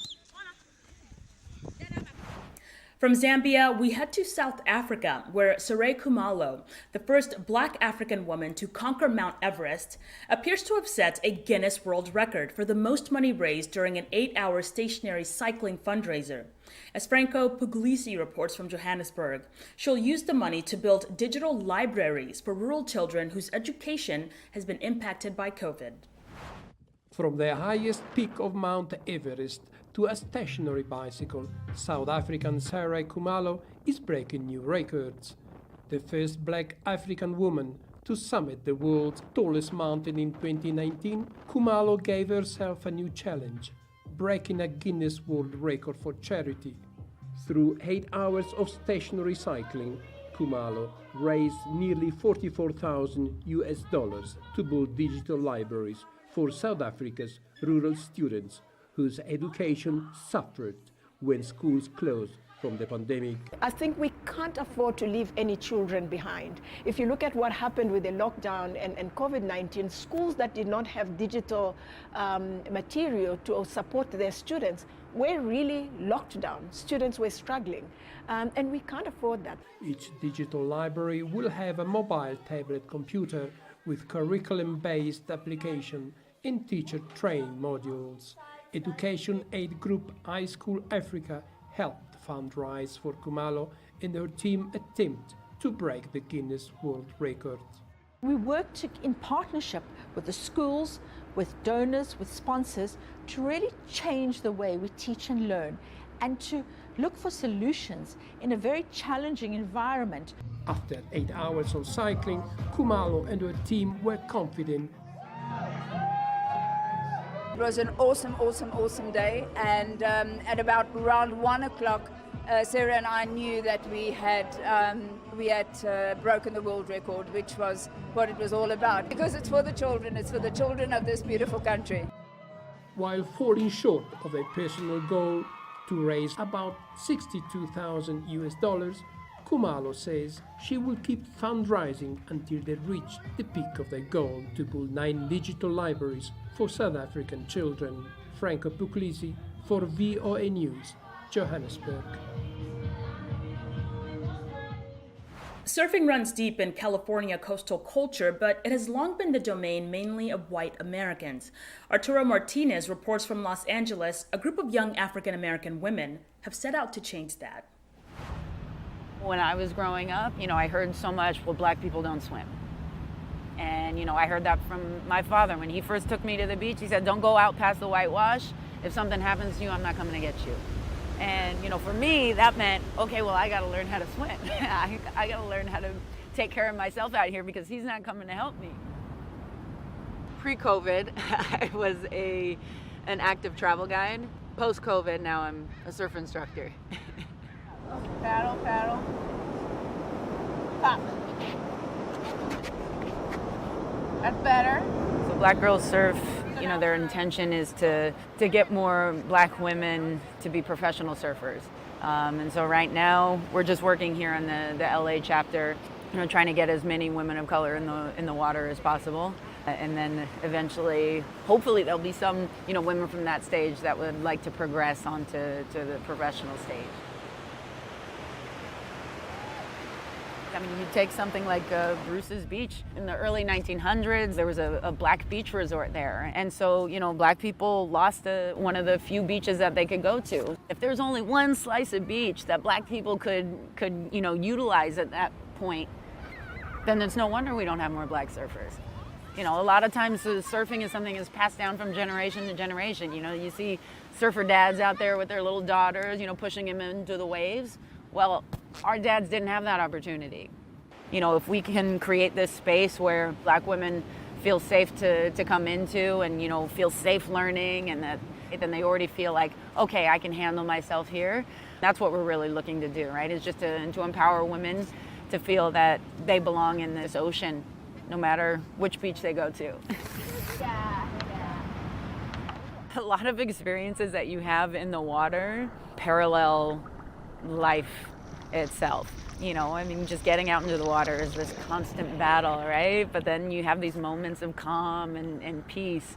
Like, I can see some of the choices that I make, whether it's, am I going to paddle into this wave, or am I just going to keep paddling for all the waves, that kind of parallel, the way I behave in the real world.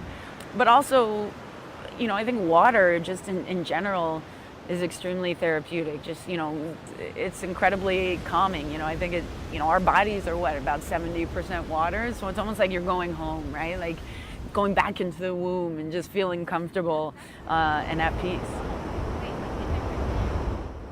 My hope is that one day when we go out in the water, and I see another, surfer of color, it's not like this kind of surprise, and that I just want to get to the point where that's normal, where we go out into the water and we see, all different shades, creeds, colors, whatever it is, and that nobody bats an eye.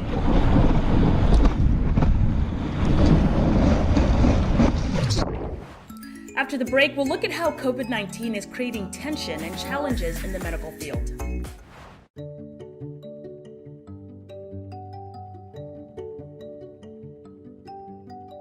This is a country that I chose to become a citizen. I didn't have to become a citizen. I chose to become a citizen. I feel like America gave me an opportunity to pursue my passion as an artist. I really believe that clean eating is a way to a more successful life or a happier life, if you want to put it that way. One of the things that helps me wake up every morning is doing better, being better. We grew up poor, and so I'm always focused on helping the working class be able to have a more comfortable lifestyle. I'm passionate about doing justice every day. I oftentimes say that justice is a verb, not a noun. You know, I believe in action and moving the ball forward. Welcome back. Here with Our Voices, and we turn to a more serious note. Senegalese campaigners say the COVID-19 pandemic is causing a decline in breast cancer screenings as women are avoiding medical centers in fear of catching the virus. Estelle Njanjo reports from Dakar. Senegal's Anti-Cancer League says fewer women are getting breast cancer screenings because of concerns they might contract COVID-19. To boost screenings for October's Breast Cancer Awareness Month, the League partnered with medical centers and hospitals to give discounted prices. For those unable or scared to visit hospitals, the Pink October truck sets up in public spaces and offers free consultations. Those who come here are the ladies who have never been diagnosed with breast cancer. Among those patients, some already have abnormalities or masses that they have had for a year, but they have never done a consultation. The Anti-Cancer League says the pandemic and related restrictions are also discouraging cancer patients for getting treatment. Many have given up on their treatment because of this pandemic, but we at the league level have tried to do our best by guiding patients who did not have the income to travel, by paying their transport and encouraging them to continue their treatment. The World Health Organization says over 10,500 cases of cancer are diagnosed every year in Senegal. 35% of them are cervical and breast cancers. Doctors say when detected early, the vast majority of breast cancer cases can be treated. With this pandemic, I was very afraid to come for a mammogram. But with the awareness campaign made since the beginning of October, I gave myself a push and I said to myself, why not? I'm going to get tested. Senegal's Anti-Cancer League says the campaign has been a success with hundreds of women visiting the Pink October truck daily. Estelle Njanjo for VOA News, Dakar. And cancer cases are on the rise in Kenya, where treatment is not widely available and is expensive. Sadly, there also remains a stigma attached to losing one's hair from chemotherapy. One hairdresser in Nairobi is providing free wigs for female cancer patients to help restore their confidence. Ruud Elmendorp reports. Putting a smile on cancer patients' faces. That's what beautician Diana Akech does by providing free wigs in her Nairobi salon. 45-year-old Mary Nafula, a mother of 3, was diagnosed with cancer a year ago. Treatment saved Nafula's life, but her hair fell out, making her feel exposed. Now she finally has something to smile about. Like what this salon has done to us today, she has instilled confidence in us, and through this we can live positively, we can embrace all the challenges that accompany us, knowing that we are going to heal. Cancer is the third leading cause of death in Kenya, according to the World Health Organization, and the numbers are rising, from 37,000 reported cases in 2012 to almost 48,000 currently. Dr. Gladwell Kiari is an oncologist at the Nairobi Hospital. She attributes the rise to increased cancer screening and a change of lifestyle. We are smoking more, we are taking alcohol more, our traditional diets have changed, and we no longer eat the traditional lifestyle foods that we used to. So we have more fatty foods, we have less water and greens in our food, more processed food. The government responded with awareness campaigns and opening more diagnostic centers across the country. But most Kenyans who live on less than $3 a day cannot afford treatment. Nafula was fortunate enough to be able to pay for cancer therapy. And now having a wig, she's relieved of feeling stigmatized, especially on the streets and often in the Kenyan public transport vehicles called matatus. I was very sick, I couldn't walk, and the matatu guy was like, you sick people, you're supposed to take in an ambulance. You should not enter the matatu because cancer can infect us. I felt so bad. Diana Akech started doing makeovers 5 years ago after a friend developed cancer. The friend lost her hair, but Akech gave her a wig.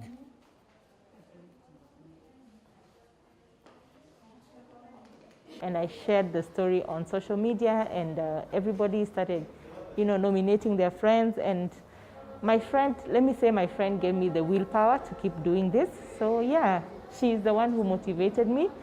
She's in heaven right now, and I'm sure she's very proud of what I'm doing. The wigs cost around $250 each and are paid for by donations from hospitals and companies. For those recovering from cancer, the journey is often long and painful.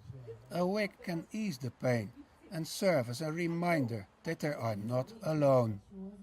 Ruud Almendorp for VOA News, Nairobi. What a fascinating story, and that brings us to the end of our show today. Thank you all for watching, and remember, to get the latest from VOA, be sure to visit our website. We're at voanews.com. And you can also find Our Voices on social media. Our handle is @VOA Our Voices. Until next time, it's goodbye.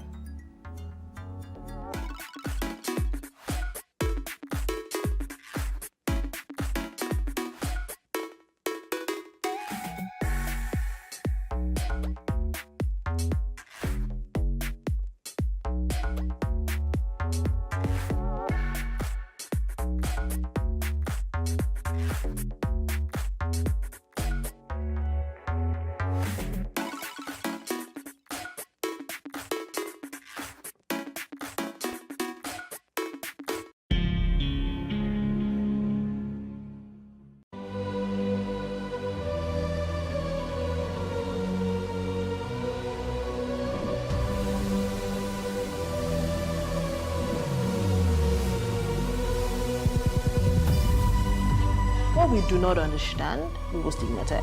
What you can see is the remaining of the tanker that exploded. He suffered equally confessed.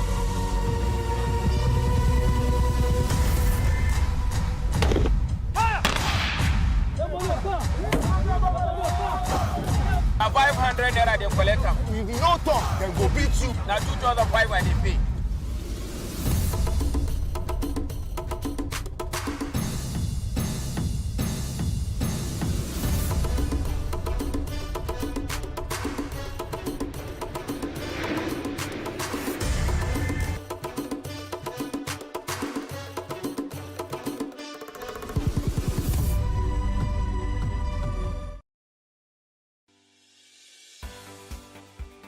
Businesses in Africa can be very challenging.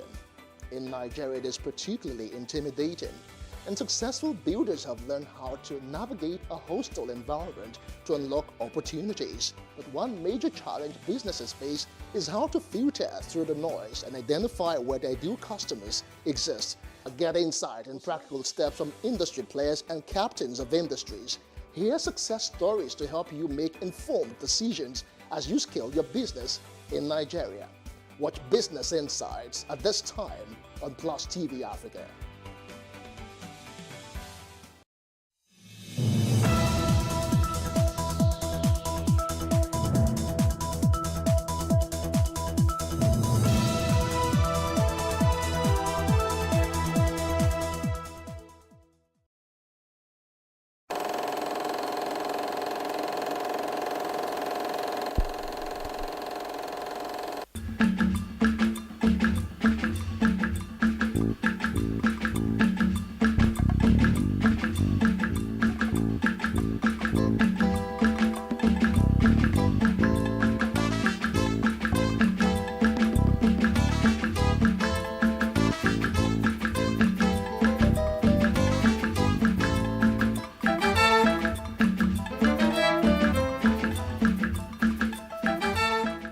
Hello.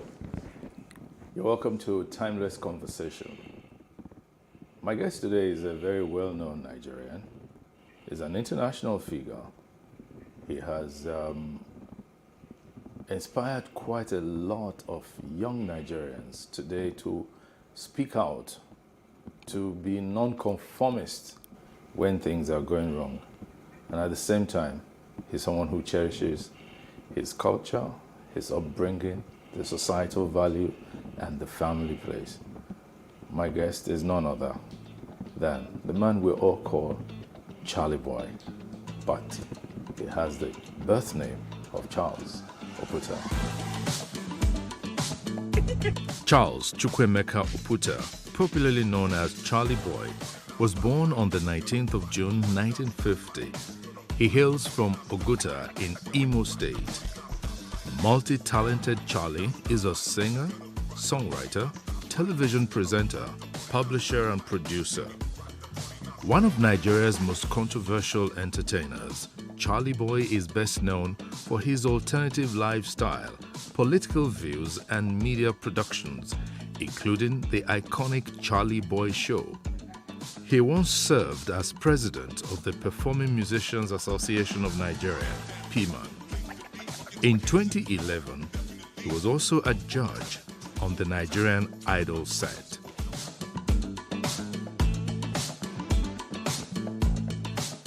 You're welcome.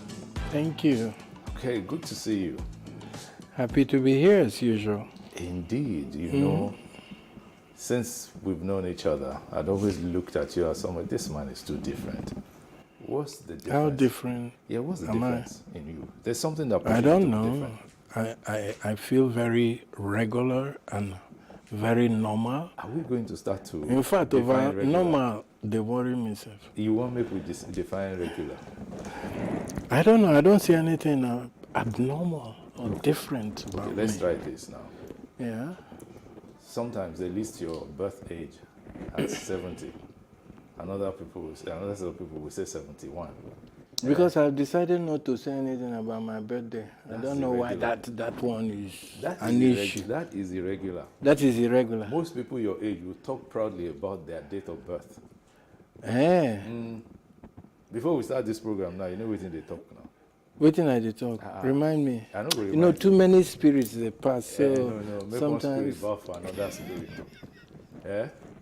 Truly, Okay. Why don't you want to talk about your actual date of birth? Because, you know, we get football age, we get passport age, we get spiritual age. You can assign any age to any of these different compartments or departments, you know. And because in the beginning, I don't give many dates, so I don't get confused. I know, I don't know really what it is. But one real age that is there is what? The real age, the last time I looked, it was 70. That was last year. Last year, 2020. So 19th of June, But, 1950 led us to 70 in 2020. That's what they said. There you go again. That's what is coming up. Unfortunately, my mom is late now, so we would have asked her. She would have been the only one who would have To remind you. specific. To remind you, because To I know she remind told me.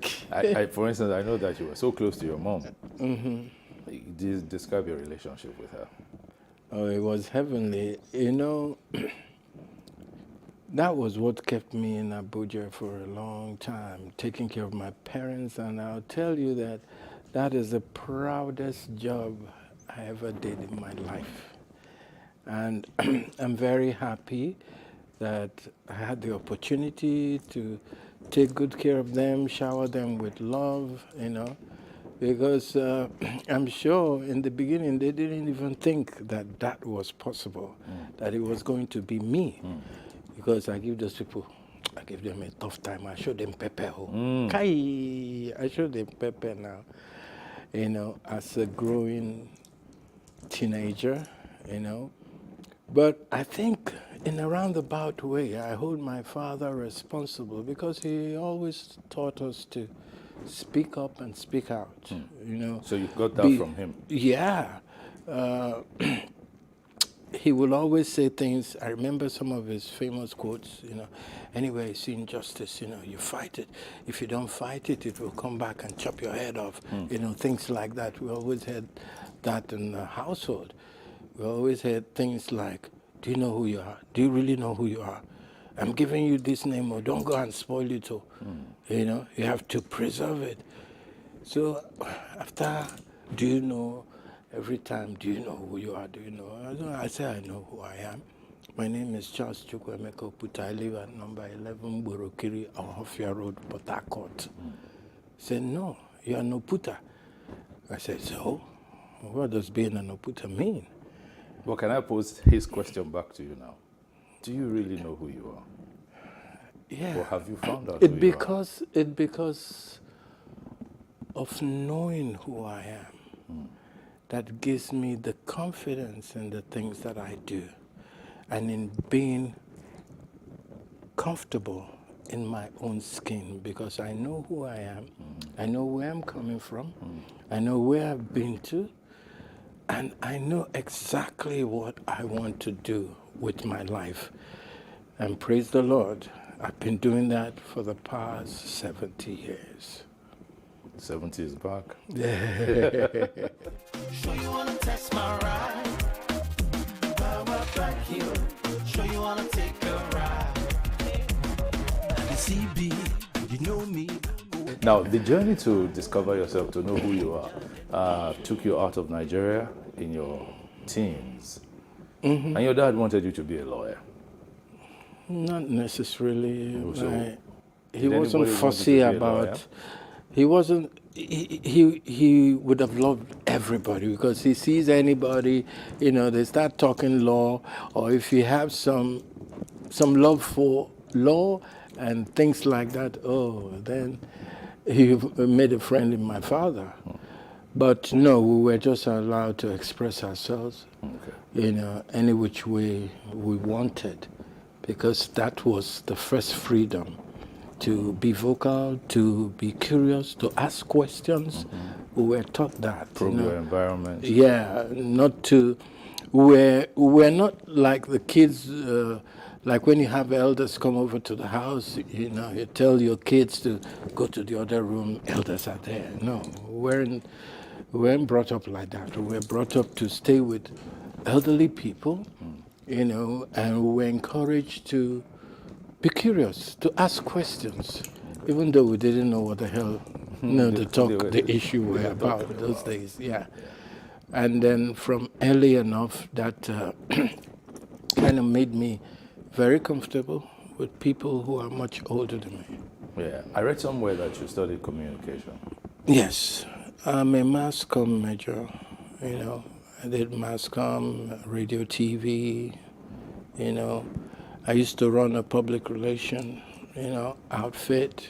You know, we specialized in TV program, radio program, adverts, stuff like that, the documentaries.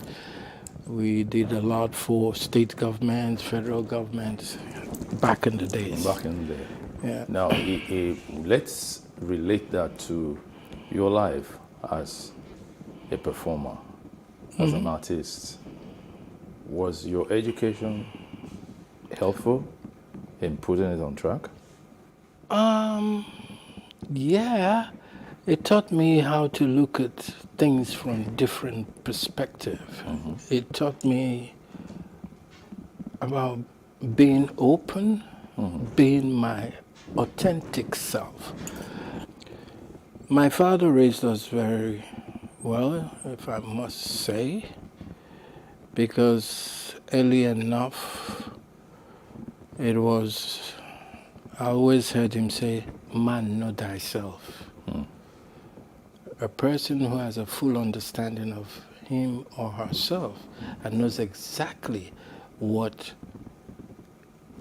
he's been given grace to do will only find fulfillment in the things that he or she does. That's deep.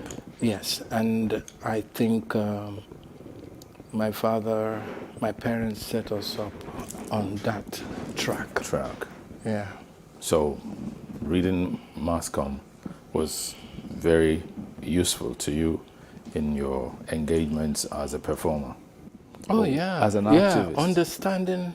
As an activist. Yeah, understanding the human psyche, understanding, arty people, they like to exaggerate a lot, and where your stunts, your hypes have become effective is when people start to see you in different lights. Yes.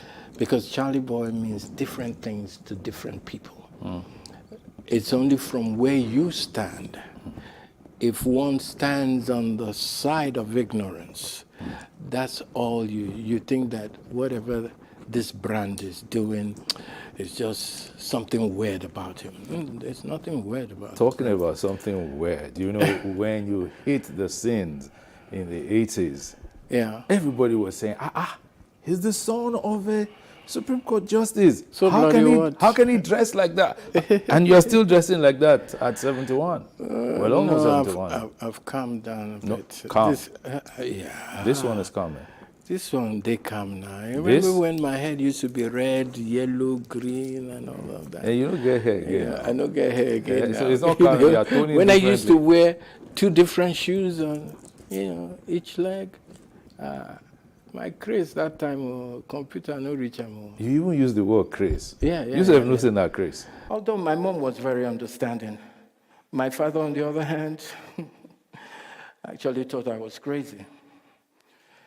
I say crazy because a lot of people out there too thought that the flamboyant image I built as Charlie Boy was crazy, weird, too loud, too flamboyant, not acceptable, perceived as not responsible, especially for the family image.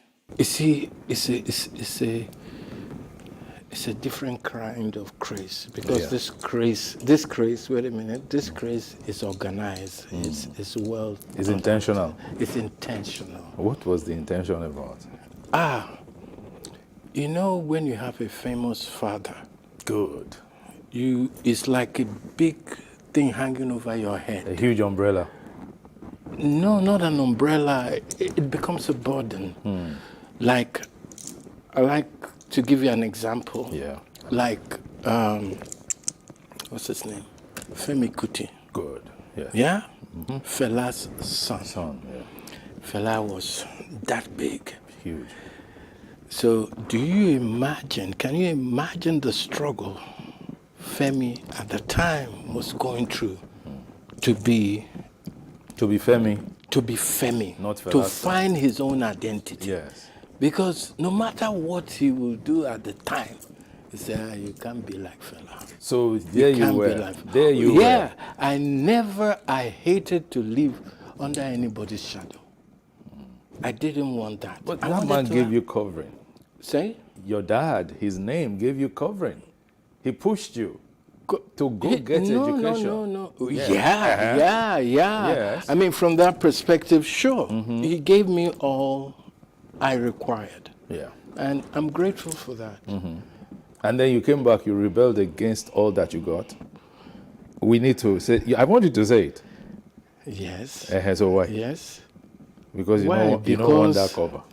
Why? Because you can't just call me up one morning and say, here, take a letter, go there, pack your bag, go and start work. No.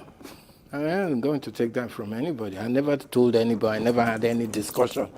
Say, I'm going to go into paid employment 9 to 5. Yeah, we not discuss that. So when I got that letter one morning, that was in Owerri. I didn't say I know they go anywhere. That was when our fight really started. You say, why? Everybody, once they finish university, then find work. We don't find for you, you no one work. I said, I didn't have that discussion with you. Oh yeah, what do you want to do? Because I was tired of living under this shadow. I wanted to break away. Break away. I wanted to do my own thing. Not break away, break out. break out. Yeah, I wanted to do my own thing. So when it came to a head, when they asked me what I wanted to do, and I said I want to be an entertainer. Of course, now everybody was disappointed. So that was when I decided I was going to cut the umbilical cord between me and my parents. At that time, we were in Owerri. So luckily for me, he was promoted as a Supreme Court judge. So he went to Lagos. Then me, we from America, come back. Now village I go enter. You don't see that kind of thing. Yes, sir. You wanted to for 7 years. He was hitting the reset button. Yes. Now village I go start to build the brand Charlie Boy. And for that, those were the darkest 7 years of my life. Wow. Because that was when I came to appreciate poverty. Poverty? Struggle, yes. Why? Why not? Because what grows in the village, really? Villages are where people go, elderly people, senior citizens go to relax and fade out. There's no prospect in the village, but even though I had a recording studio. There's rejuvenation. Rejuvenation? Yes. When you are young, you're not talking about rejuvenation. You're talking about your burning ambition. Yeah, but if somebody give you contact, you say you don't want. Why go on to 9 to 5 now? I want to do my own thing now. Other people know they succeed when they do their own thing. They do. Must I But that was go all to he pay knew. Huh? That was all he knew. He was offering Yeah, what he knew. no. Well, I don't blame him. Okay. You know, parents are usually, sometimes they're overbearing and they worry a lot about their children. I've learned from That's very true. my parents to worry less. Because look at how I turned out. I'm sure in my father's wildest dream when I was like 15, 20, he wouldn't have believed it. Because I always said, oh, you just want to throw your life away. But I knew exactly what I wanted. And I wasn't going to throw my life away. But I was going to do it my way. So after 7 years, what happened? After 7 years in the village, well, an angel I met in one of my rare trips to Lagos to, scout for a recording company, see who will, take my body of music. And, I met Tina Onwudiwe. Onwudiwe, yes. Yeah, the African Oyibo. Yes. She's late now. Yes, she is. And that woman did a number on me. She was the one that restored first my confidence, because 7 years in the village robbed me of my confidence. I started to have an inferiority complex. I was avoiding my friends who I thought were doing much better than I was, and I swore never, ever in those 7 years to go back to my father to say, help me out. I was just going to ask that in those 7 years, what was your relationship like with your dad? It was really messed up. We weren't talking. In fact, I can boldly say that I disowned my parents. It got to a point where, I couldn't really take care of my family. I was living with my present wife in the village at the time. Yes. So you can imagine, from America to the village, no running water, no light, nothing. So we're like stuck. But the beginning seemed all right. I just had some few gadgets and stuff. I did one emergency studio where guys would come patronize me. But after the first year or so, everything dried up. Nobody was coming again. That was when I learned how to chop bread and granite for breakfast, lunch, and dinner. And it's usually very tasty. It's very tasty, but too much cholesterol and all of that, not healthy. But that was what we could afford at the time. At that time. So 3 years, when me and poverty would do face you challenge, I had to ask my wife to leave, to go back to the US and walk and see whether she can send some little monies for us, because we just had our first baby. my last boy, before she traveled. So I think my son was just about 9 months or a year. Okay, before they both left. Before, they didn't both leave. Oh. My son stayed. I was stayed. Oh, you were taking care of him? my son. Yes. I mean, they changed nappy. I mean, they cook within the boy, they chop. Yes. I didn't have a maid. I didn't have anything. It'll be okay to conclude that you're a stubborn man.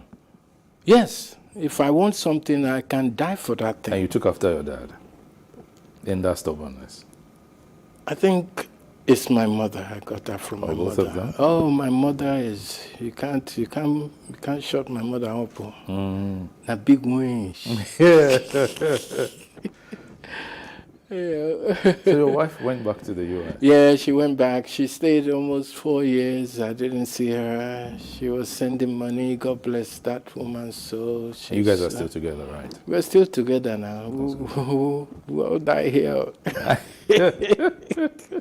But after 7 years, you now broke onto the national scene properly then. Yes, thanks to Tina Onwudiwe.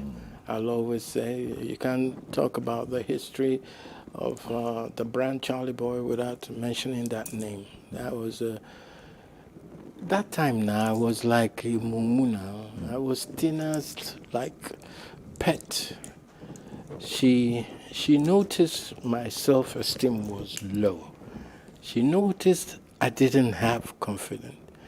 But she admired me for all the creativity at the time. And she saw in me what at that time I did not see in me. Because she was convinced that this was something special, this was something different, and it was going to blow. I didn't see that because 7 years in the village, like I said, took its toll on me. I started to even feel sorry about myself. So she was the one who gave me my confidence back. Now you got back that confidence, and it was easy for you, or wasn't it, to chart a path for yourself, to say, this is where I'm going? Too easy. Too easy. Yes, too easy. So those 7 years were necessary then? Yeah, you have to go through. You have to go through a baptism of fire. I mean, things don't just happen like that. You must suffer. You must sweat small. Okay. In the 80s, you were in your 30s. Now, you're at the beginning of your 70s. Now you're 71 in June. Now, what has it been like? Up and down. Because sometimes I have to be Charlie Boy. Sometimes I am me, Mr. Charles Chukwuemeka Oputa. And all the time that I'm me, sometimes I wake up in the morning, there's one ankle ache, one wrist ache, one headache somewhere. The body. So the body is not adjusting to the commands that but I'm the engine giving. here is still... But the engine here and Charlie Boy, they seem all fresh. They're in sync. Youthful. Okay? And that is why when I leave the Charlie Boy brand, there's that thing that attracts young people, little kids, that lives in that brand that I don't want to lose, because it is the brand's simplicity, openness, authenticity that also keeps him youthful. Now, talking about the youth and being youthful, you have been seen as a huge father figure to the younger generation of Nigerians, at least in the last 3 to 4 decades. And to all intents and purposes, you seem to have influenced the flow of their thoughts. The brand has crisscrossed generations. But there is a problem in our society today, and it is drug abuse. east, west, north, south, everywhere. What can we do about it? We just have to keep fighting it. How? The people who young people look up to, they need to start to talk about it in a more positive light. For me, like, you know, I'm open, I'm blunt, sometimes I'm wickedly blunt as Charlie Boy. You know, I smoke weed, but I will never advocate that for young people. Yeah. I can't, but I'm old enough to know what's good for me and what's not good for me. Yeah. So I do my thing. Okay?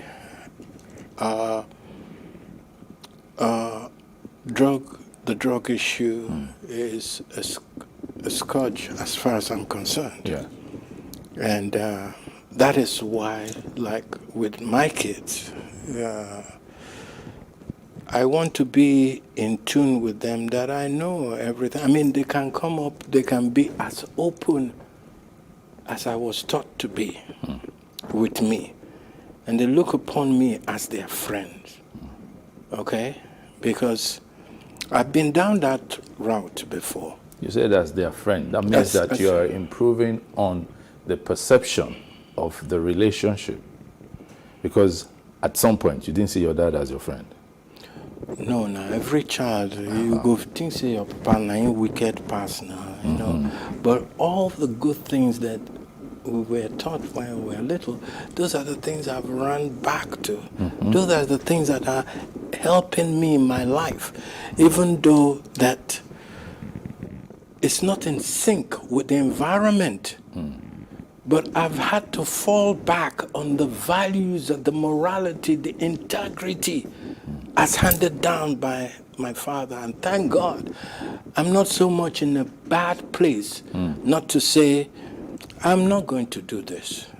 Putters don't do that. Yes.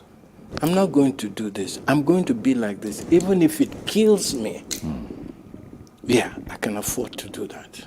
And so that's who I have become. But you know, the difference between me and my father, because in the beginning, my father used to punish also. He whipped me tire. And he scared me from learning, because he would want us to be cramming things. Cram and come and recite for him. That's not learning. So we're not learning because we had fun learning. We're learning because we're afraid. If you don't get this thing, you say make you go cram. It go whip you. It wasn't till I got to America that I knew that even learning could be fun. And I never looked back since then. Since then. I was going to say that, you know, you're a very brilliant man. I don't know about being... It's me talking now. You don't need to agree. Okay. If you say so. I mean, that's something I needed to say so that I could put you a bit in a position that would be uncomfortable, because you don't like talking so much about what you have achieved. I don't think I've achieved anything. Oh, yes, you have. It just maybe a little. If you had it, for instance, there was a time you were the one who came out and quelled the uprising that Okada riders were about to embark upon in Lagos about 2-3 years ago. And as at that time, you had even stopped riding publicly. That's an achievement. You were a voice, and still you are a voice that people listen to. Yeah, I know that a lot of millions of youth have been inspired by my lifestyle, by my story. They've been inspired in such a way that they now understand that they can't give up on themselves or their dreams. And it doesn't matter whether it's your father, your uncle, don't let anybody run your life. Live your most authentic life. And I don't know how it sounds now. It may sound too analogish, but hard work does pay. So, hard work pays. Still on the youth. I don't hammer. I want hammer. That's what you hear. That motor winning they drive. That's what I covet. I claim it. How? What can we do? Because the young people are looking at the elders. They're they're copying all these things from their elders. They are not living in isolation. Monkey see, monkey do. They are waiting how Papa live their life. Now then they copy so. How the people who, by God's grace, are in a position of leadership, how they messed up. They messed up our environment, they messed up the system. You can imagine the plight of young people. Government has failed them. Community has failed them. Parents have failed them. Where should they turn to? In our time, in your time, we had support system. If you are naughty, you're not in your neighborhood, and you're in some other neighborhood, and you do something naughty. In our time, somebody could see you and say, who you be? Who be your papa? After you don't ask that question, say, oh, no, they behave like this for this house. He go correct you, he go send you back, go meet your parents, say, this is what I found your kid doing. Everybody's eye was on the young people, the teachers, the community. Yes. Because for my time, when you don't finish like class 5, before you go to the university and you have a good result, before you come back to your house, many people don't call party for your head. Yes. It was a thing of pride for parents to say, my son is doing so well in school. It wasn't about the money. But would you say there's also the part played by population explosion? It's population explosion, wrong priorities, wrong values. You know, after the war, when we now started to adopt the system, my teeth better pass your teeth. Now there everything crash. Because a thief is a thief. There are consequences of stealing. Yes. So all thieves should be prosecuted the same way. Same way, yes. You know, be when your man there for position of power and he's a bloody thief, you say, no, it's okay. But when my own thief come now, it becomes a problem for you. Until we can solve that. It's a mindset thing. Yeah. Your thief is better than my thief. You're saying there must be equality in justice. Precise now. Precise now. Do A as you take do B. The problem we're having in Nigeria today is because of the too many injustices everywhere. In the north, in the south, in the west, in the east. Injustice everywhere. Let's evaluate the problem of insecurity in our country. There's so much call for breakup. North wants to go, East wants to go, West wants to go. Where are we going? We're entering a big dark ditch. We don't know who is flying this plane. This contraption called Nigeria, where is it from? Is it our creation? Or is it the British creation? So, if you have leadership from the 19th century, it can't fit in the 21st century, can it? It can't work. It can't, yes. Yeah? If you have a building with a faulty foundation, with the foundation of the building, they're not doing well. Then after it don't be like 2 stories, you want to put the 3rd, the 4th, the 5th on a faulty foundation, will that house stand? My brother, it no go stand now. Yeah. So what's the solution? The solution, bring down this house. Start again. Because whether we like it or not, what is coming, what is about to happen to us is worse than what we've seen already. By bring down the house, are you saying restructure? We start, it could be restructuring. if we go agree. Because you see, this is a give and take situation. Husband and wife live together. They no go talk.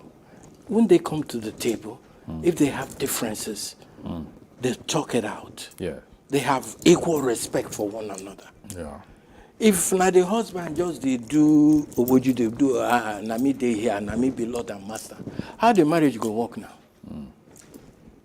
That is it. Because before we used to have this regional system where we made contribution to the center. Yeah. Why monkey go to walk babu the chop? I don't understand. That is the injustices that I'm talking about. That is why Biafra people want to go their own. Oduduwa people want to go their own. Arawa people want to go their own. Because they can't stand these injustices. So until we come to the table to have that conversation sincerely and genuinely, I'm sorry, it's going to get worse. Then we now bring down the house. The house will fall, bata, bata. Then we can start from beginning and correct that faulty foundation that we failed to correct in the first instance. That's your prescription. That's my prescription.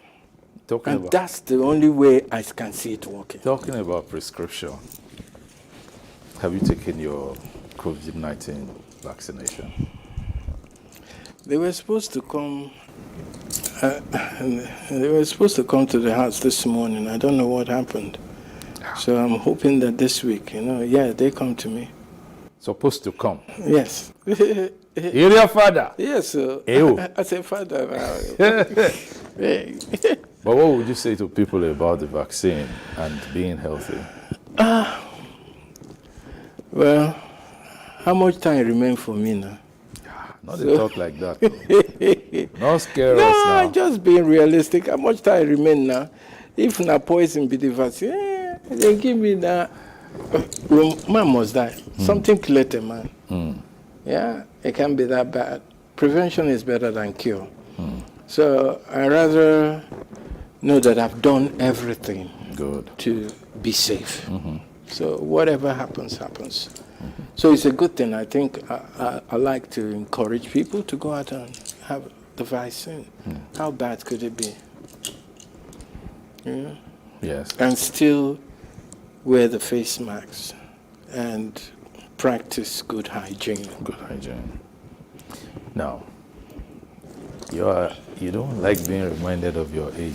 You love being the one to tell us that you are. because age. What is Wait age? now, I Age never is finished neither- the thing Okay, now. sorry, Make you sorry. hear me now. Which Okay, one? Okay. See, in regular society, everybody will be calling you senior citizen, elder statesman, and all that. All of those things don't resonate with you. How does it feel to be a grandfather? I don't feel any different. I feel the same way I felt 30, 40 years ago. But how It's do you not a big relate deal. with your grandchildren? I have 16. Like my relationship with my children are not like father and son. They're like two adults, two playful, spoiled kids. And that's the way I like it because my children tell me everything. You can't imagine sometimes I'm dazed by what they're saying to me, but I try not to show it so they will always feel that they have a hip father, that I'm with the times, Because the kind things they come out for their mouth, I say, okay, let me bond them anyway. And when I remember as I shaking my parents too, I will just laugh. I go calm down for Jesus because what goes around comes around. It comes around. Yeah. I wish your mom were alive. No, my mom, I had a good time with my mom after my father left. It was 3 years, so all the love was showered on her. And my mom pulled the biggest trick. I don't think she knew that I would have loved to be with her as she passes along, but she waited till I traveled when I wasn't around and decided to leave. And for a few days I didn't forgive her, about that. I thought it was, that wasn't the plan. But yes, I had fun with my mother. I always joked about her vision, and that's why I call her a witch, because she was very futuristic in her thinking. She was like a prophetess to you. Precise. So the kind witch where you say your mama carry, you never seen type before. Why? Simple. She was very futuristic, forward thinking. She held my father. That woman held the house. My father was a player. But my mom tamed him. And tamed all of us, more or less. But she was also very soft towards you.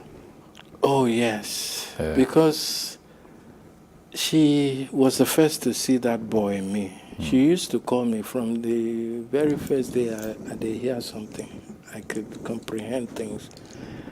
She used to always call me Charlie Boy. So that name, that's how that name came about. Because that was my pet name. So the Charlie Boy actually came from her? Yes. Yeah. That's why they call her witch. Yeah. And when people want to get into issues about how old are you, I say, I beg when I leave that thing. If my mama be witch, waiting things, I have vampire blood now. What do I have to do with old age? You had your first child at 17? At 16. 16? Yeah. I'm from Bele spoil now. From Bele? From Bele. Tell me. I make, if to say all these funny pastors, they for that time, night vigil, them for the carry me go now, deliverance. Yeah, But your mom took care of your first child. What's your relationship with him now? I didn't even agree that it was my child now. Now, when I come, things begin to work out for me, that I became more mature, that I went back to look for him. But then, at that time, we were supposed to be in school, not going around and getting women pregnant. Wow. Wow. Yeah. But your mom did not, she didn't give up on you. No, just like I can't give up on my kids. You know, like I told you, children are like monkey see, monkey do. I've always seen my mom and my father together since I was born. Yes. Even when they have challenges and issues, before I turn my head the other way, I see them stealing kisses, holding hands, you know. And that's why you're still with your wife? I guess, because I wanted to be better than what I saw. You understand? Will you give yourself a pass mark now? Or would you grade yourself, looking at their sheet and your sheet? Yes, I've tried. 45 years is no more now. Yes. Staying with somebody, no. The same smell, the same body, the same face, the same routine. I try. Over-try worry me. Something to say to her? She's my best friend. She knows that. Look into the camera and tell her. I don't have to be looking into the camera to tell her. She knows what she knows, and that's why we're all dying here. Nobody's going anywhere. All right, we're about to round off this session of talk, but we won't go without talking about how to sustain older people in their old age. You're an old man now. What are your needs? What really are the needs of an older person? You see, I'm always, like I say, I'm such an exceptionally blessed person. Only God fit understand. Okay? The kind blessing where I get, sometimes I don't think I deserve it because it could have gone the other way. Yeah. You understand? But I think that I'm living my life on purpose. because I'm doing really what God had always intended for me to do via people. I love people. I don't like to see suffering, people in agony. So my heart is always going out for the underdogs. And I got that from my mom. My mom was generous to stupidity. And my father had a little bit of that. And I know that I'm not even supposed to be alive as I'm talking to you. No, because my youth was rough. I got into all kinds of things, okay? Even drugs. But I healed myself because those were the American years. Dark days.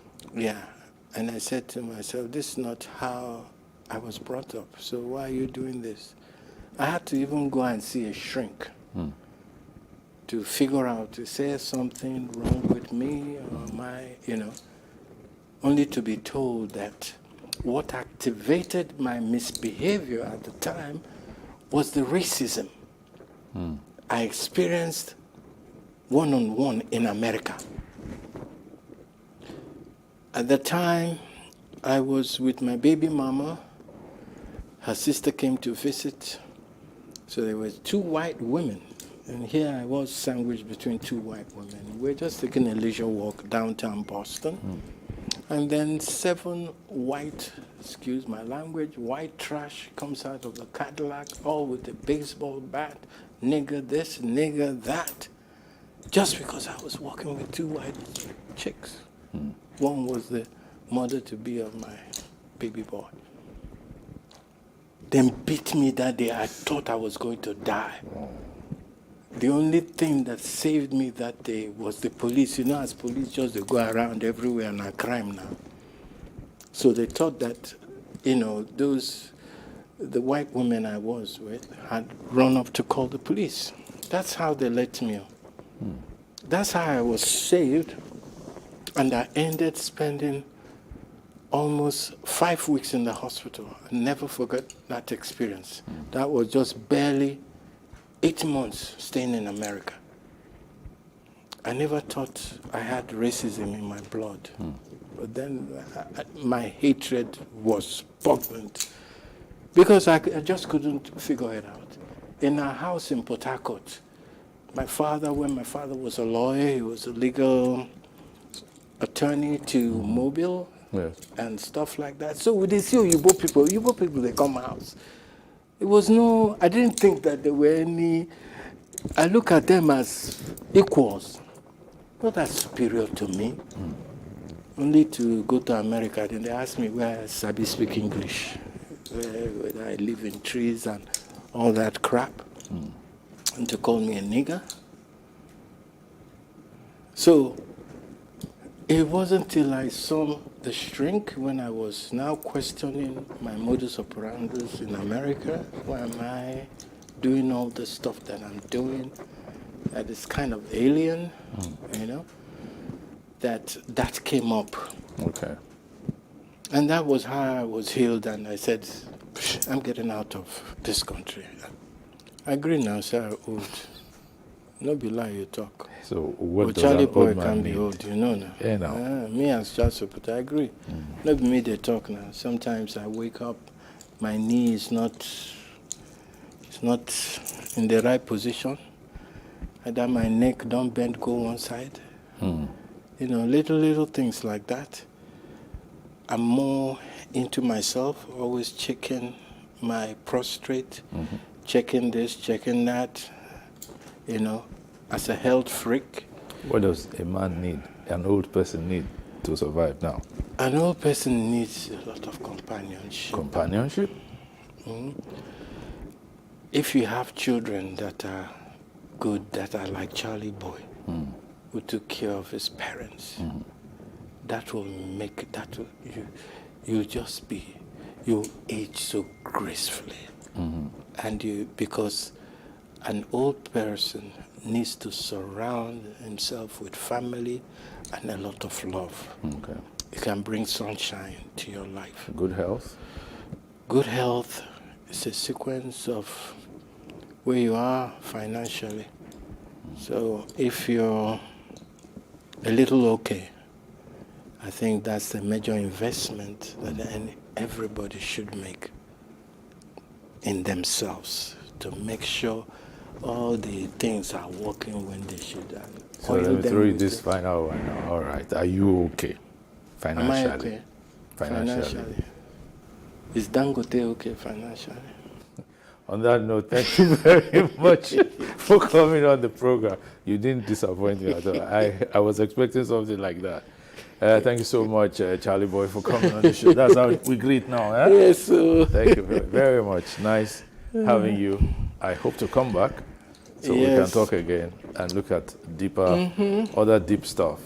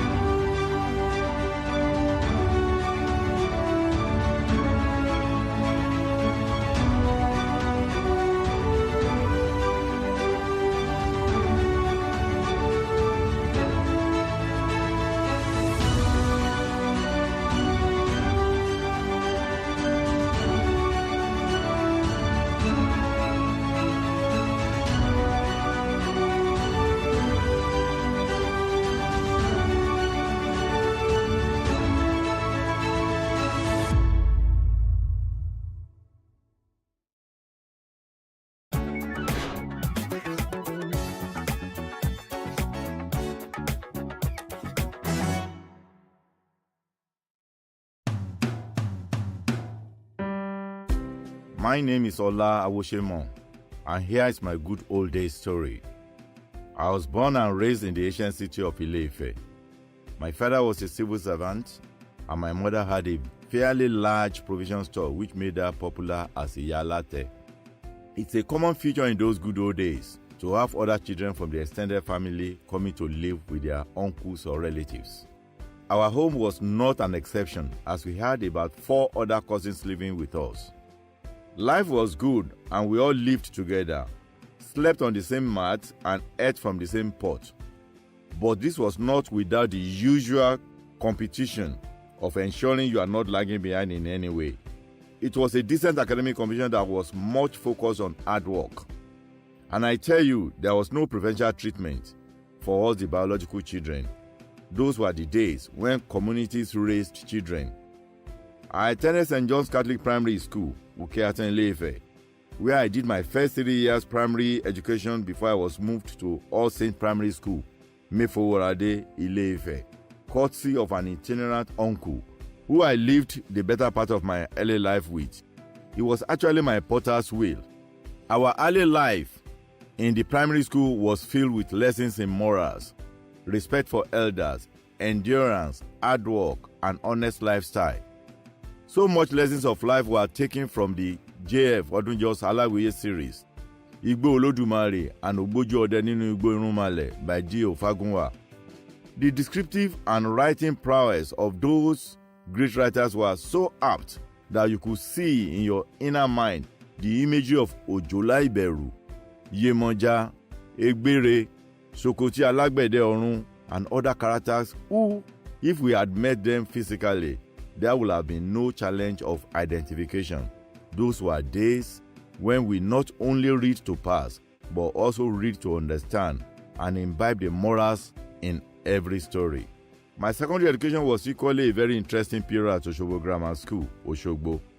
It was an opportunity for a real native boy like me to meet with stylish Lagos boys and girls in those days, who would always come and tell us about the exploits of the great Thunder Balogun. Remember the story? Thunder, don't forget your left. Those were the days when our heroes were duly celebrated.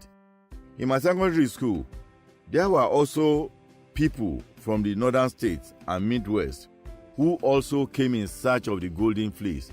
We had great moments as students of Oshograms.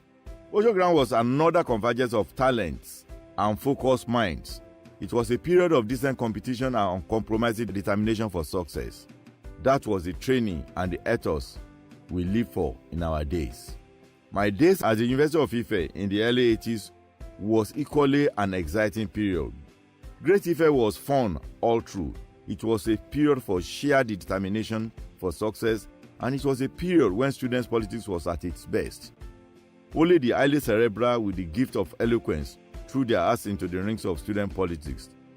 They were driven solely by their convictions and a passion to better the lots of students.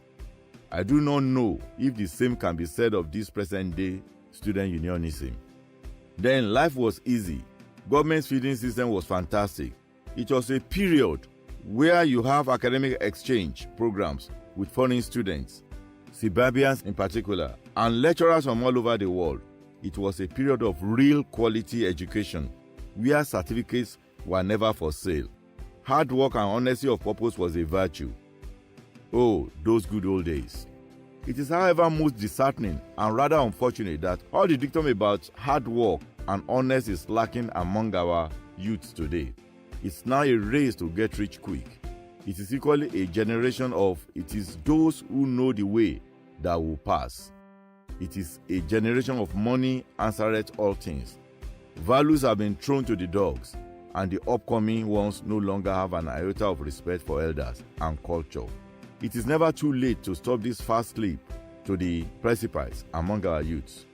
We can have a cultural rebirth and a sound ethical orientation that will give our youths a better vision of a new day and a promising tomorrow that will outshine the good old days. We can make the giant leaps that will make the great differences in the lives of our youths. We can do it. We can change the narrative. When there is a will, there is always a way. I therefore join Sir Shemore Badejo in this determined drive towards a greater and more promising future for our youths. After all, the beautiful ones are not yet born. Thank you.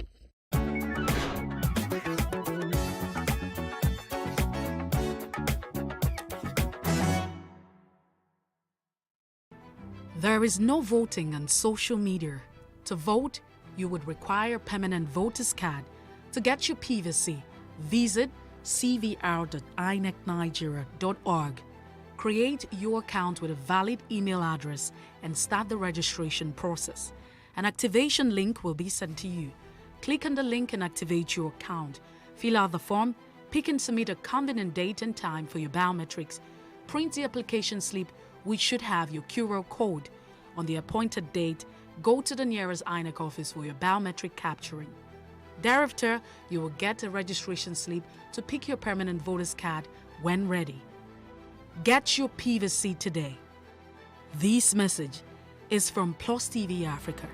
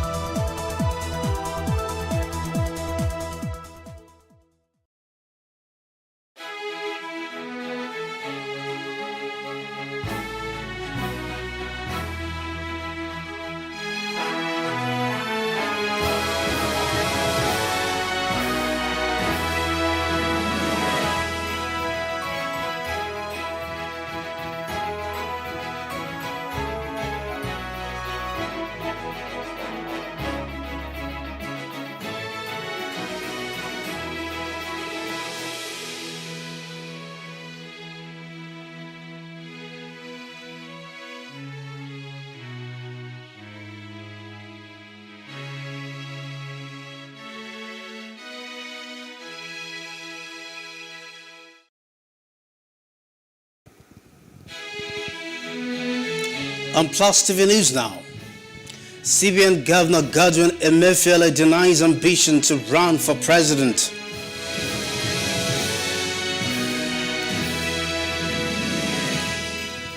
Egyptian army foils terrorist attack in Sinai.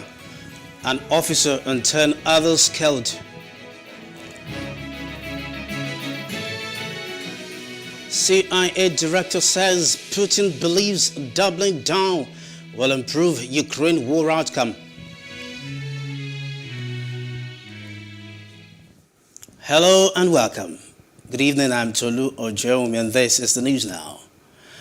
A two-story building on Kurusagadi Street in the Agor Palace area of Lagos State collapsed. Our correspondent gathered that people residing in the building vacated the premises immediately after the building gave a sign it wanted to collapse. No casualty was recorded during the incident, and the site of the collapsed structure had since been handed over to the Lagos State Building Control Agency. In the meantime, CBN Governor Godwin Emefiele has denied running for president hours after a group purchased the APC nomination form for him. In a series of tweets on his official handle today, he thanked those who raised money for the purchase, but said he would buy the form with his own money if he's seeking the post. Now, the president of African Development Bank, AfDB, Dr. Akinwumi Adesina, may join the 2023 presidential race on the platform of the APC. There are indications that Adesina might pick the nomination and expression of interest form next week before the deadline. Adesina, a former Minister of Agriculture, is the first Nigerian to occupy the top job at the Development Finance Institution. He has served in several high-profile positions internationally, including that of the Rockefeller Foundation. He is serving a second term as AfDB president, which will end in 2025. The Director General of the Tinubu Support Group, Abdulmumini Jibrin, has dumped the APC. He announced this via his Twitter handle today. He said he would announce his new party soon. Meanwhile, Asiwaju Bola Tinubu has said the country under President Muhammadu Buhari is great because since the inception of the administration, many things have changed positively. He disclosed this today in Yola when he visited APC delegates to canvass for their support ahead of the presidential primaries. He said at the moment the country needs serious leaders that will make Nigeria greater and take over from the good works of President Buhari. It is a great country. There are so many things we can do. We all need to focus and be determined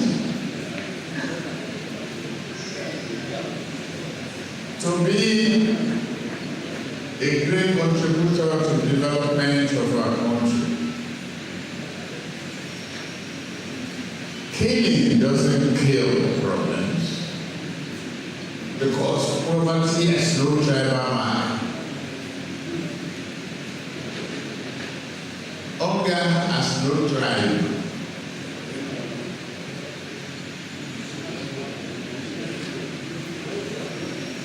It is only God Almighty that can give you the blessings and the protection that you desire. Is through hardworking and belief in God that you can achieve your goal. This country has all the potential to be great. But we cannot say potential by mouth. We have to work towards it. We have to choose leaders with intelligence, capacity, courage, and perseverance. Meanwhile, former Vice President Atiku Abubakar says Nigeria has been wallowing in disunity because the APC government has been unfair to all parts of the country. Atiku stated this in Abeokuta, Ogun State, while addressing PDP delegates ahead of the presidential primaries.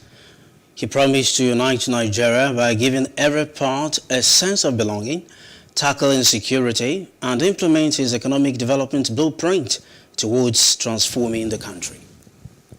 Unity is because the APC government has not been fair to all parts of this country. And I promise to unify this country. I promise to give a sense of belonging to every part of this country. We have done it before in 1999. When we came, there was also a lot of disunity, but not as bad as this. But the first thing we did was to make sure that we form a government of national unity. And that gave us the calmness and the unity we needed to govern. As long as the country is not united, as long as there is no calm, as long as there is no peace, you cannot govern, even in your own home. Not to talk of a complex country like Nigeria, which is multi-ethnic and multi-religious. So I promise to give every part of this country a sense of belonging. What Nigerians need, what the youths need, is not money, but an environment, an opportunity for them to have sustained livelihood.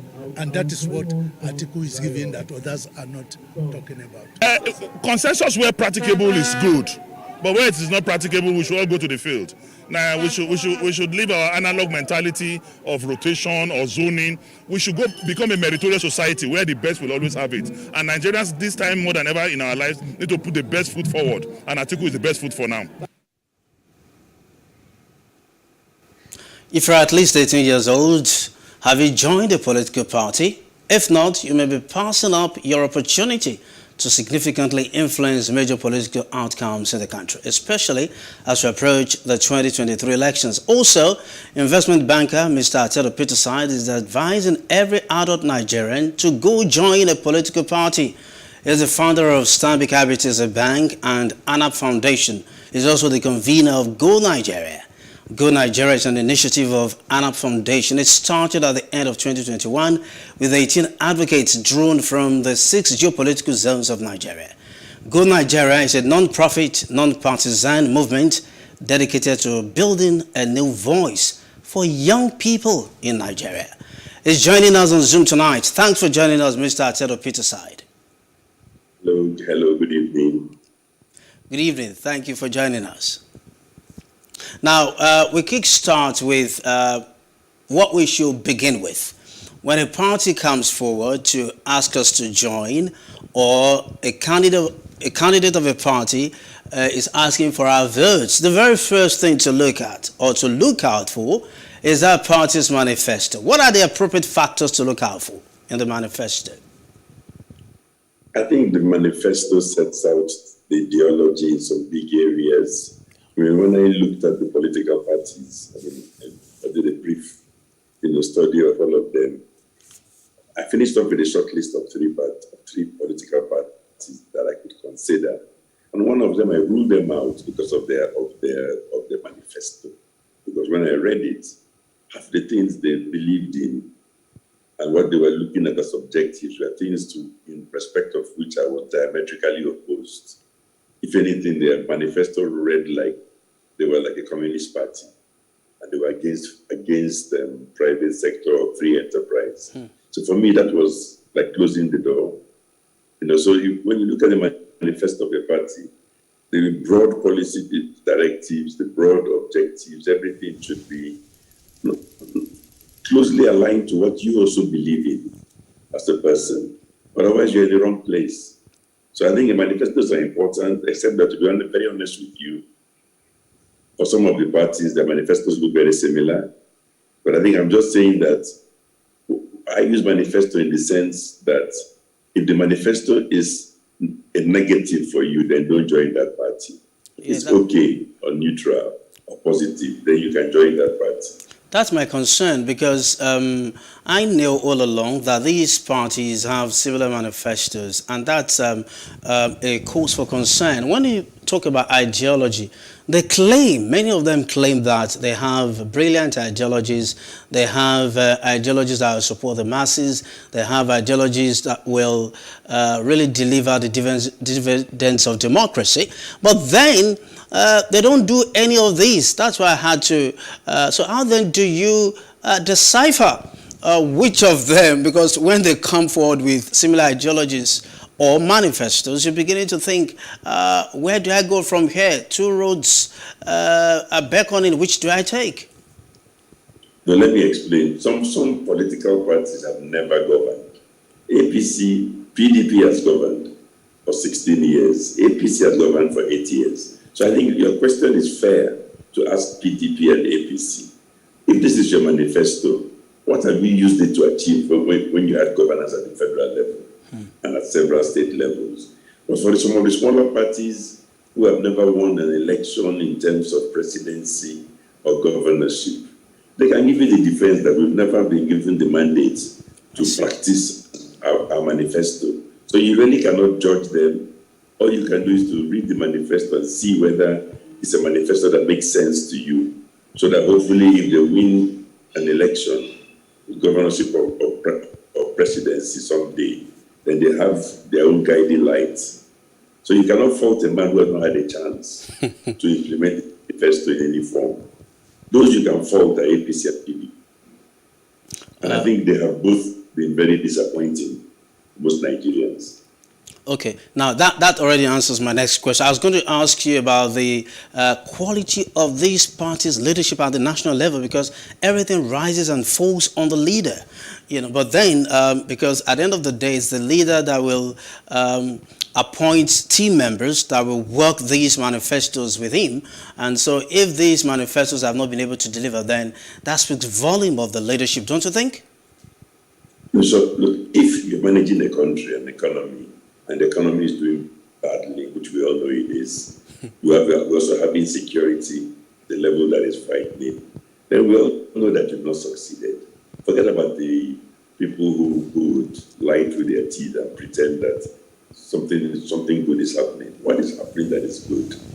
Tell me. About the only good news of recent, anything that I think is phenomenally positive, is the new Electoral Act, which was signed by President Buhari. It's about the only claim of good news in recent times. Everything else is bad news.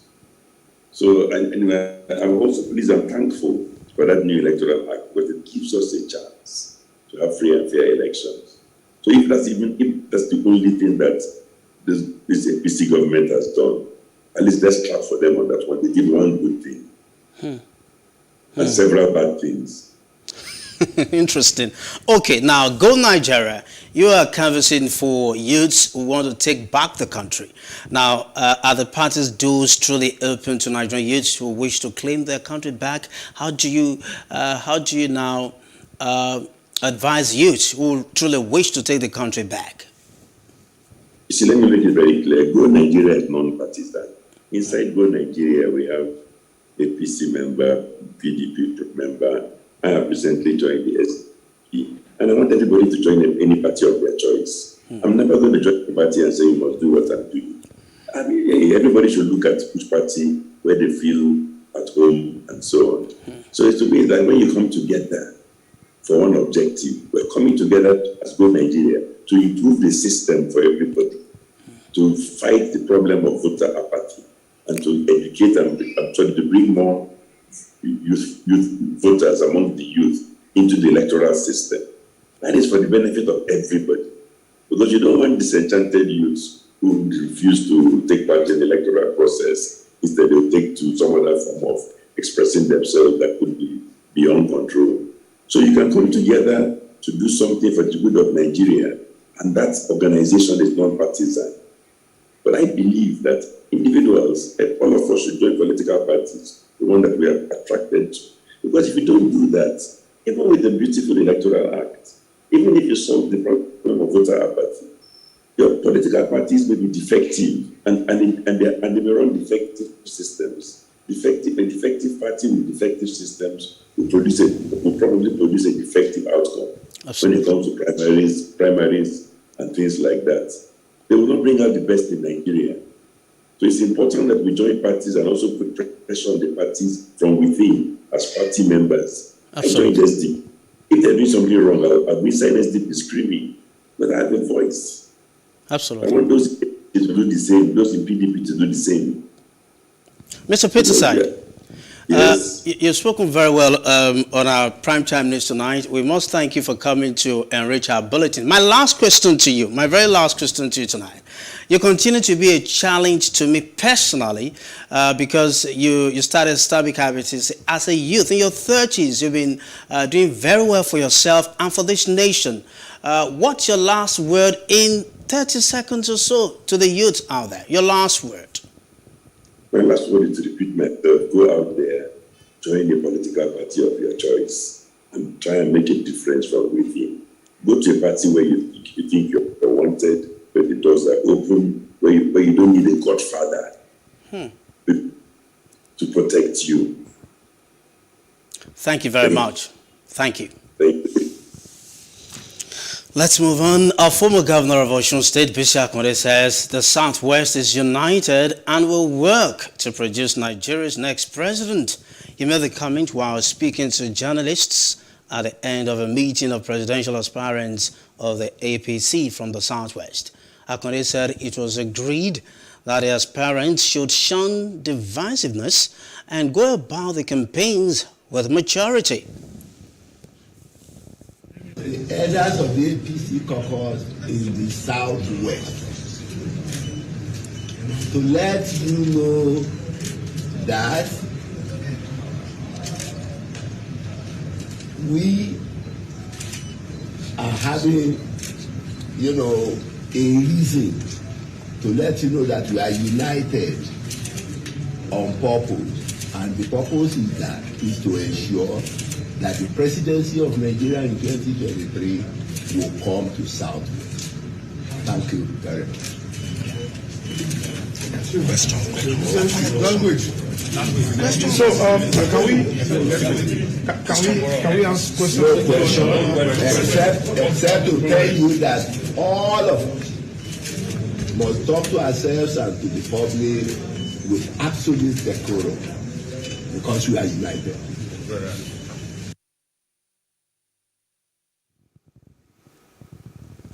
When I've been joined by political analyst Godwin Etakebwebo.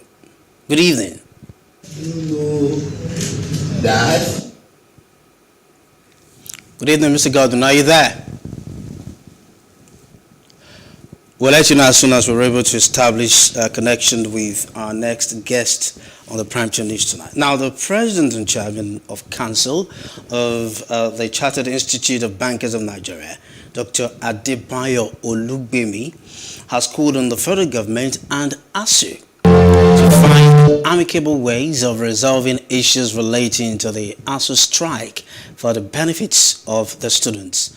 Dr. Olugbemi made the call in Owerri during the commissioning of Bankers Hall built by the association to promote the study of banking and finance at the Federal Polytechnic, Nekede.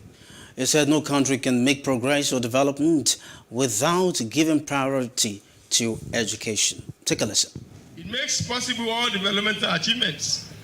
As such, there is need to unleash the potential of the human mind, and there is no better tool for doing so than education. It is for this reason and on this note that I want to passionately appeal to the federal government and the Academic Staff Union of Universities, ASU, to find a way to amicably resolve the issues relating to the lingering ASU strike for the benefit of our teeming youths and the educational sector.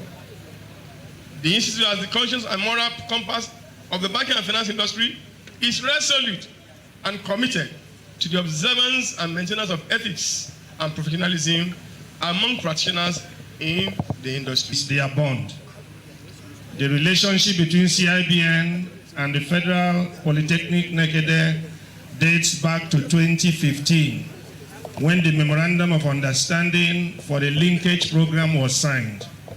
Since then, we have continued to encourage our students to leverage on this opportunity to become chartered bankers. As a result, in 2020, Federal Polytechnic Nekede was rated the best linkage institution in Southeast. It's something like this that we want for our country. That those who have opportunity and leadership in our country must think about value, adding value wherever you are. I think that is very critical, that's very important, because today the CIBN has added value to the Nekede Polytechnic. Now, the Minister of Aviation, Senator Hadi Sirika, has begged Nigerian Airlines to suspend the planned shutdown of operations from Monday over the high cost of aviation fuel. Nigerian Airlines, under the aegis of Airline Operators of Nigeria, AON, yesterday announced plans to shut down operations from Monday due to the high cost of aviation fuel. The minister urged the airlines to consider the multiplier effect shutting down operations would have on Nigerians and global travelers in general. Sirika assured Nigerians, especially stakeholders, that the Buhari administration remains stoic in its commitment to the creation and sustenance of an environment that promotes the growth of the aviation industry. We'll take a break now and we'll be back shortly. Please stay with us.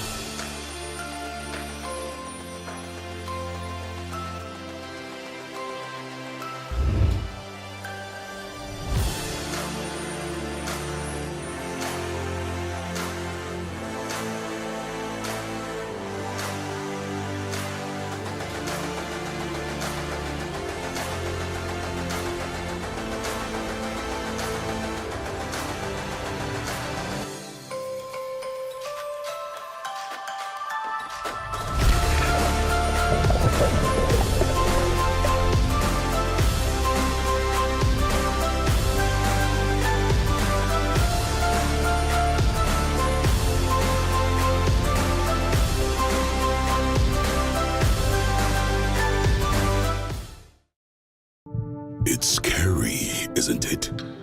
Putting yourself out there, ignoring the voices telling you you can't.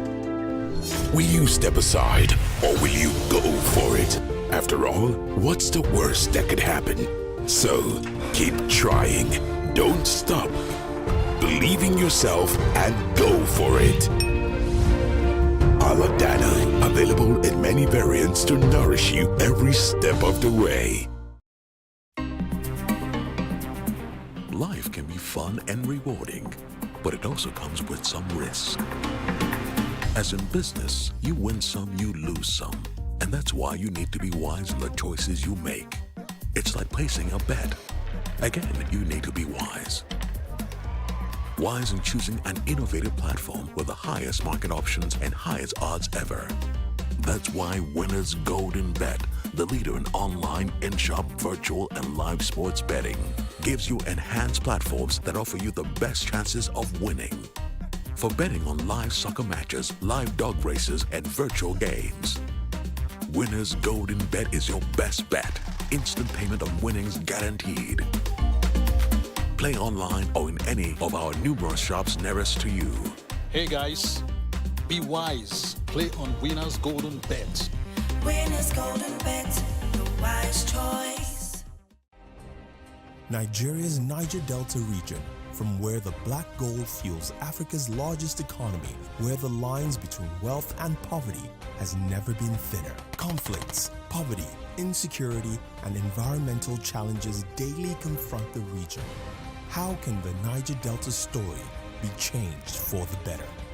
Join Mamude Akuga at 9 p.m. every Friday evening on Plus TV Africa as he probes deep in search of solutions. inside the Niger Delta with Mamode Akuga, the authentic voice of Nigeria's oil-rich region.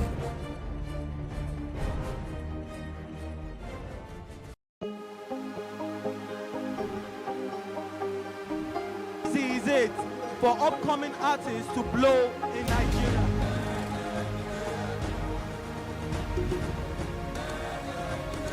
Welcome to Plus Trending. I am Buki November, your host, saying thank you.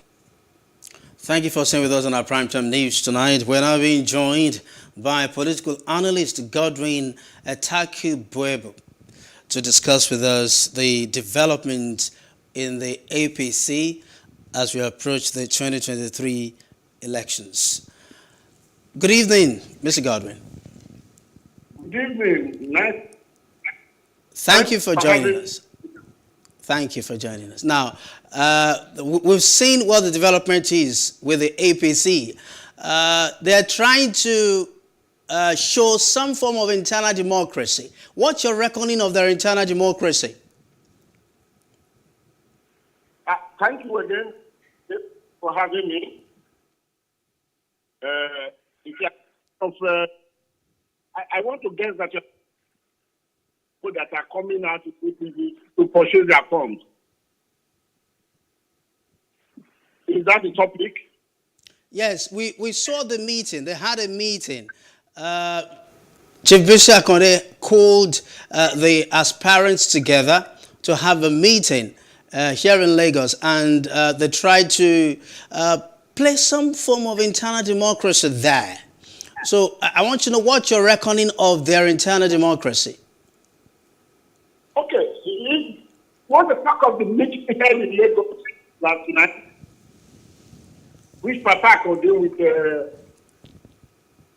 Oshoba from the state convened, there must be a lot of people which preluded why conclusively. One, the meeting was hosted by Lagos State Governor Sanwo-Olu in Lagos State Government House, Marina. And one of the major invitees, Ahmed Bola Tinubu from Lagos State, that itself, that others are brought to Lagos in the house supposed to be called the Tinubu, does not talk of expectation. One expected that not a meeting to have a good stand that be placed somewhere in the background, like the place that, or take it to Ondo or somewhere else. But it came to Lagos, means there must be apprehension for people like Oscar invited to Lagos, invited to Lagos, and people are most invited to Lagos. To me, that was one terrible error. They should have done something else. And don't forget again, apart from this, with other people, very, very close. So for that reason, it wasn't expected, it is good to come meet. And at the end of the day, Papa ordinarily advised them not to create character, all of them are good enough to do it. And what that helped us is that the plane that is carrying the presidential product from Pittsburgh is most likely to have passed west. Where it is going, I wouldn't know, because I'm not too free in the aviation industry. Thank you. I thank you. Your submission is also bringing in another dimension, because I wouldn't have thought much of the location of the meeting, but then you're bringing in another dimension.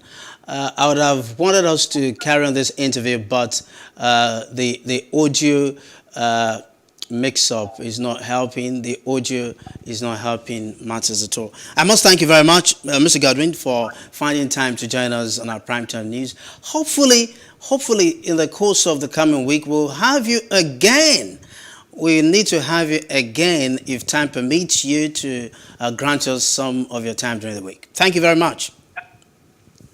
Moving on, aggrieved pensioners have taken their predicaments of being owed 35 and 74 months of pension arrears and gratuity to some anti-graft agencies. The group, on a peaceful protest to the EFCC, ICPC and DSS, is demanding for the immediate payment of 6 months pension arrears out of the 35 and 74 months owed state and local government pensioners. Plus TV Africa's correspondent in Makati, Francis Ter, files on this report presented in our studios.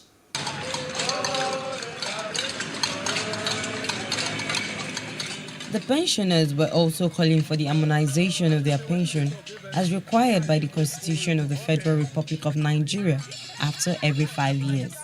One of the pensioners, Jeff Godwin, expressed dismay at the state government's unwillingness to pay pensioners their entitlement despite the federal government's revenue allocation, bailout, and Pari Club and other borrowings. Served 35 years of service. Our dues are not forthcoming.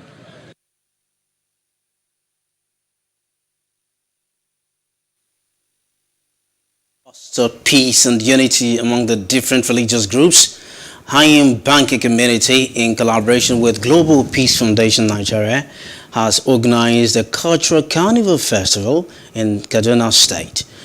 The aim is to strengthen a peaceful, cordial relationship between different people as one big family for sustainable development. Plus TV correspondent Habila Darufai filed in this report. It's presented from our studios. Over the years, Hayim Banki is one of the communities in Kaduna North local government area that enjoy relative peace, harmonious relationship irrespective of cultural and religious ethnicity, living as one in the community. This they do engaging youth, women and members of society, organizing cultural dance and various sporting activities among other things to promote peace and unity in the state. Speaking at the event, the country's director, Global Peace Foundation, Joseph John Ayab, says there is need to give room for stakeholders to come together and have peace without sentiment. Sometimes there are things around us that we can solve them, but we are waiting for government, and government is busy attending to other things. Hayim Banki will continue to be peaceful. And not only Hayim Banki, but Kaduna State will be peaceful. I want to appeal to you that never take the law into your hands. If you see anything happening here, report to the appropriate authority. But when you start burning houses, start destroying each other's property, you are only wasting your time. He appealed to religious leaders to speak to their congregants on the need for unity and understanding, and also encourage the people of Hayim Banki to be a good example of a peaceful coexistence. Kaduna has suffered or has been in the news for so many bad reasons. We want to begin to see good news coming out of Kaduna, and Hayim Banki is bringing out good news from Kaduna. Also, the youth leader, Yusuf Tanko, who organized the program, described it as a huge success and called on the youth to be good ambassadors of peace in their respective locales.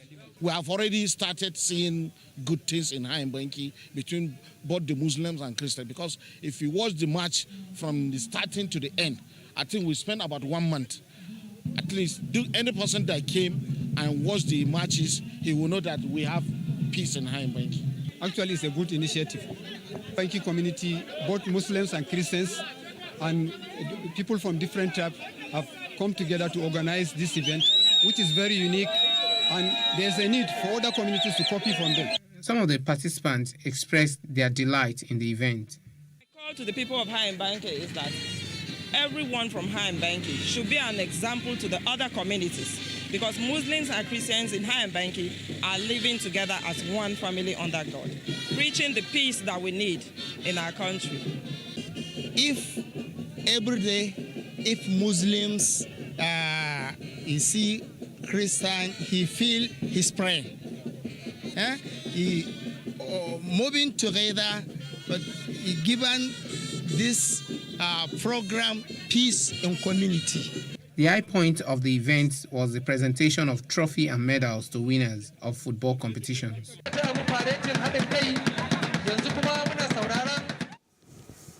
Government at all levels in the country have been charged to emulate their counterparts across the globe, who have since embraced the policies of converting waste to wealth. The Environmental Rights Action gave this charge at a one-day summit on waste management with the aim of achieving a zero waste system where waste is transformed to wealth. Speakers at the event believe that government at all levels must step up their games for the actualization of a waste-to-wealth society. Take a listen. At the level of waste management, a lot of responsibility is reposed on the local government. But how many local governments are rising up to that task? In other places, you have city governments. The local government right now is attending to several cities. And the tendency is that not any of the city gets the attention that it deserves as far as waste management is concerned. Government will generate revenue from zero waste management. The citizens will gain employment from a zero waste system, and the environment will be cleaner, operating a zero waste, in bringing about zero waste system in Edo State. We are calling on Edo State government and every government of this nation to shift into building what we call resource sites. A resource site has good engineering structure with different compartments. Now we are calling for waste segregation. Those that segregate waste in their homes, the purpose is being defeated because waste managers comes, they pick up these segregated waste and they mix them up together in their waste truck because it has just one compartment. Some people will say that the environment is to us alone, given to us by our forebears. And we have the responsibility of putting it to our afterbears, that's to our project, in good shape. So it was given to us by our fathers in good shape. We have a responsibility to nurture it and then hand it over to the next generation. If you bastardize it, your children will be bastardized entirely. As political parties put price tags on the presidential reforms for aspirants, Nigerians react to this amount, and that's on Street Views. Take a listen.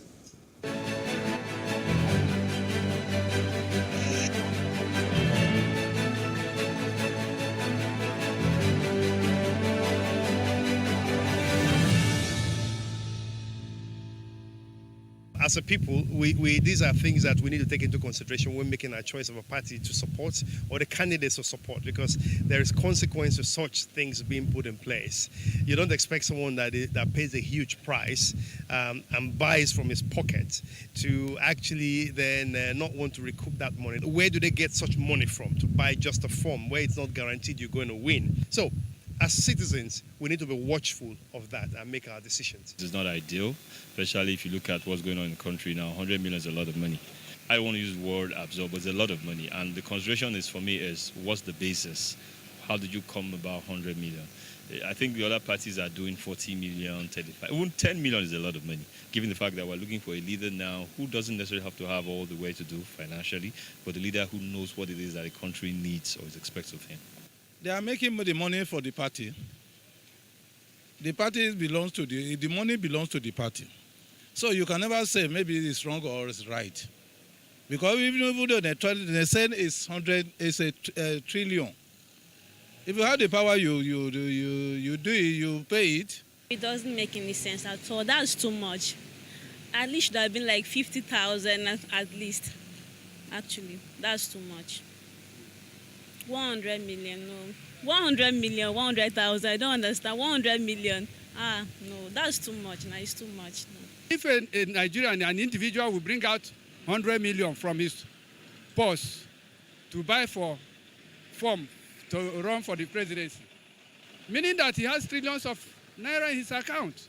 Therefore, EFCC is supposed to go there and find out what is working. If you happen to buy the form too, what are you going there to do?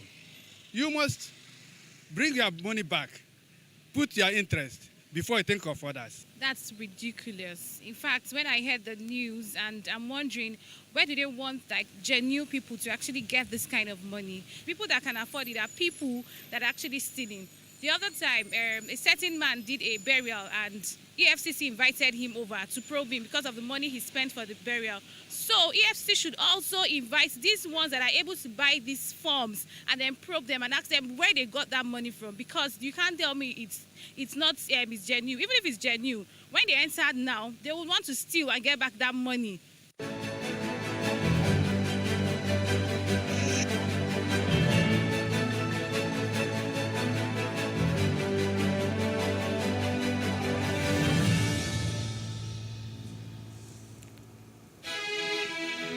Still ahead, civil society presses President Barrow to prosecute former dictator.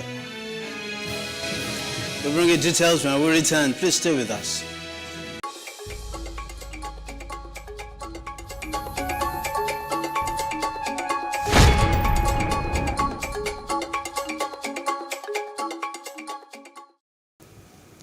Thanks for staying with us. Now, the UN Human Rights Chief has voiced alarm at recent deadly clashes between Muslims and Orthodox Christians in Ethiopia and called on authorities to investigate and bring perpetrators to justice. United Nations High Commissioner for Human Rights, Michelle Bachelet, said today that she was deeply distressed by the violence that erupted late last month in northern Ethiopia, reportedly killing at least 30 people and injuring more than 100 others. The clashes began in Gondar city in the Amur region on April 26, reportedly in connection with a land dispute, before quickly spreading to other regions and the Ethiopian capital, Addis Ababa. 13 years after a plane crashed off the Comoros Islands on June 30, 2009, the trial opens on Monday in Paris.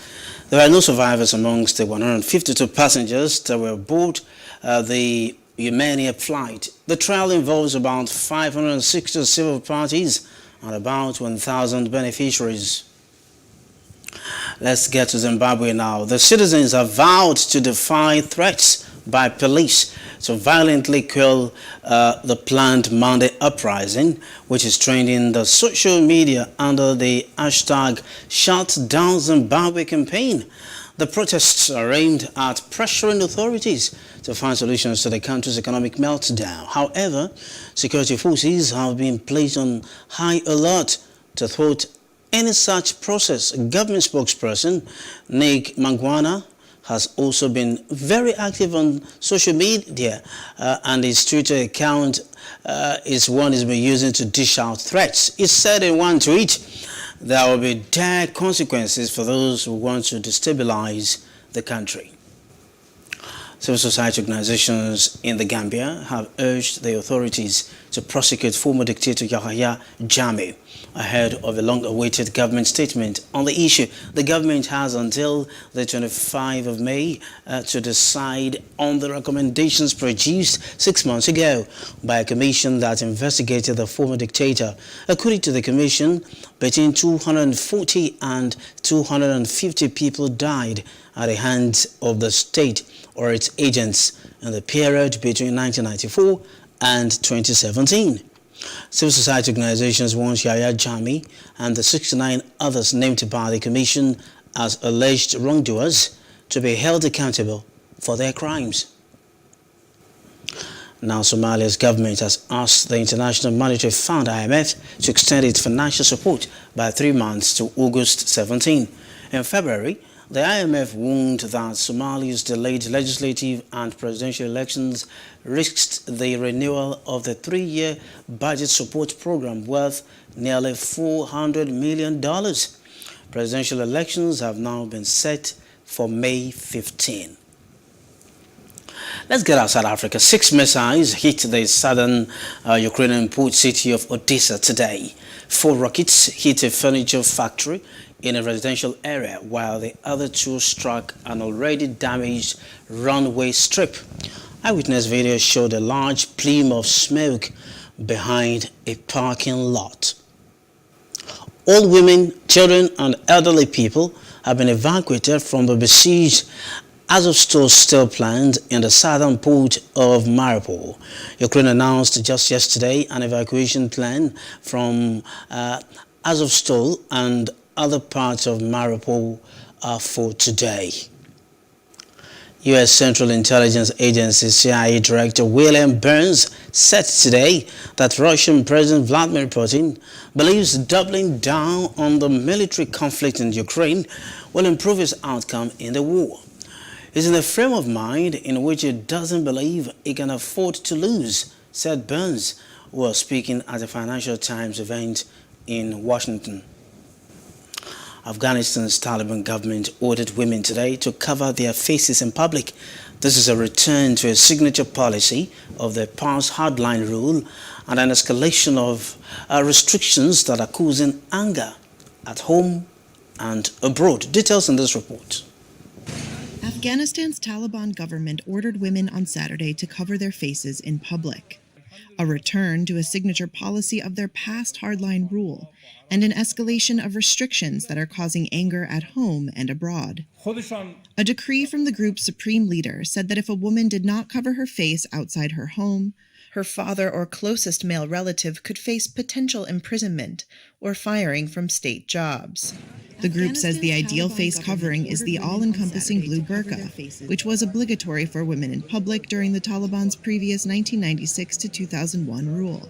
Most women in Afghanistan wear a headscarf for religious reasons, but many in urban areas such as Kabul do not cover their faces. The Taliban has faced intense criticism from Western governments, but also from some religious scholars and Islamic nations, for limiting women's rights, including keeping girls' high schools closed. Nazar Qasimzada, a burqa seller in Kabul, requested that the Taliban be kind to their nation, since the Afghan people have suffered a lot in the past 40 years. The U.S. and others have cut development aid and sanctioned the banking system, pushing Afghanistan towards economic ruin. The Taliban claims that it has changed since its last rule. However, in recent months, it has brought in regulations limiting women's movement without a male chaperone and banning men and women from visiting parks together. Up next, Nigeria-EU trade hit 28.7 billion euros. That's in business news after this short break. Stay with us.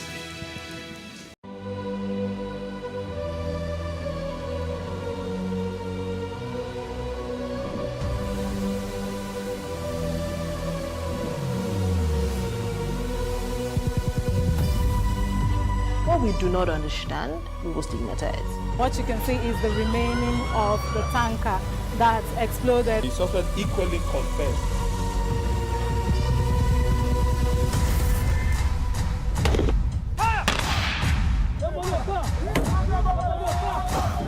Now 500 naira they collect them. If you no talk, then go beat you. Now 2,500 they pay.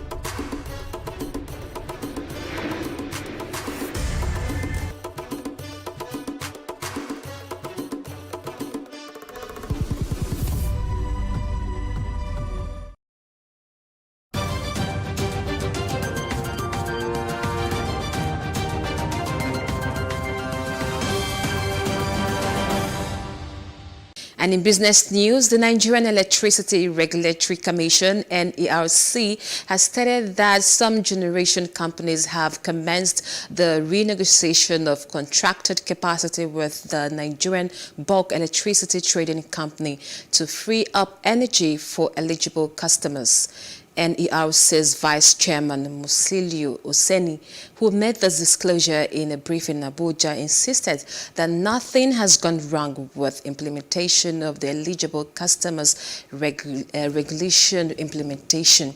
According to him, there are few eligible customers because of the handful ones that have been able to complete their submission and review of the necessary documentation.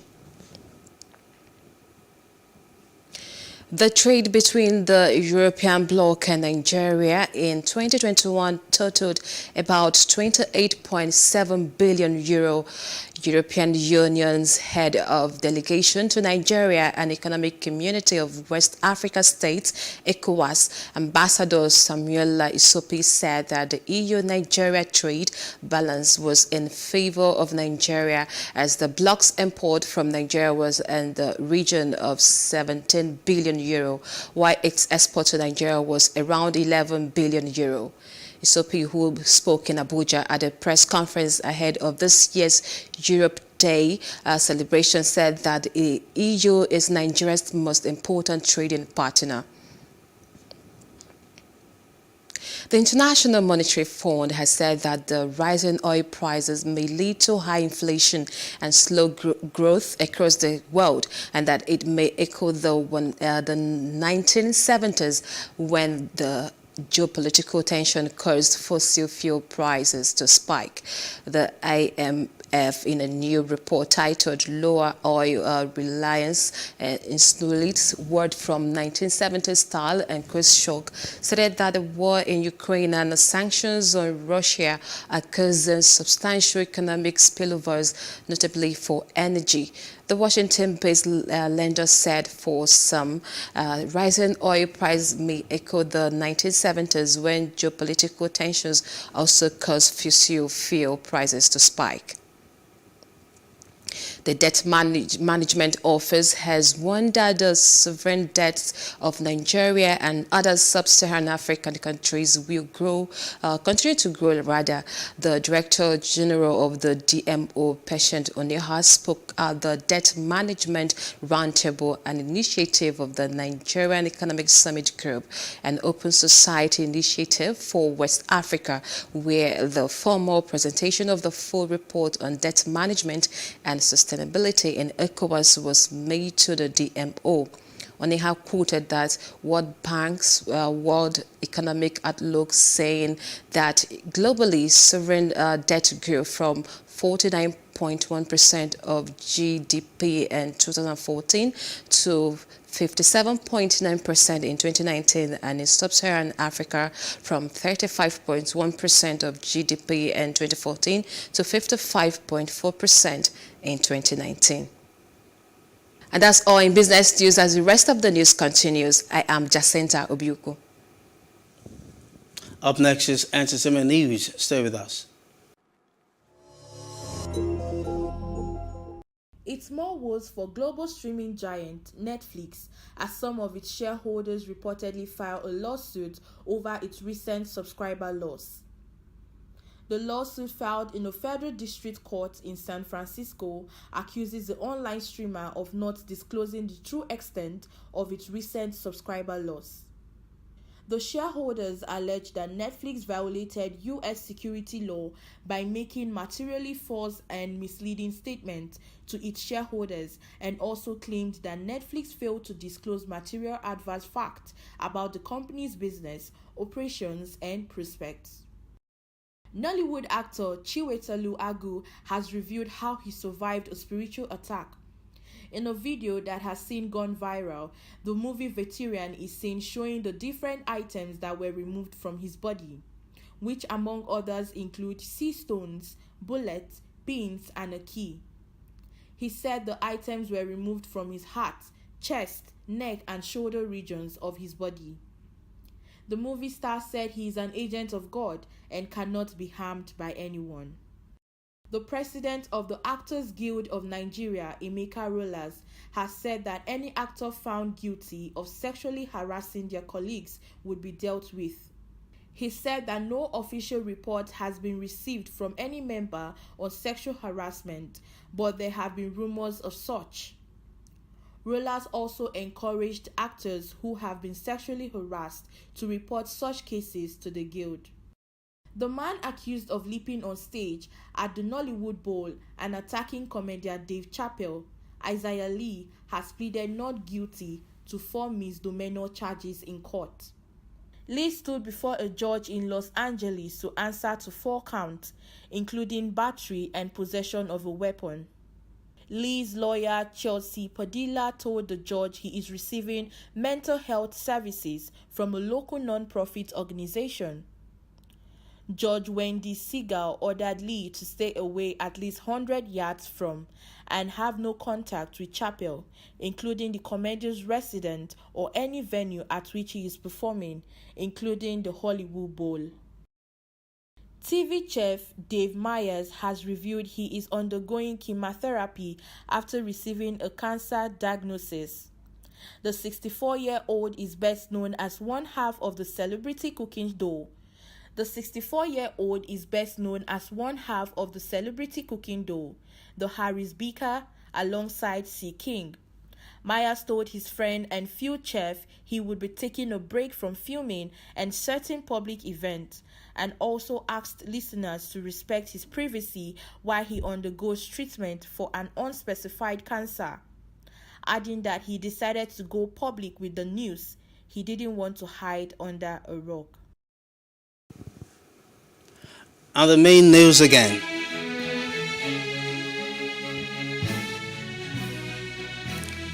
CBN Governor Godwin Emefiele has denied any ambition to run for president. The Egyptian army has foiled terrorist attack in Sinai. An officer and 10 soldiers were killed.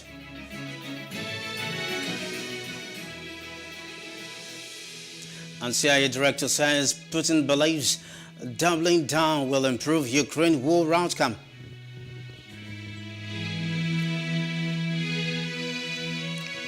That's the news now. For more stories, please follow us on our Facebook, Twitter, and Instagram. And do subscribe to our YouTube channel at Plus TV Africa and Plus TV Africa Lifestyle. I'm Tolu Ojomi. Thanks for watching. Have a good night.